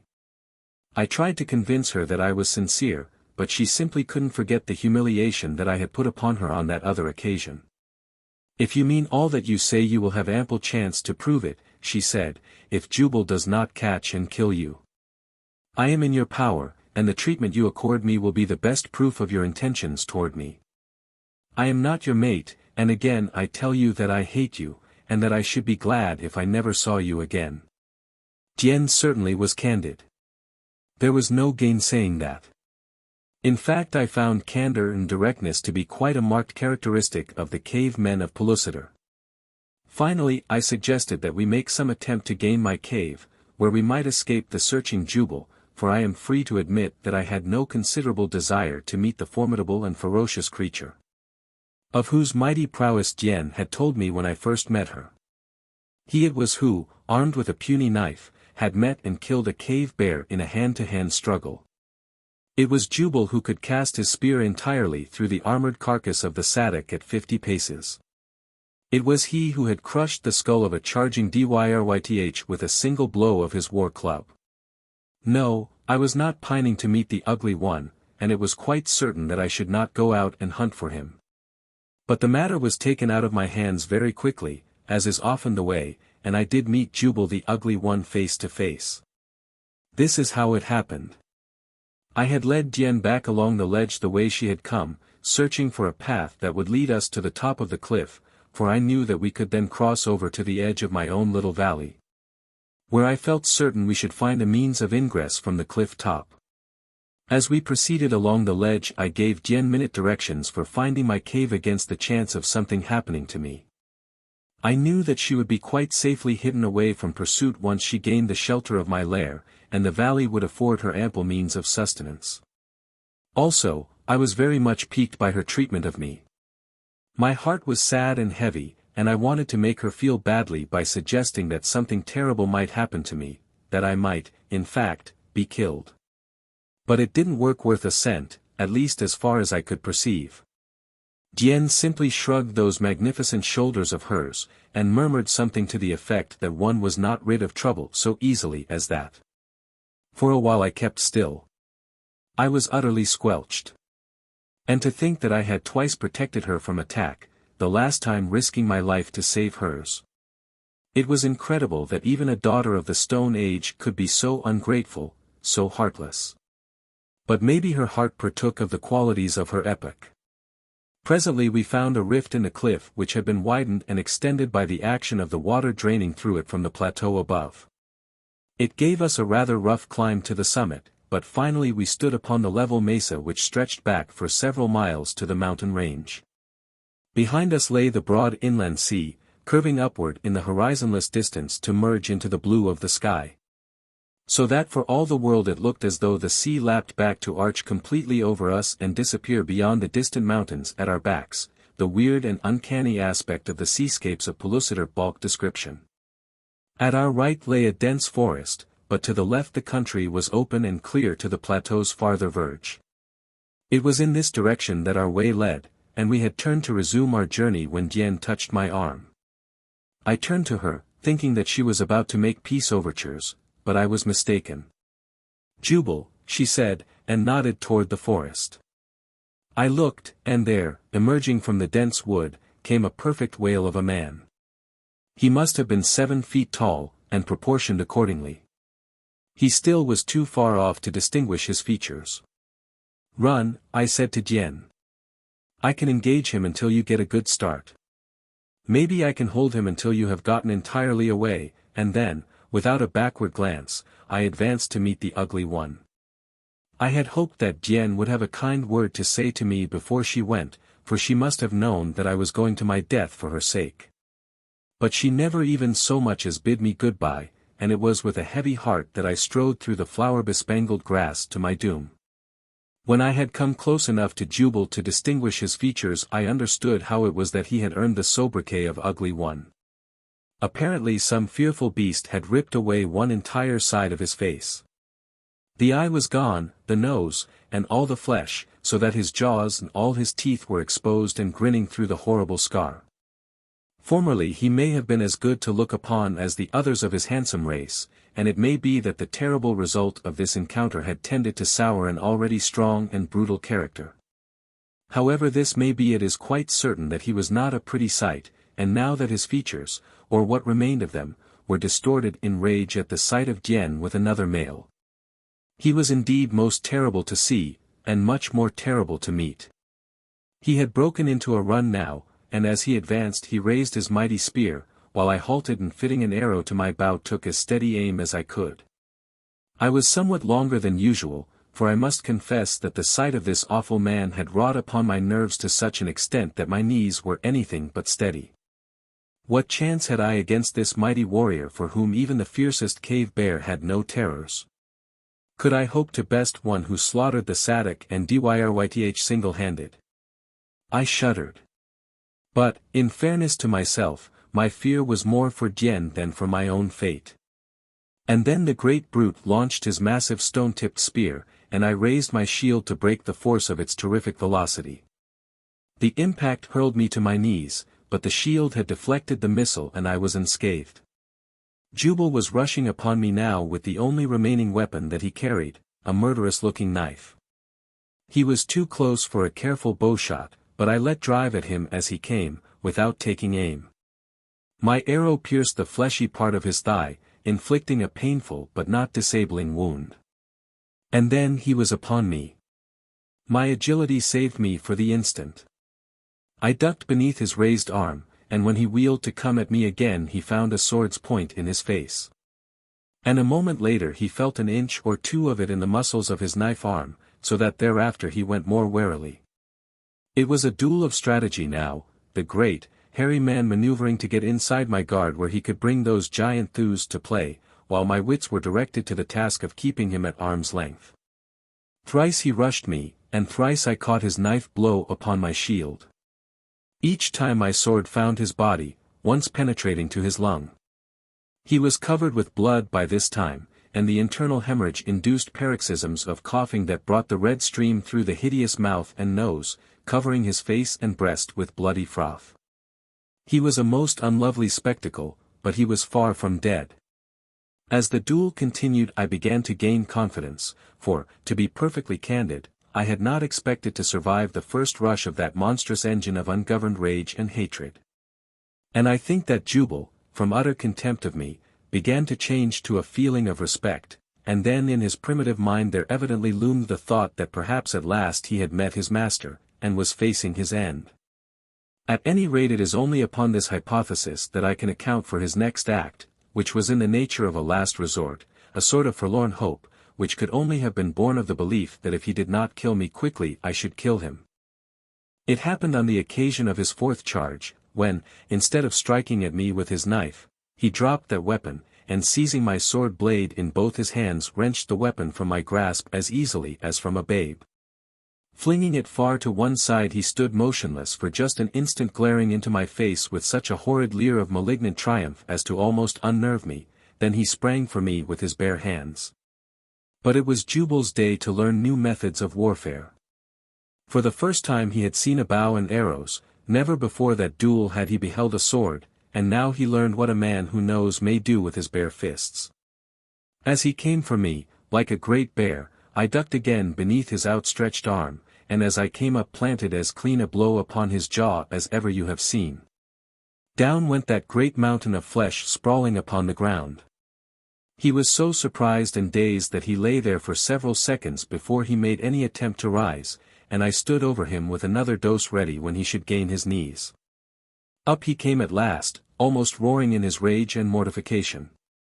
But he didn't stay up. I let him have a left fair on the point of the jaw that sent him tumbling over on his back.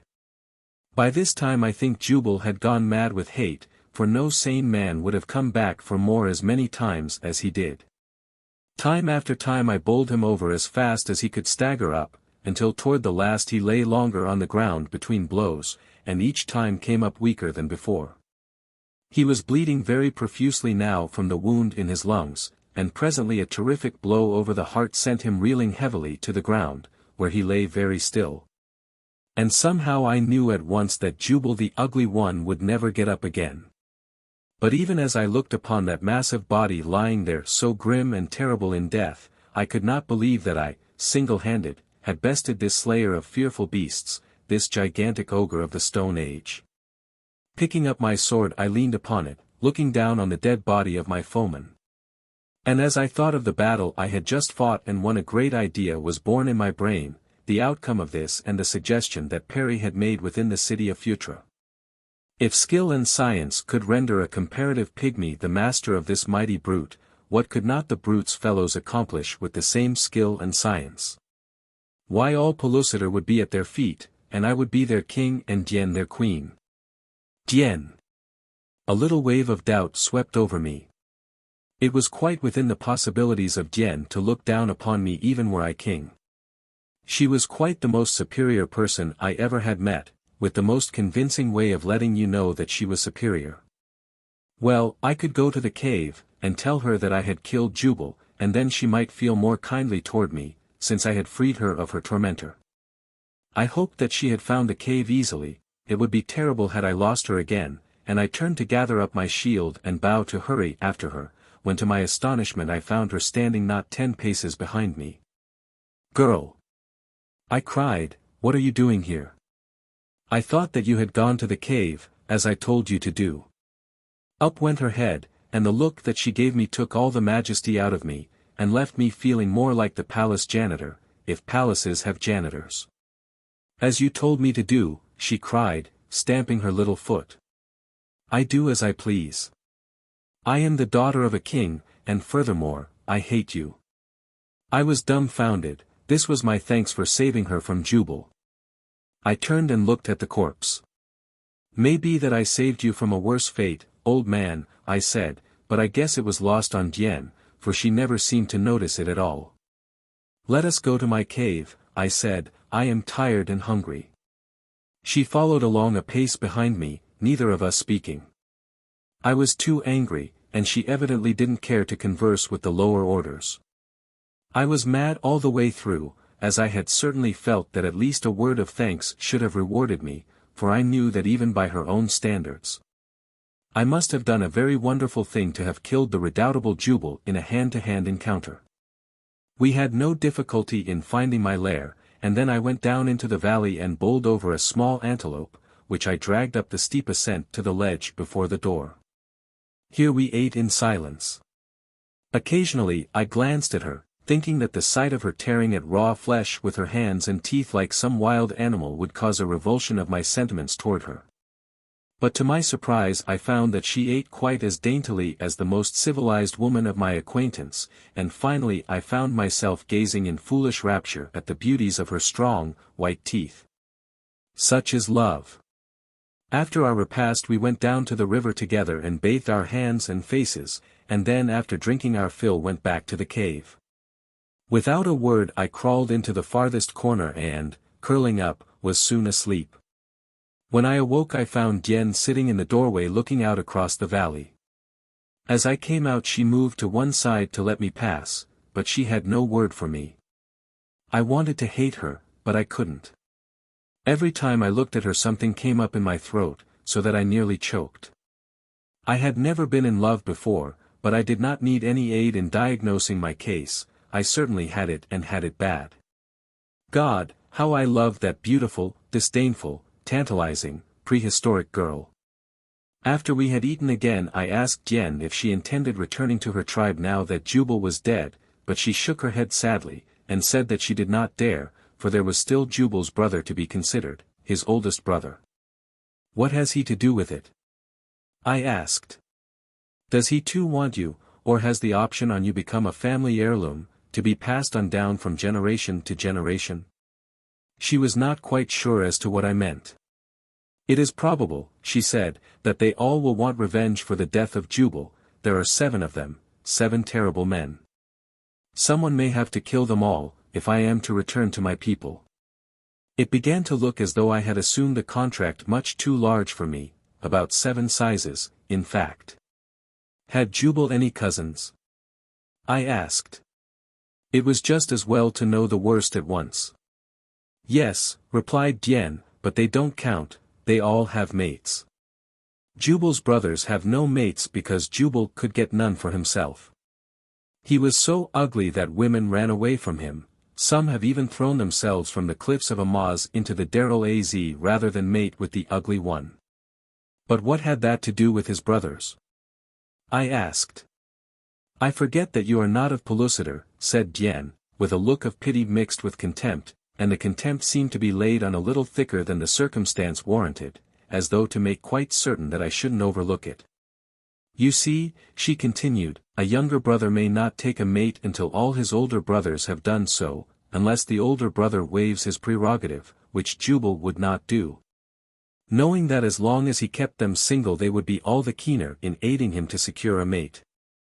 Noticing that Dian was becoming more communicative I began to entertain hopes that she might be warming up toward me a bit, although upon what slender thread I hung my hopes I soon discovered. "As you dare not return to Amaz," I ventured, "what is to become of you since you cannot be happy here with me, hating me as you do?" "I shall have to put up with you," she replied coldly, "until you see fit to go elsewhere and leave me in peace, then I shall get along very well alone." I looked at her in utter amazement. It seemed incredible that even a prehistoric woman could be so cold and heartless and ungrateful. Then I arose. "I shall leave you now," I said haughtily, I have had quite enough of your ingratitude and your insults," and then I turned and strode majestically down toward the valley. I had taken 100 steps in absolute silence, and then Dian spoke. "I hate you," she shouted, and her voice broke. In rage, I thought. I was absolutely miserable, but I hadn't gone too far when I began to realize that I couldn't leave her alone there without protection, to hunt her own food amid the dangers of that savage world. She might hate me, and revile me, and heap indignity after indignity upon me, as she already had, until I should have hated her, but the pitiful fact remained that I loved her, and I couldn't leave her there alone.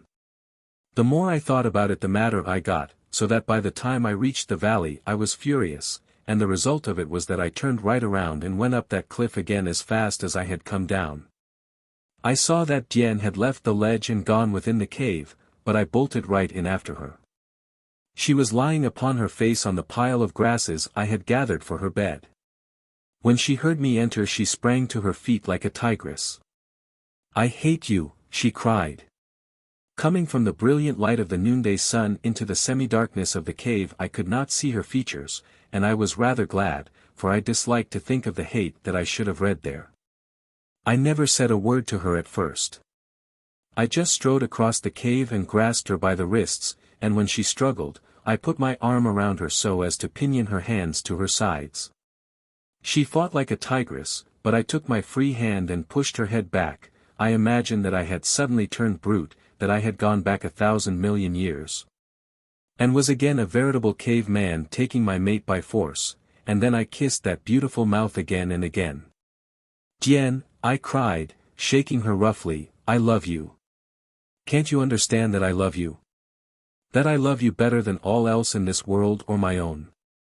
That I am going to have you. That love like mine cannot be denied." I noticed that she lay very still in my arms now, and as my eyes became accustomed to the light I saw that she was smiling, a very contented, happy smile.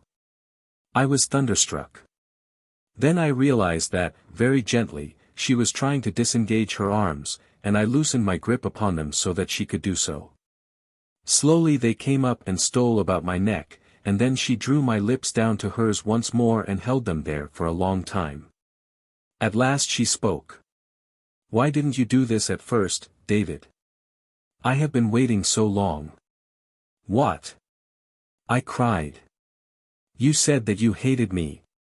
Did you expect me to run into your arms, and say that I loved you before I knew that you loved me?" she asked. "But I have told you right along that I love you," I said. "Love speaks in acts," she replied. "You could have made your mouth say what you wished it to say, but just now when you came and took me in your arms your heart spoke to mine in the language that a woman's heart understands." "What a silly man you are, David. Then you haven't hated me at all, Dian?" I asked. "I have loved you always," she whispered, "from the first moment that I saw you, although I did not know it until that time you struck down Phutra the Sly One, and then spurned me." "But I didn't spurn you, dear," I cried. "I didn't know your ways, I doubt if I do now. It seems incredible that you could have reviled me so, and yet have cared for me all the time. You might have known," she said, "when I did not run away from you that it was not hate which chained me to you. While you were battling with Jubal, I could have run to the edge of the forest, and when I learned the outcome of the combat it would have been a simple thing to have eluded you and returned to my own people. But Jubal's brothers, and cousins," I reminded her, "how about them?" She smiled, and hid her face on my shoulder. "I had to tell you something, David," she whispered. "I must needs have some excuse for remaining near you." "You little sinner!" I exclaimed. "And you have caused me all this anguish for nothing." "I have suffered even more," she answered simply, "for I thought that you did not love me, and I was helpless. I couldn't come to you and demand that my love be returned, as you have just come to me. Just now when you went away hope went with you. I was wretched, terrified, miserable, and my heart was breaking. I wept, and I have not done that before since my mother died, and now I saw that there was the moisture of tears about her eyes. It was near to making me cry myself when I thought of all that poor child had been through. Motherless and unprotected. Hunted across a savage, primeval world by that hideous brute of a man, exposed to the attacks of the countless fearsome denizens of its mountains, its plains, and its jungles, it was a miracle that she had survived it all. To me it was a revelation of the things my early forebears must have endured that the human race of the outer crust might survive.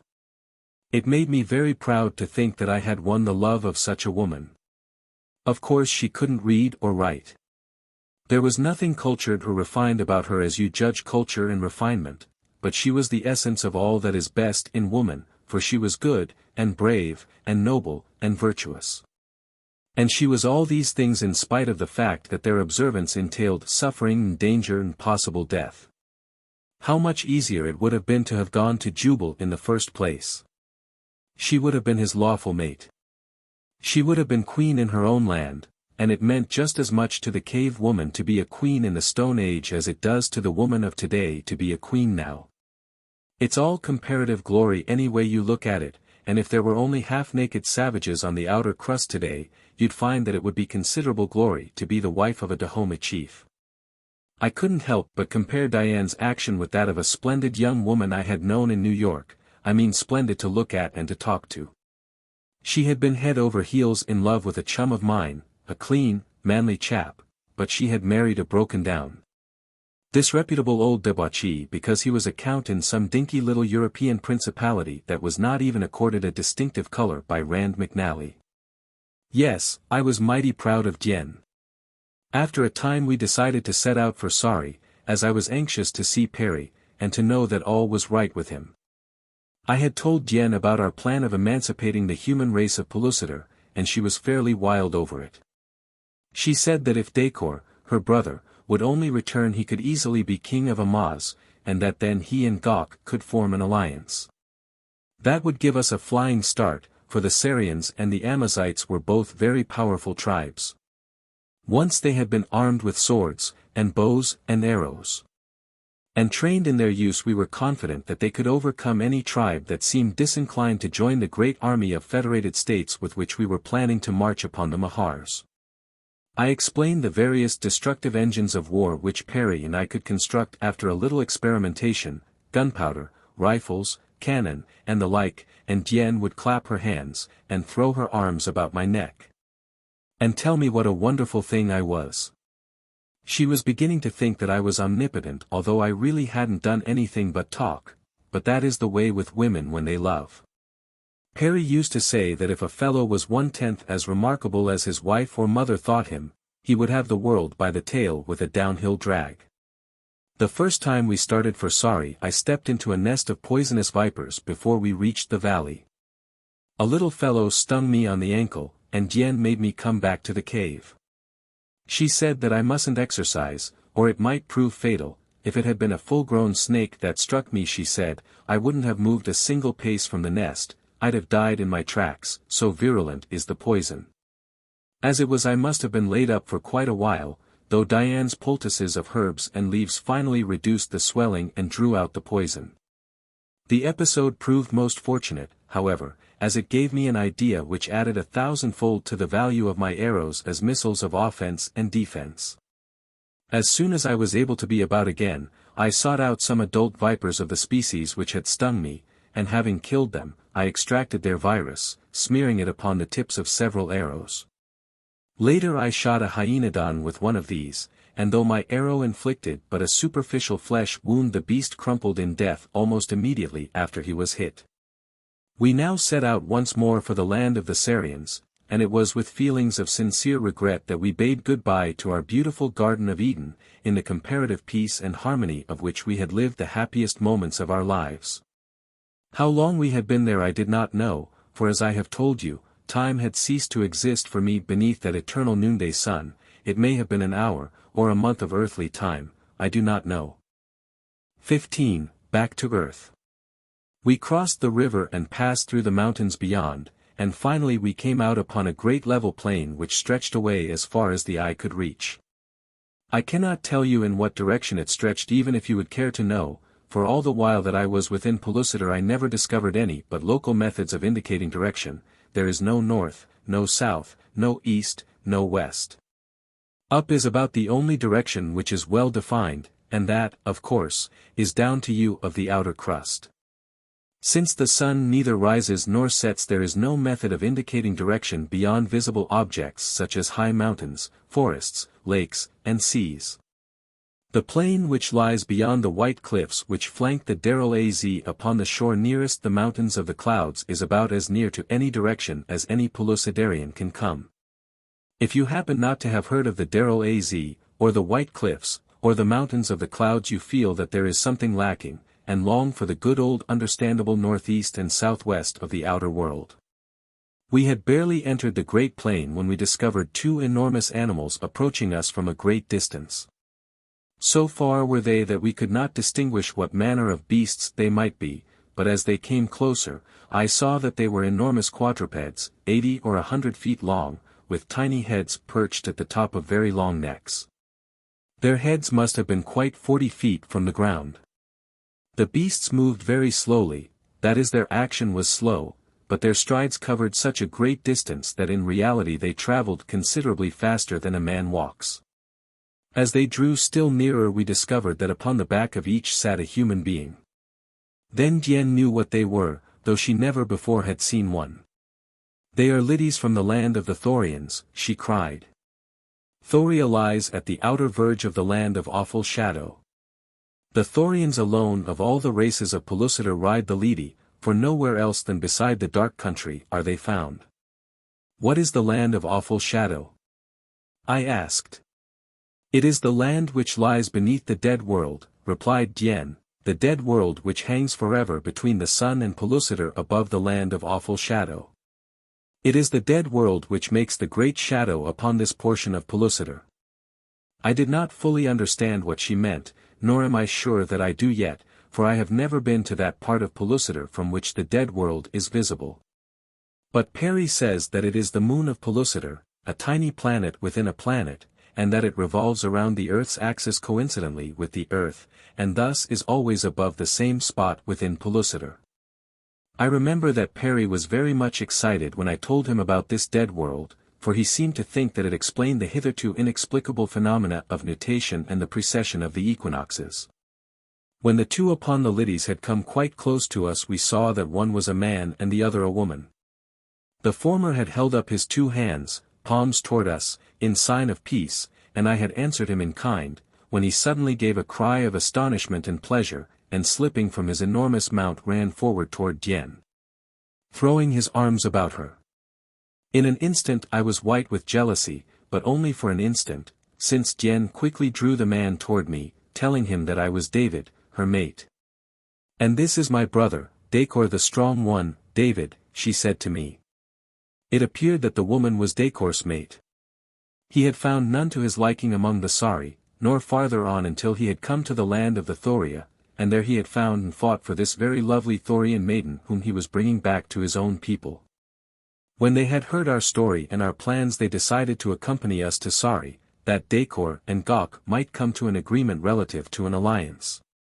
As Dacor was quite as enthusiastic about the proposed annihilation of the Mahars and Sagoths as either Dian or I.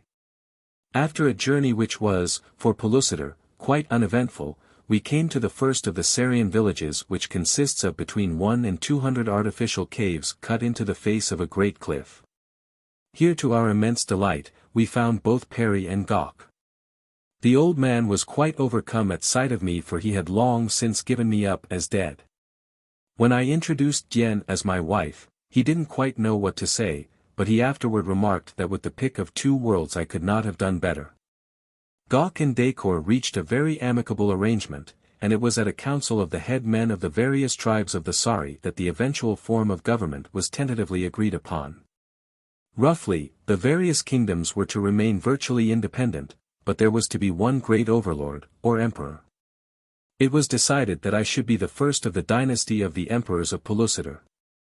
We set about teaching the women how to make bows and arrows, and poison pouches. The young men hunted the vipers which provided the virus, and it was they who mined the iron ore, and fashioned the swords under Perry's direction.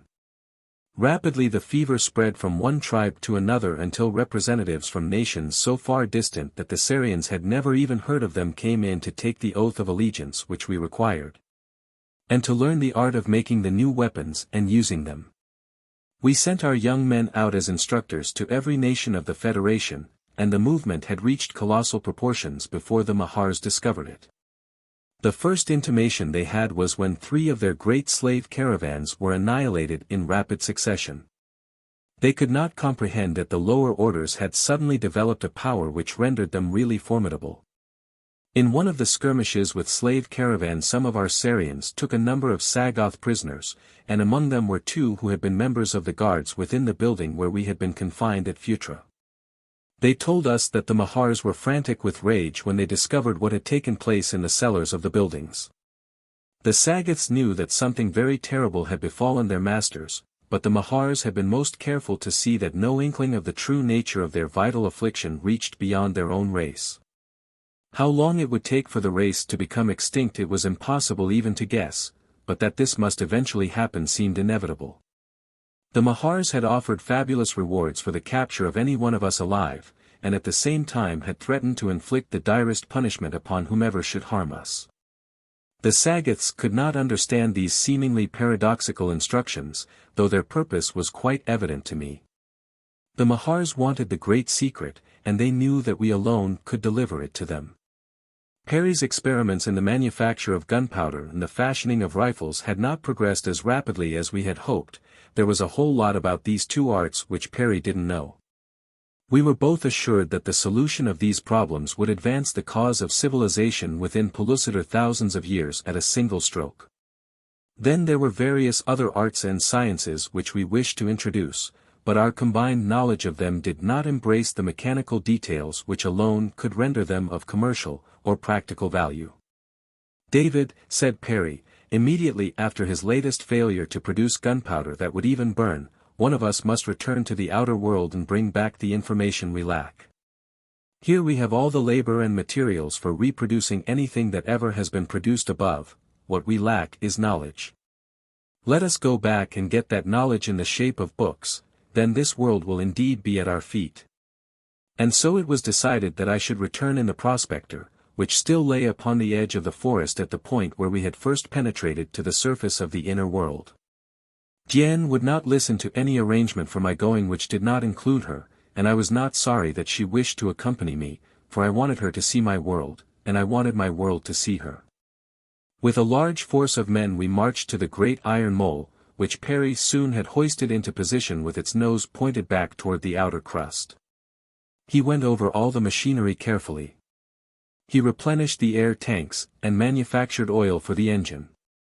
At last everything was ready, and we were about to set out when our pickets, a long, thin line of which had surrounded our camp at all times, reported that a great body of what appeared to be Sagoths and Mahars were approaching from the direction of Phutra. Dian and I were ready to embark, but I was anxious to witness the first clash between 2 fair-sized armies of the opposing races of Pellucidar. I realized that this was to mark the historic beginning of a mighty struggle for possession of a world, and as the first emperor of Pellucidar I felt that it was not alone my duty, but my right, to be in the thick of that momentous struggle. As the opposing army approached we saw that there were many Mahars with the Sagoth troops, an indication of the vast importance which the dominant race placed upon the outcome of this campaign. For it was not customary with them to take active part in the sorties which their creatures made for slaves, the only form of warfare which they waged upon the lower orders. Gok and Dacor were both with us, having come primarily to view the prospector. I placed Gok with some of his Syrians on the right of our battle line. Dacor took the left, while I commanded the center. Behind us I stationed a sufficient reserve under one of Gok's head men. The Sagoths advanced steadily with menacing spears, and I let them come until they were within easy bowshot before I gave the word to fire. At the first volley of poison-tipped arrows the front ranks of the guerrilla men crumpled to the ground, but those behind charged over the prostrate forms of their comrades in a wild, mad rush to be upon us with their spears. A second volley stopped them for an instant, and then my reserve sprang through the openings in the firing line to engage them with sword and shield. The clumsy spears of the Sagoths were no match for the swords of the Syrian and Amazite, who turned the spear thrusts aside with their shields and leaped to close quarters with their lighter, handier weapons. Gog took his archers along the enemy's flank, and while the swordsmen engaged them in front, he poured volley after volley into their unprotected left. The Mahars did little real fighting, and were more in the way than otherwise, though occasionally one of them would fasten its powerful jaw upon the arm or leg of a Syrian. The battle did not last a great while, for when Dacor and I led our men in upon the Sagoths right with naked swords, they were already so demoralized that they turned and fled before us. We pursued them for some time, taking many prisoners and recovering nearly 100 slaves, among whom was Hujah the Sly One. He told me that he had been captured while on his way to his own land, but that his life had been spared in hope that through him the Mahars would learn the whereabouts of their great secret. Gok and I were inclined to think that the Sly One had been guiding this expedition to the land of Sari, where he thought that the book might be found in Perry's possession. But we had no proof of this, and so we took him in and treated him as one of us, although none liked him. And how he rewarded my generosity you will presently learn. There were a number of Mahars among our prisoners, and so fearful were our own people of them that they would not approach them unless completely covered from the sight of the reptiles by a piece of skin. Even Dian shared the popular superstition regarding the evil effects of exposure to the eyes of angry Mahars, and though I laughed at her fears I was willing enough to humor them if it would relieve her apprehension in any degree. And so she sat apart from the prospector, near which the Mahars had been chained, while Perry and I again inspected every portion of the mechanism. At last I took my place in the driving seat, and called to one of the men without to fetch Dian. It happened that Hujah stood quite close to the doorway of the prospector, so that it was he who, without my knowledge, went to bring her. But how he succeeded in accomplishing the fiendish thing he did, I cannot guess, unless there were others in the plot to aid him. Nor can I believe that, since all my people were loyal to me and would have made short work of Hujah had he suggested the heartless scheme, even had he had time to acquaint another with it. It was all done so quickly that I may only believe that it was the result of sudden impulse, aided by a number of, to Hujah, fortuitous circumstances occurring at precisely the right moment. All I know is that it was Hujah who brought Dian to the prospector, still wrapped from head to toe in the skin of an enormous cave lion which covered her since the Mahar prisoners had been brought into camp. He deposited his burden in the seat beside me. I was all ready to get under way. The goodbyes had been said. Perry had grasped my hand in the last, long farewell. I closed and barred the outer and inner doors, took my seat again at the driving mechanism, and pulled the starting lever. As before on that far-gone night that had witnessed our first trial of the iron monster. There was a frightful roaring beneath us, the giant frame trembled and vibrated, there was a rush of sound as the loose earth passed up through the hollow space between the inner and outer jackets to be deposited in our wake. Once more the thing was off. But on the instant of departure I was nearly thrown from my seat by the sudden lurching of the prospector. At first I did not realize what had happened, but presently it dawned upon me that just before entering the crust the towering body had fallen through its supporting scaffolding. And that instead of entering the ground vertically we were plunging into it at a different angle. Where it would bring us out upon the upper crust I could not even conjecture. And then I turned to note the effect of this strange experience upon Dian. She still sat shrouded in the great skin. "Come, come," I cried, laughing, "come out of your shell. No Mahar eyes can reach you here," and I leaned over and snatched the lion skin from her. And then I shrank back upon my seat in utter horror. The thing beneath the skin was not Dian, it was a hideous Mahar. Instantly I realized the trick that Hujah had played upon me, and the purpose of it. Rid of me, forever as he doubtless thought, Dian would be at his mercy. Frantically I tore at the steering wheel in an effort to turn the prospector back toward Pellucidar, but, as on that other occasion, I could not budge the thing a hair. It is needless to recount the horrors or the monotony of that journey. It varied but little from the former one which had brought us from the outer to the inner world. Because of the angle at which we had entered the ground the trip required nearly a day longer, and brought me out here upon the sand of the Sahara instead of in the United States as I had hoped. For months I have been waiting here for a white man to come. I dared not leave the prospector for fear I should never be able to find it again. The shifting sands of the desert would soon cover it, and then my only hope of returning to my Dian and her Pellucidar would be gone forever. That I ever shall see her again seems but remotely possible, for how may I know upon what part of Pellucidar my return journey may terminate, and how? Without a north or south or an east or a west may I hope ever to find my way across that vast world to the tiny spot where my lost love lies grieving for me? That is the story as David Innes told it to me in the goatskin tent upon the rim of the great Sahara Desert. The next day he took me out to see the prospector. It was precisely as he had described it. So huge was it that it could have been brought to this inaccessible part of the world by no means of transportation that existed there. It could only have come in the way that David Innes said it came, up through the crust of the earth from the inner world of Pellucidar. I spent a week with him, and then, abandoning my lion hunt, returned directly to the coast and hurried to London where I purchased a great quantity of stuff which he wished to take back to Pellucidar with him. There were books, rifles, revolvers, ammunition, cameras, chemicals, telephones, telegraph instruments, wire, tools and more books upon every subject under the sun. He said he wanted a library with which they could reproduce the wonders of the 20th century in the Stone Age, and if quantity counts for anything I got it for him. I took the things back to Algeria myself, and accompanied them to the end of the railroad, but from here I was recalled to America upon important business. However, I was able to employ a very trustworthy man to take charge of the caravan, the same guide, in fact, who had accompanied me on the previous trip into the Sahara, and after writing a long letter to Innes in which I gave him my American address, I saw the expedition head south. Among the other things which I sent to Innes was over 500 miles of double, insulated wire of a very fine gauge. I had it packed on a special reel at his suggestion, as it was his idea that he could fasten one end here before he left, and by paying it out through the end of the prospector lay a telegraph line between the outer and inner worlds.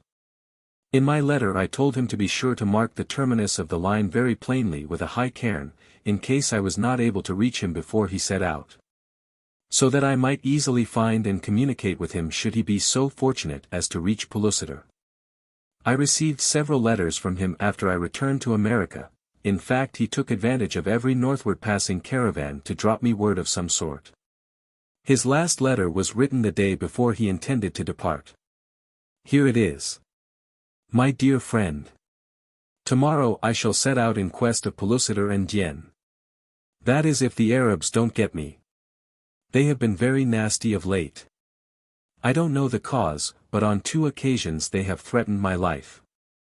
One, more friendly than the rest, told me today that they intended attacking me tonight. It would be unfortunate should anything of that sort happen now that I am so nearly ready to depart. However, maybe I will be as well off, for the nearer the hour approaches, the slenderer my chances for success appear. Here is the friendly Arab who is to take this letter north for me, so goodbye, and God bless you for your kindness to me.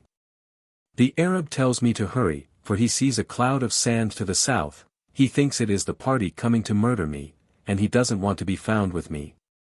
So goodbye again.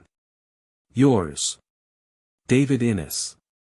A year later found me at the end of the railroad once more, headed for the spot where I had left Innes. My first disappointment was when I discovered that my old guide had died within a few weeks of my return, nor could I find any member of my former party who could lead me to the same spot. For months I searched that scorching land, interviewing countless desert sheiks in the hope that at last I might find one who had heard of Innes and his wonderful iron mole.